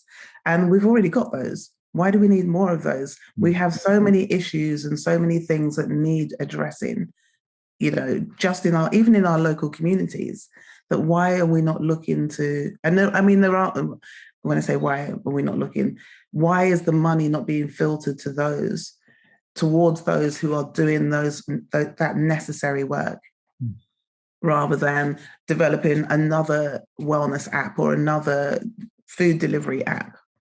Yeah, and it's pretty clear our incentive systems are oriented to do what they do right now, and it's going to require quite a bit of imagination to invent a system that will reward other kinds of behavior. But we invented the first one, so we can invent another one. It's not like it dropped out of the sky and this is the one we get to use. We actually have the capacity to do that. The time is now, given that we're in this pandemic. That for most of us. Well, I think for most of us, the rules of the game have been broken. We've realized that what we were once calling normal is no longer normal, or never really was. And so we're in this, I do believe that we're in this liminal space where we have the opportunity to really fundamentally shift, and change and create new things and new models, because I think that a lot more people are less risk averse, because we've seen what's been happening. So people are going, well, that didn't work, let me try something new. And so, we're not the only ones having these conversations. We're not the only ones doing this. And what we're trying to do, to the part of the intro that you mentioned about me being a curator, is we're also looking at finding those other people, those other organizations that are doing similar work or having similar conversations, and just coming together. Yeah, count me in the Generative Futures Initiative boldly now, and we're happy to participate in any way we can. We have a kind of a crazy model where a majority of our time is spent doing things that don't make money. Most of our time is doing the things we think really need to be done in the world, and then we try to make enough money to keep the ball rolling. And I think you probably recognize that. And a lot of us in this boat are there now. I want to talk about something that just occurred to me, since we're talking about technology, and we started talking about indigenous culture and other kinds of wisdoms and other kinds of technology. There's a topic that most people don't talk about too much, and that's the technologizing of human beings. In our current system, we've technologized human beings. We've become widgets, so to speak. We're good for doing your grocery shopping, or we're good for any number of things. And kind of from a systems level, they see us like a subroutine in a program. Human beings are not counted as humans inside of the Western technological landscape. And I don't have any answers to this. I know there's a lot of philosophers who have talked about this, Heidegger and Adorno and people like that, even as early as the 30s and 40s and 50s, talking about how this was happening in the West. But do you think that there's something that we can learn from a kind of a different technological wisdom, so that humanity can kind of reclaim its place as being human beings instead of being an instrument? I think that for me, a lot of it goes back to, again, the language that we use. So we refer to businesses as operating like machines. Then the humans within those machines are referred to as resources. And so you have human resources or human capital. And that tells me everything that I need to know about the system. Because then you're not recognizing the human as an individual. You're not recognizing them as a potential, helping them to try and achieve their their potential. But because when it's a machine, people talk about this is a well-oiled machine, and this is, and that in itself creates a narrative of how the system works and the fact that it may never shift. And so we need to, first of all, this pandemic has enabled us to be able to recognize the human in each other, to look it through the Zoom, to recognize people, and to be able to say, how can I help you? What do you need? Those levels of support. And as things start to open up and, things get back to what people call the new normal, I don't know what that means, but, when things start opening up, I really want us, and I've spoken to business leaders about it, let's make sure that we keep those human aspects in there. So recognizing that everybody has a human right to good mental health and well-being. And as business owners and business leaders, you also have a duty of care to make sure that you aren't burning your people out, and that they have a good work-life balance, and they have, that they come to a workplace that is psychologically safe for them. Well, you can't do that, or it's difficult to do that if you're constantly referring to the business as a machine, or referring to people as resources, or referring to them as capital, because you're dehumanizing them. And then you add the layer of technology on top of that, and it becomes process driven and efficiency of, processes and market share and all of those things. So there's that whole reframing that needs to happen for us to be able to really start to recognize businesses. So not businesses, but to recognize people and to try and shift the way that we do things. It's not impossible, because we've already seen a lot of the things that people said were impossible have been happening. For example, working from home. And actually enabling people to choose their starting times to match their bodies, their own slick circadian rhythms, all of that has actually increased productivity. It occurs to me just from our earlier conversation that maybe we need to adopt the language of ecosystems and living systems to talk about organizations. And one of the things that though it just occurs in that, it's like in living systems we have like birth, life, and death, and entire systems and ecologies change and evolve over time. I'm thinking here, I'm in Colorado, and if you look at a forest fire that sweeps through an area, there's this big cycle where flowers come up that haven't come up in 30, 40 years. There's seeds that are in the ground that require the fire to break them open. And so there's these natural, longer cycles. But when we create a company, we want it to be monolithic. We want it to be around forever and dominate forever. We don't build in cycles. And we certainly don't honor or respect a retreating cycle. We only respect growth. We don't respect this company's in its later life stages. And isn't it wonderful what it's produced, and honor it and celebrate it, and then have it come apart and become something else. It just seems like we really aren't even close to having a living systems framework for thinking about the way we organize ourselves. Exactly. I recently finished a course with Frio Capra, who's a living systems thinker, a philosopher.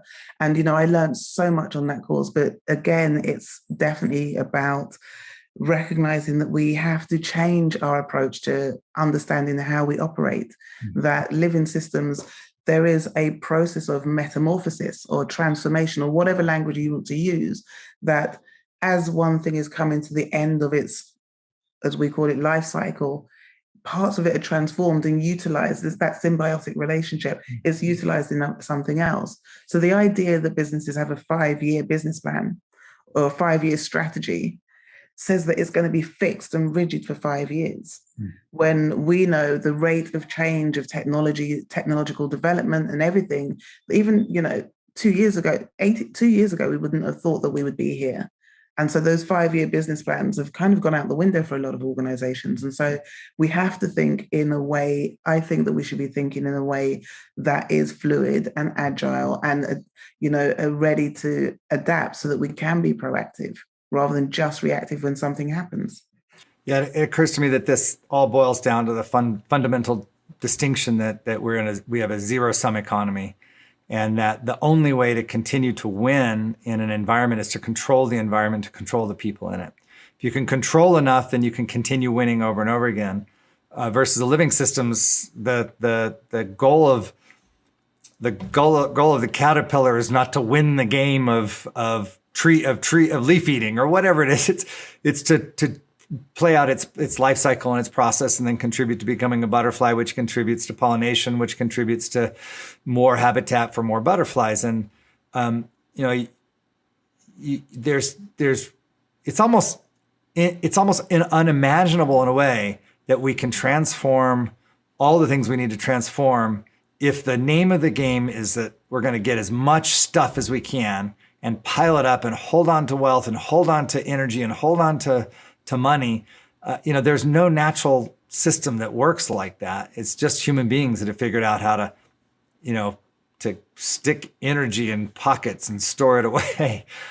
But that's the key point that you talk about, that we're energy. You mentioned energy. Yeah. Everything is energy, and energy never dies. It's just transferred.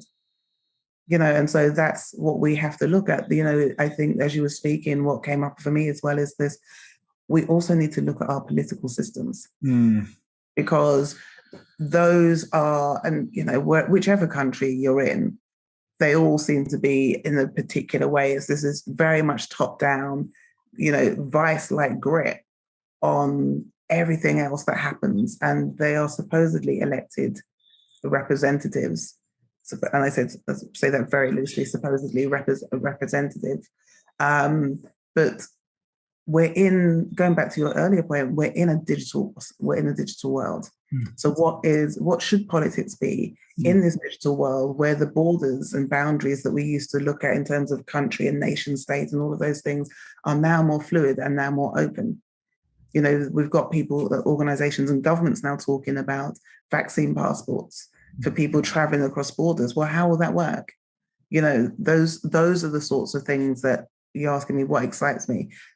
Those sorts of things excite me. Those questions about what should we be doing now so that we are less reactive and more proactive, but doing it from a place of ethics and morals and empathy and breaking down these old colonial structures and ways of dividing and conquering and negating the various people's contribution to the bigger system.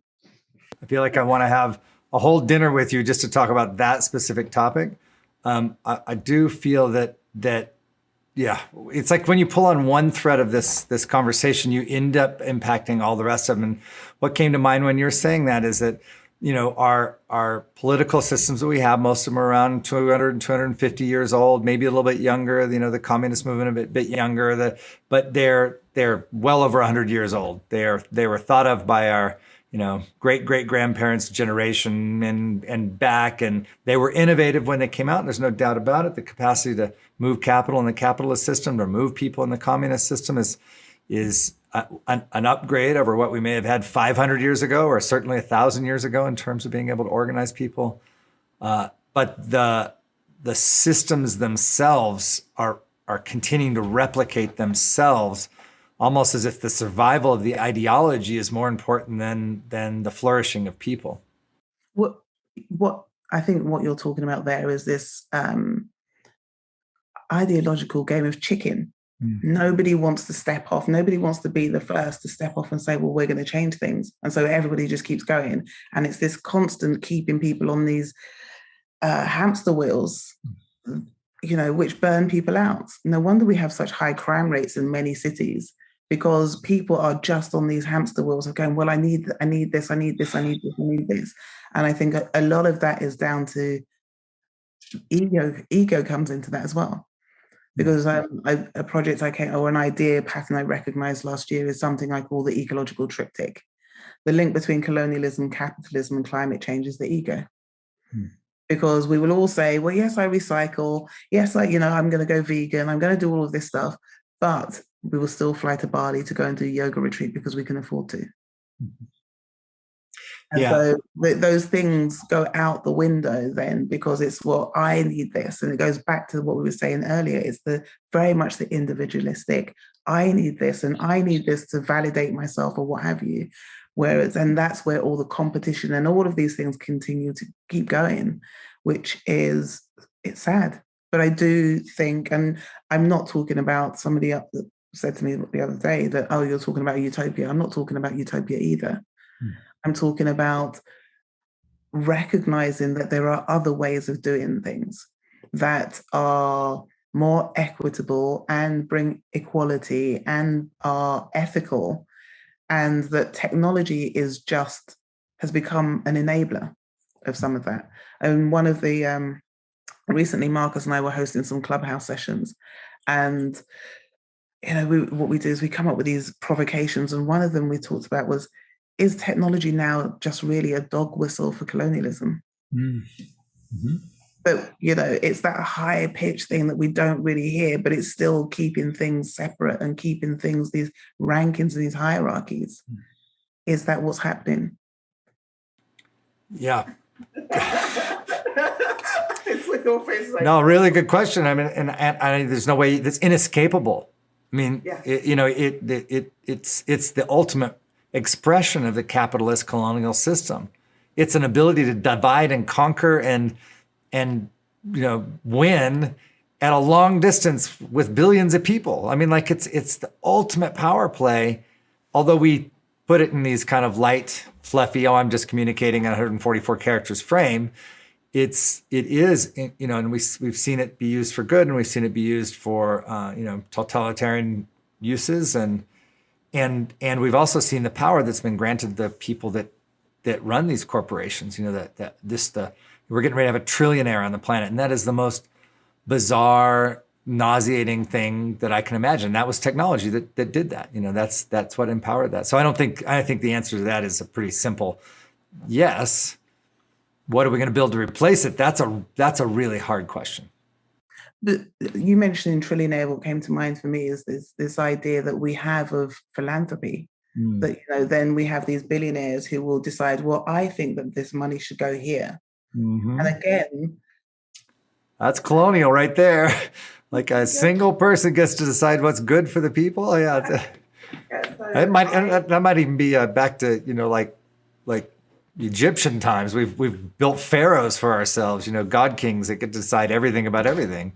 Well, thank you so much for having this amazing conversation today. I'm sure we're going to have many more as time goes on, and we try to help people to climb on board with some of this thinking. I think it's important that people see that we as well are working and struggling our way through these ideas and trying them on and seeing how they fit, and seeing that there's gaps in our own understanding, our own capacity, our own, et cetera, and that, people like you and me are out there constantly trying to learn and share what we've learned to create more opportunity for people to make a bigger impact. So, definitely.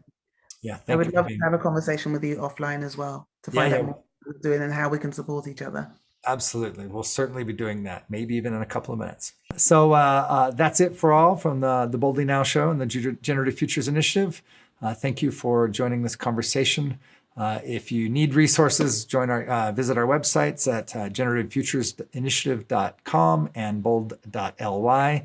Ada, what is your website? It's Ada Paris, right? ADAHPARRIS.com. I want to give you a little shout out because you on your website you even list your values, and I read your values and I felt really kind of inspired that you put that on a public place, along with bio and work and media and all kinds of ways that you can get involved in. It's important, that it's important to know what I stand for, and so that people are very clear.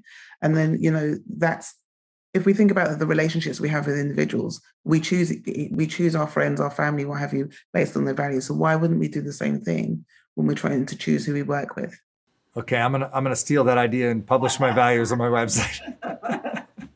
I've done the work, I just haven't published it. So you're encouraging me to to get out there in that way. Well, thank you so much for this time, and look forward to speaking to you again soon. The Boldly Now Show, igniting the world of burning desire, big ideas, and bold action. Boldly Now is an initiative of the Generative Futures Initiative, generating a thriving future for humanity. Learn more at generativefuturesinitiative.com.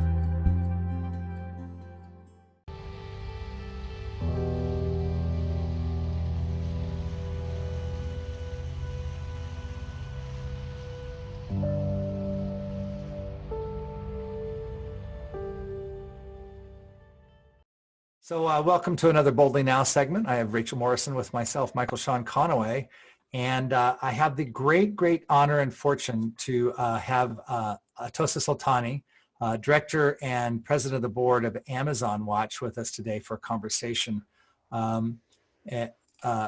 Atossa's been helping to protect and to guide the headwaters of the Amazon and the indigenous people there for most of her career.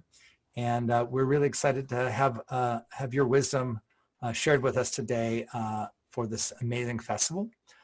Want to start off with how is it there for you? You know, check in with you. Obviously many of us have been impacted in great ways. How are things for you right now in Santa Monica, and how are things for the Amazon? Thank you, Michael Sean. It's an honor to be here, and Rachel, it's great to be with you guys. Yeah, so I'm doing well. I'm in Santa Monica. I've been in isolation since late February, and basically it's a time of a very busy time, actually, of making the most of this moment for advancing the work we're doing to transition to an ecological world.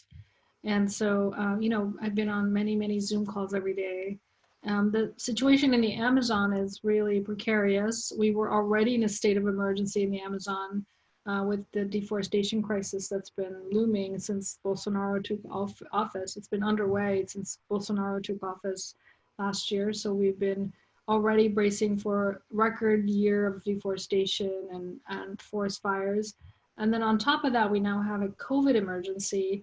And it's been very, there's over nearly 30,000 cases of COVID right now in Amazon basin, and that includes, very little testing actually going on. So that figure could be many times greater, and there's been many deaths already. It's hard to track them between the cities and the indigenous villages, but it is definitely really concerning, and we've been mobilizing and responding and holding space for really what wants to come through right now, both in terms of our movements, gaining strength and clarity, and also for our ability to actually speak in solidarity and support to the people who are very vulnerable. Indigenous peoples are, they already, went through a mass epidemic, a pandemic, epidemics situation when the Spaniards first arrived and the colonizers first arrived. So here they are 500 years later going through that, huge second wave. And it's very much when the colonizers arrived in the 1500s, there were probably somewhere between 10 and 20 million indigenous people living in Central and South America. So it was already a massive genocide by the time a few hundred years passed. And so for them, this is like a traumatic memory, but we're all living that now. And indigenous peoples are in some ways vulnerable because there's not many health posts near their territories. There's not much in terms of information that's in their languages. So while we take for granted, there's all this campaigns about washing your hands and wearing masks and what to do, what not to do. In the indigenous remote areas, there's very little communication and hardly any messages getting out there in their own languages. So that's been a doubly difficult situation. At the same time, Indigenous peoples are saying that this is a prophecy. This is part of what was foretold this time would come, and that it's a time for great reflection. It's a time to go within and purify. It's a time to take, really clarify who we are as a species and what we want for our future and what we want for future generations. So it's been interesting being part of a lot of these conversations recently. Yeah, so it's interesting. One of the questions I've been asking for people and just trying to just grapple with a little bit is this, okay, so normal before this whole thing started was not great for most people. And maybe they talk about the 1%, but it's probably 1/10 of 1% that it's been great for. Even the wealthy, people from the United States or Europe, wealthy meaning relatively wealthy to the rest of the world, have all been in honestly a state of struggle as well, a different kind of struggle, but nobody's quote unquote had it made, right? And we've just been pretending like it's that way. And now we're all out of this, and we see, oh wow, it's kind of this culture that we built that's perpetrating, violence on the whole world, Indigenous peoples, poor people, especially poor people, the lower 2 to 3 billion. Like how can we participate in this when it's not even good for us? And so a lot of the questions for us, honestly, soul searching is, and today is about this with this festival. Well, what kind of world do we want to build? Considering how fragile and broken this one is, what kind of world do we want to build? That's us for us. And I think you can reflect on that for us a little bit for yourself personally, but, do the Indigenous people have a different view on that than us? You said they had it as a prophecy. They have any idea for themselves what is on the other side of that prophecy would be something I would be really curious about.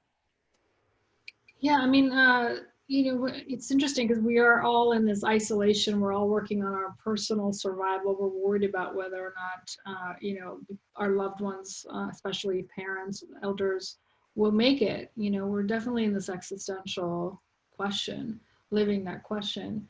But, what we've shown as a global community is that we've shown we can turn on a dime. We can shut down, power down, go inwards, isolate, make huge changes globally in the space of no time at all, when our leaders basically help us get clear about our priorities being life, being surviving.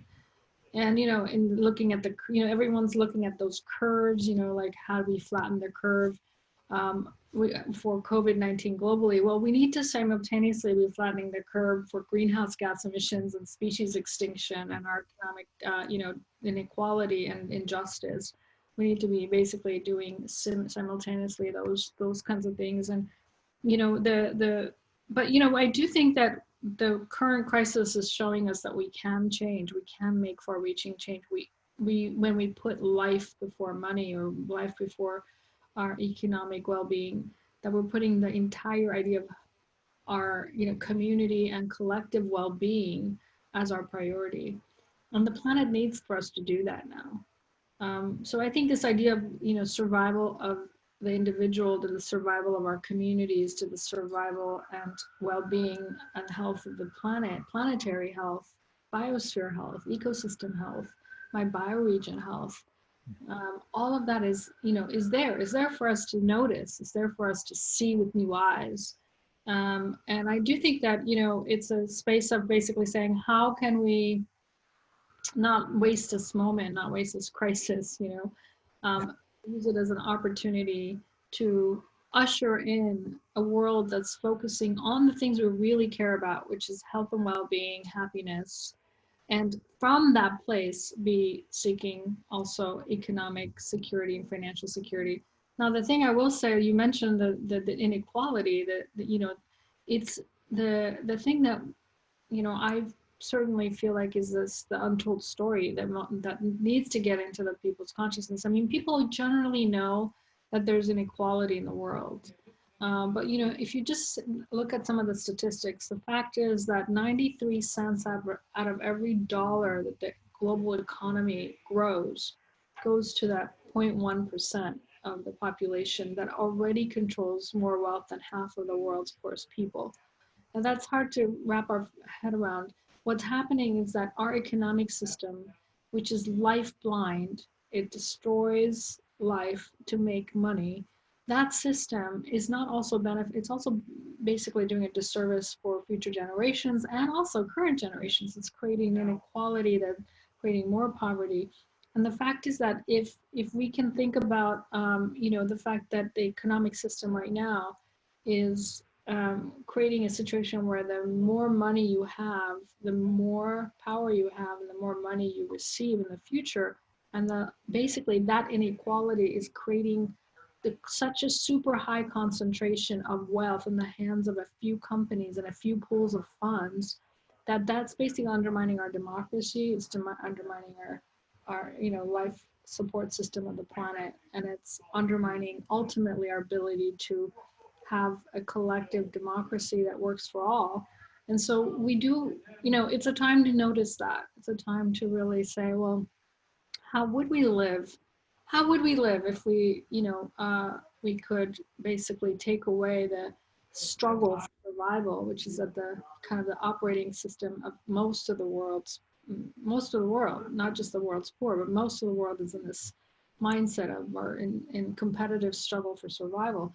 If we remove that and said, basically we have the means and the will to live in seek happiness and well-being, and I think people would respond to that. I mean, that's why I think some of the conversations about universal basic income is taking off so much right now. Even the Pope has called for it, and there are countries that are looking at testing how this could work. Spain has made a commitment to move to a permanent universal basic income, to basically say if your basic needs were met and you could focus on the things that matter, happiness, health, well-being, service to the whole, service to life, service to community, to mental health, physical health, and ecosystem health, what would you do with your life if all of your basic, needs were met?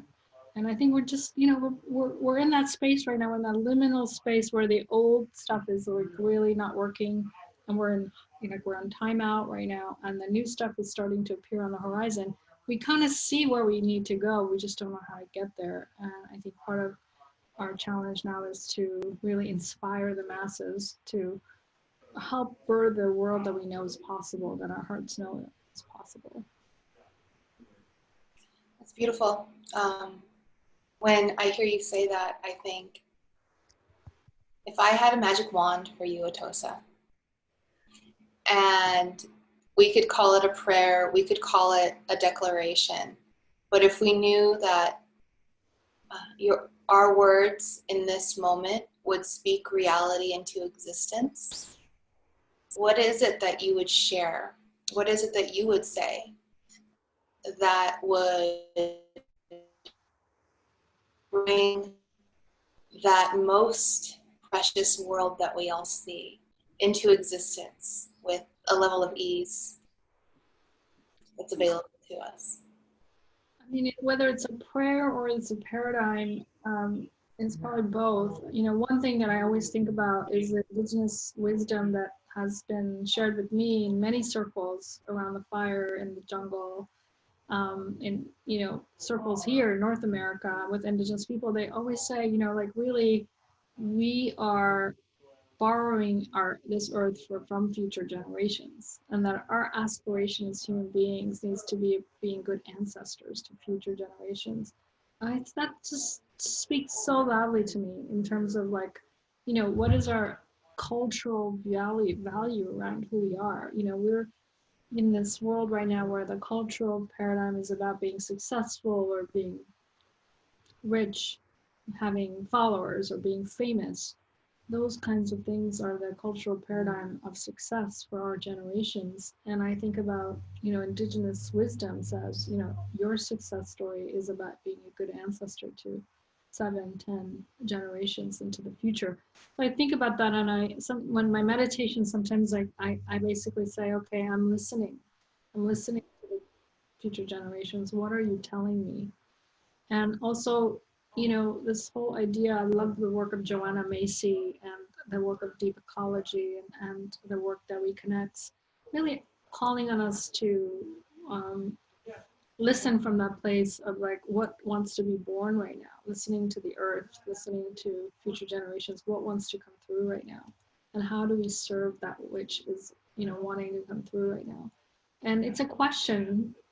And, you know, I think the other thing that I would say to you is that sometimes just sitting on the beach or sitting on a mountainside or some in nature, in the forest, listening, you know, what ends up happening for me is that I end up seeing the genius in nature, the patterns in the forest, the way that the genius, the patterns of life in the forest. And I think that, you know, obviously biomimicry and permaculture are ways that they're thought patterns that are reflecting on the wisdom of nature, saying how can we get, you know, take that wisdom from nature and incorporate it into the way we live our lives. And I always think, gosh, you know, nature has like the most incredible palettes. It's the most amazing artist. It's the most beautiful designer. It's incredible engineer, architect.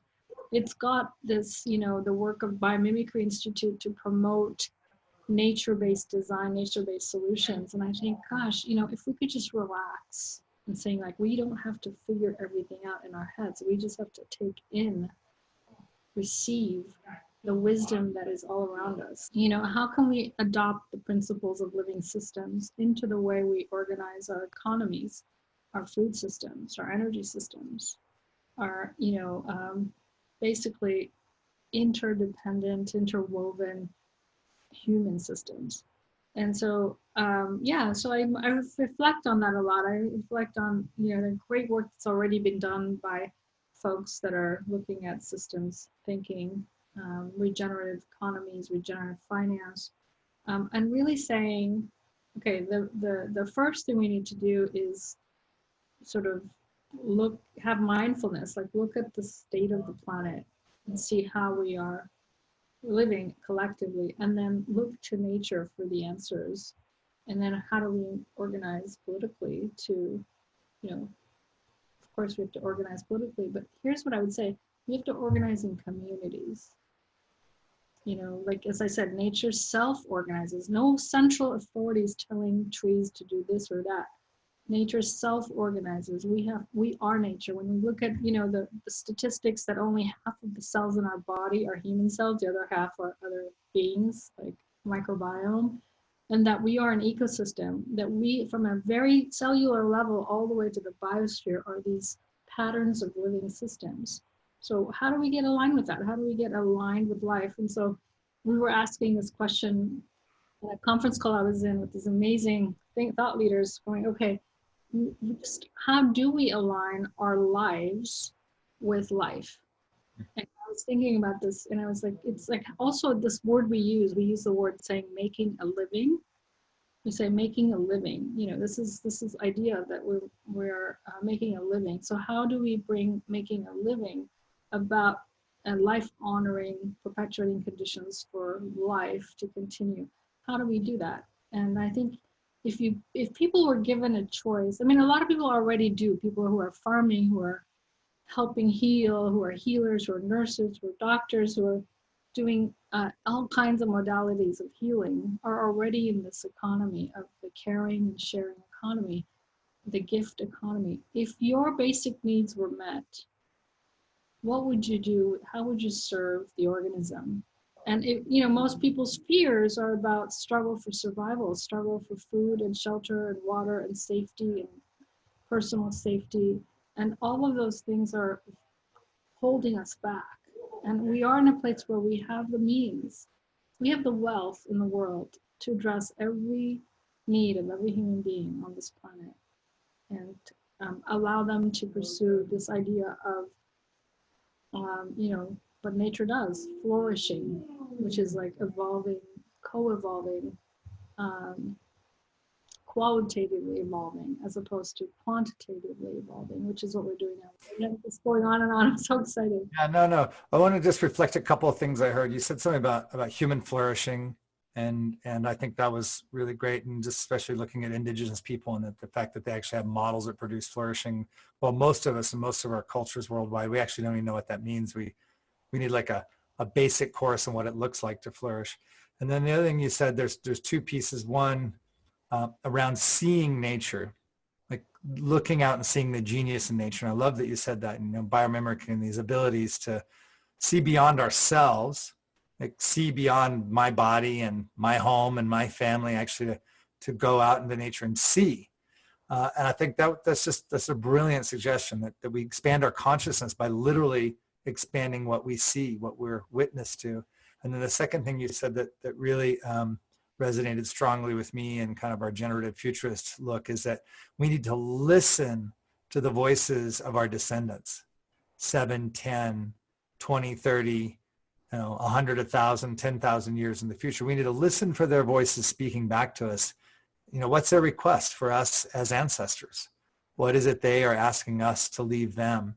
And that's another expanding consciousness move. You're not just seeing more and witnessing more, you're actually being present to those future generations and those past generations. And when you speak that way, it just rings true, and it rings as a practice that everybody listening today, go outside, see if you can see more. Go inside and see if you can hear more. See if you can hear that call of those future generations. And I think between those two pieces of guidance, a lot becomes very much more clear. A lot of times we talk about, do we need to turn to the indigenous peoples to learn those things? Well, but we have the planet Earth, we have Mother Earth here, and we have all of time that we can meditate and commune with ourselves.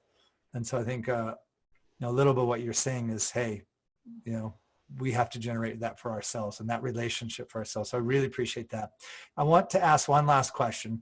What is going on for you in Amazon Watch? I know, these economic times and certain period cause a lot of stress, especially if you're trying to, your task of protecting the headwaters is Herculean. It's a huge task. Is there anything that we can do as an audience to support you in the Amazon right now? Yeah, that would be awesome to get more support. We are, several things. One is the Sacred Headwaters Initiative is a coalition, includes Amazon Watch, Pachamama Alliance, 25 indigenous nations in Ecuador and Peru. We're working to protect an area the size of Oregon and the headwaters of the Amazon. We're working to transition to an economic future that's based on life flourishing.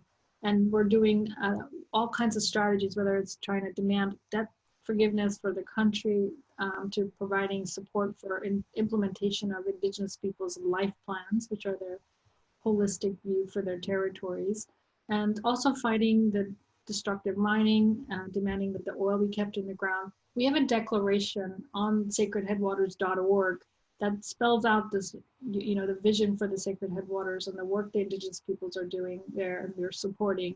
And we invite people to sign that declaration and be in solidarity with that movement for the future of the headwaters, which is the most biodiverse part of the Amazon basin. And then the other thing we're inviting people to do is learn about how, whether it's consumption of beef or the financial institutions they're banking out, or whether it's, what products that are coming from the Amazon that could be boycotted, and not just your own personal consumption, but help us put pressure on the big buyers like Costco and companies that are by JP Morgan Chase or BlackRock who are financing the destruction. So help us be a movement, help us support the indigenous peoples. And then the last thing I would say is that right now we're trying to keep the forest guardians alive. People who are into plant medicine or understand the properties of medicinal plants from the Amazon, which is actually a quarter of all from modern pharmaceuticals come from the rainforest. We need to keep alive indigenous peoples, and they're facing COVID. So we've launched a COVID emergency fund to bring resources. We're trying to raise basically within the next 2 months, $5 million for immediate, urgent, keep alive indigenous peoples and their organizations, everything from test kits to prevention, to medical evacuation, to food systems and resilience so they're less dependent on the outside world.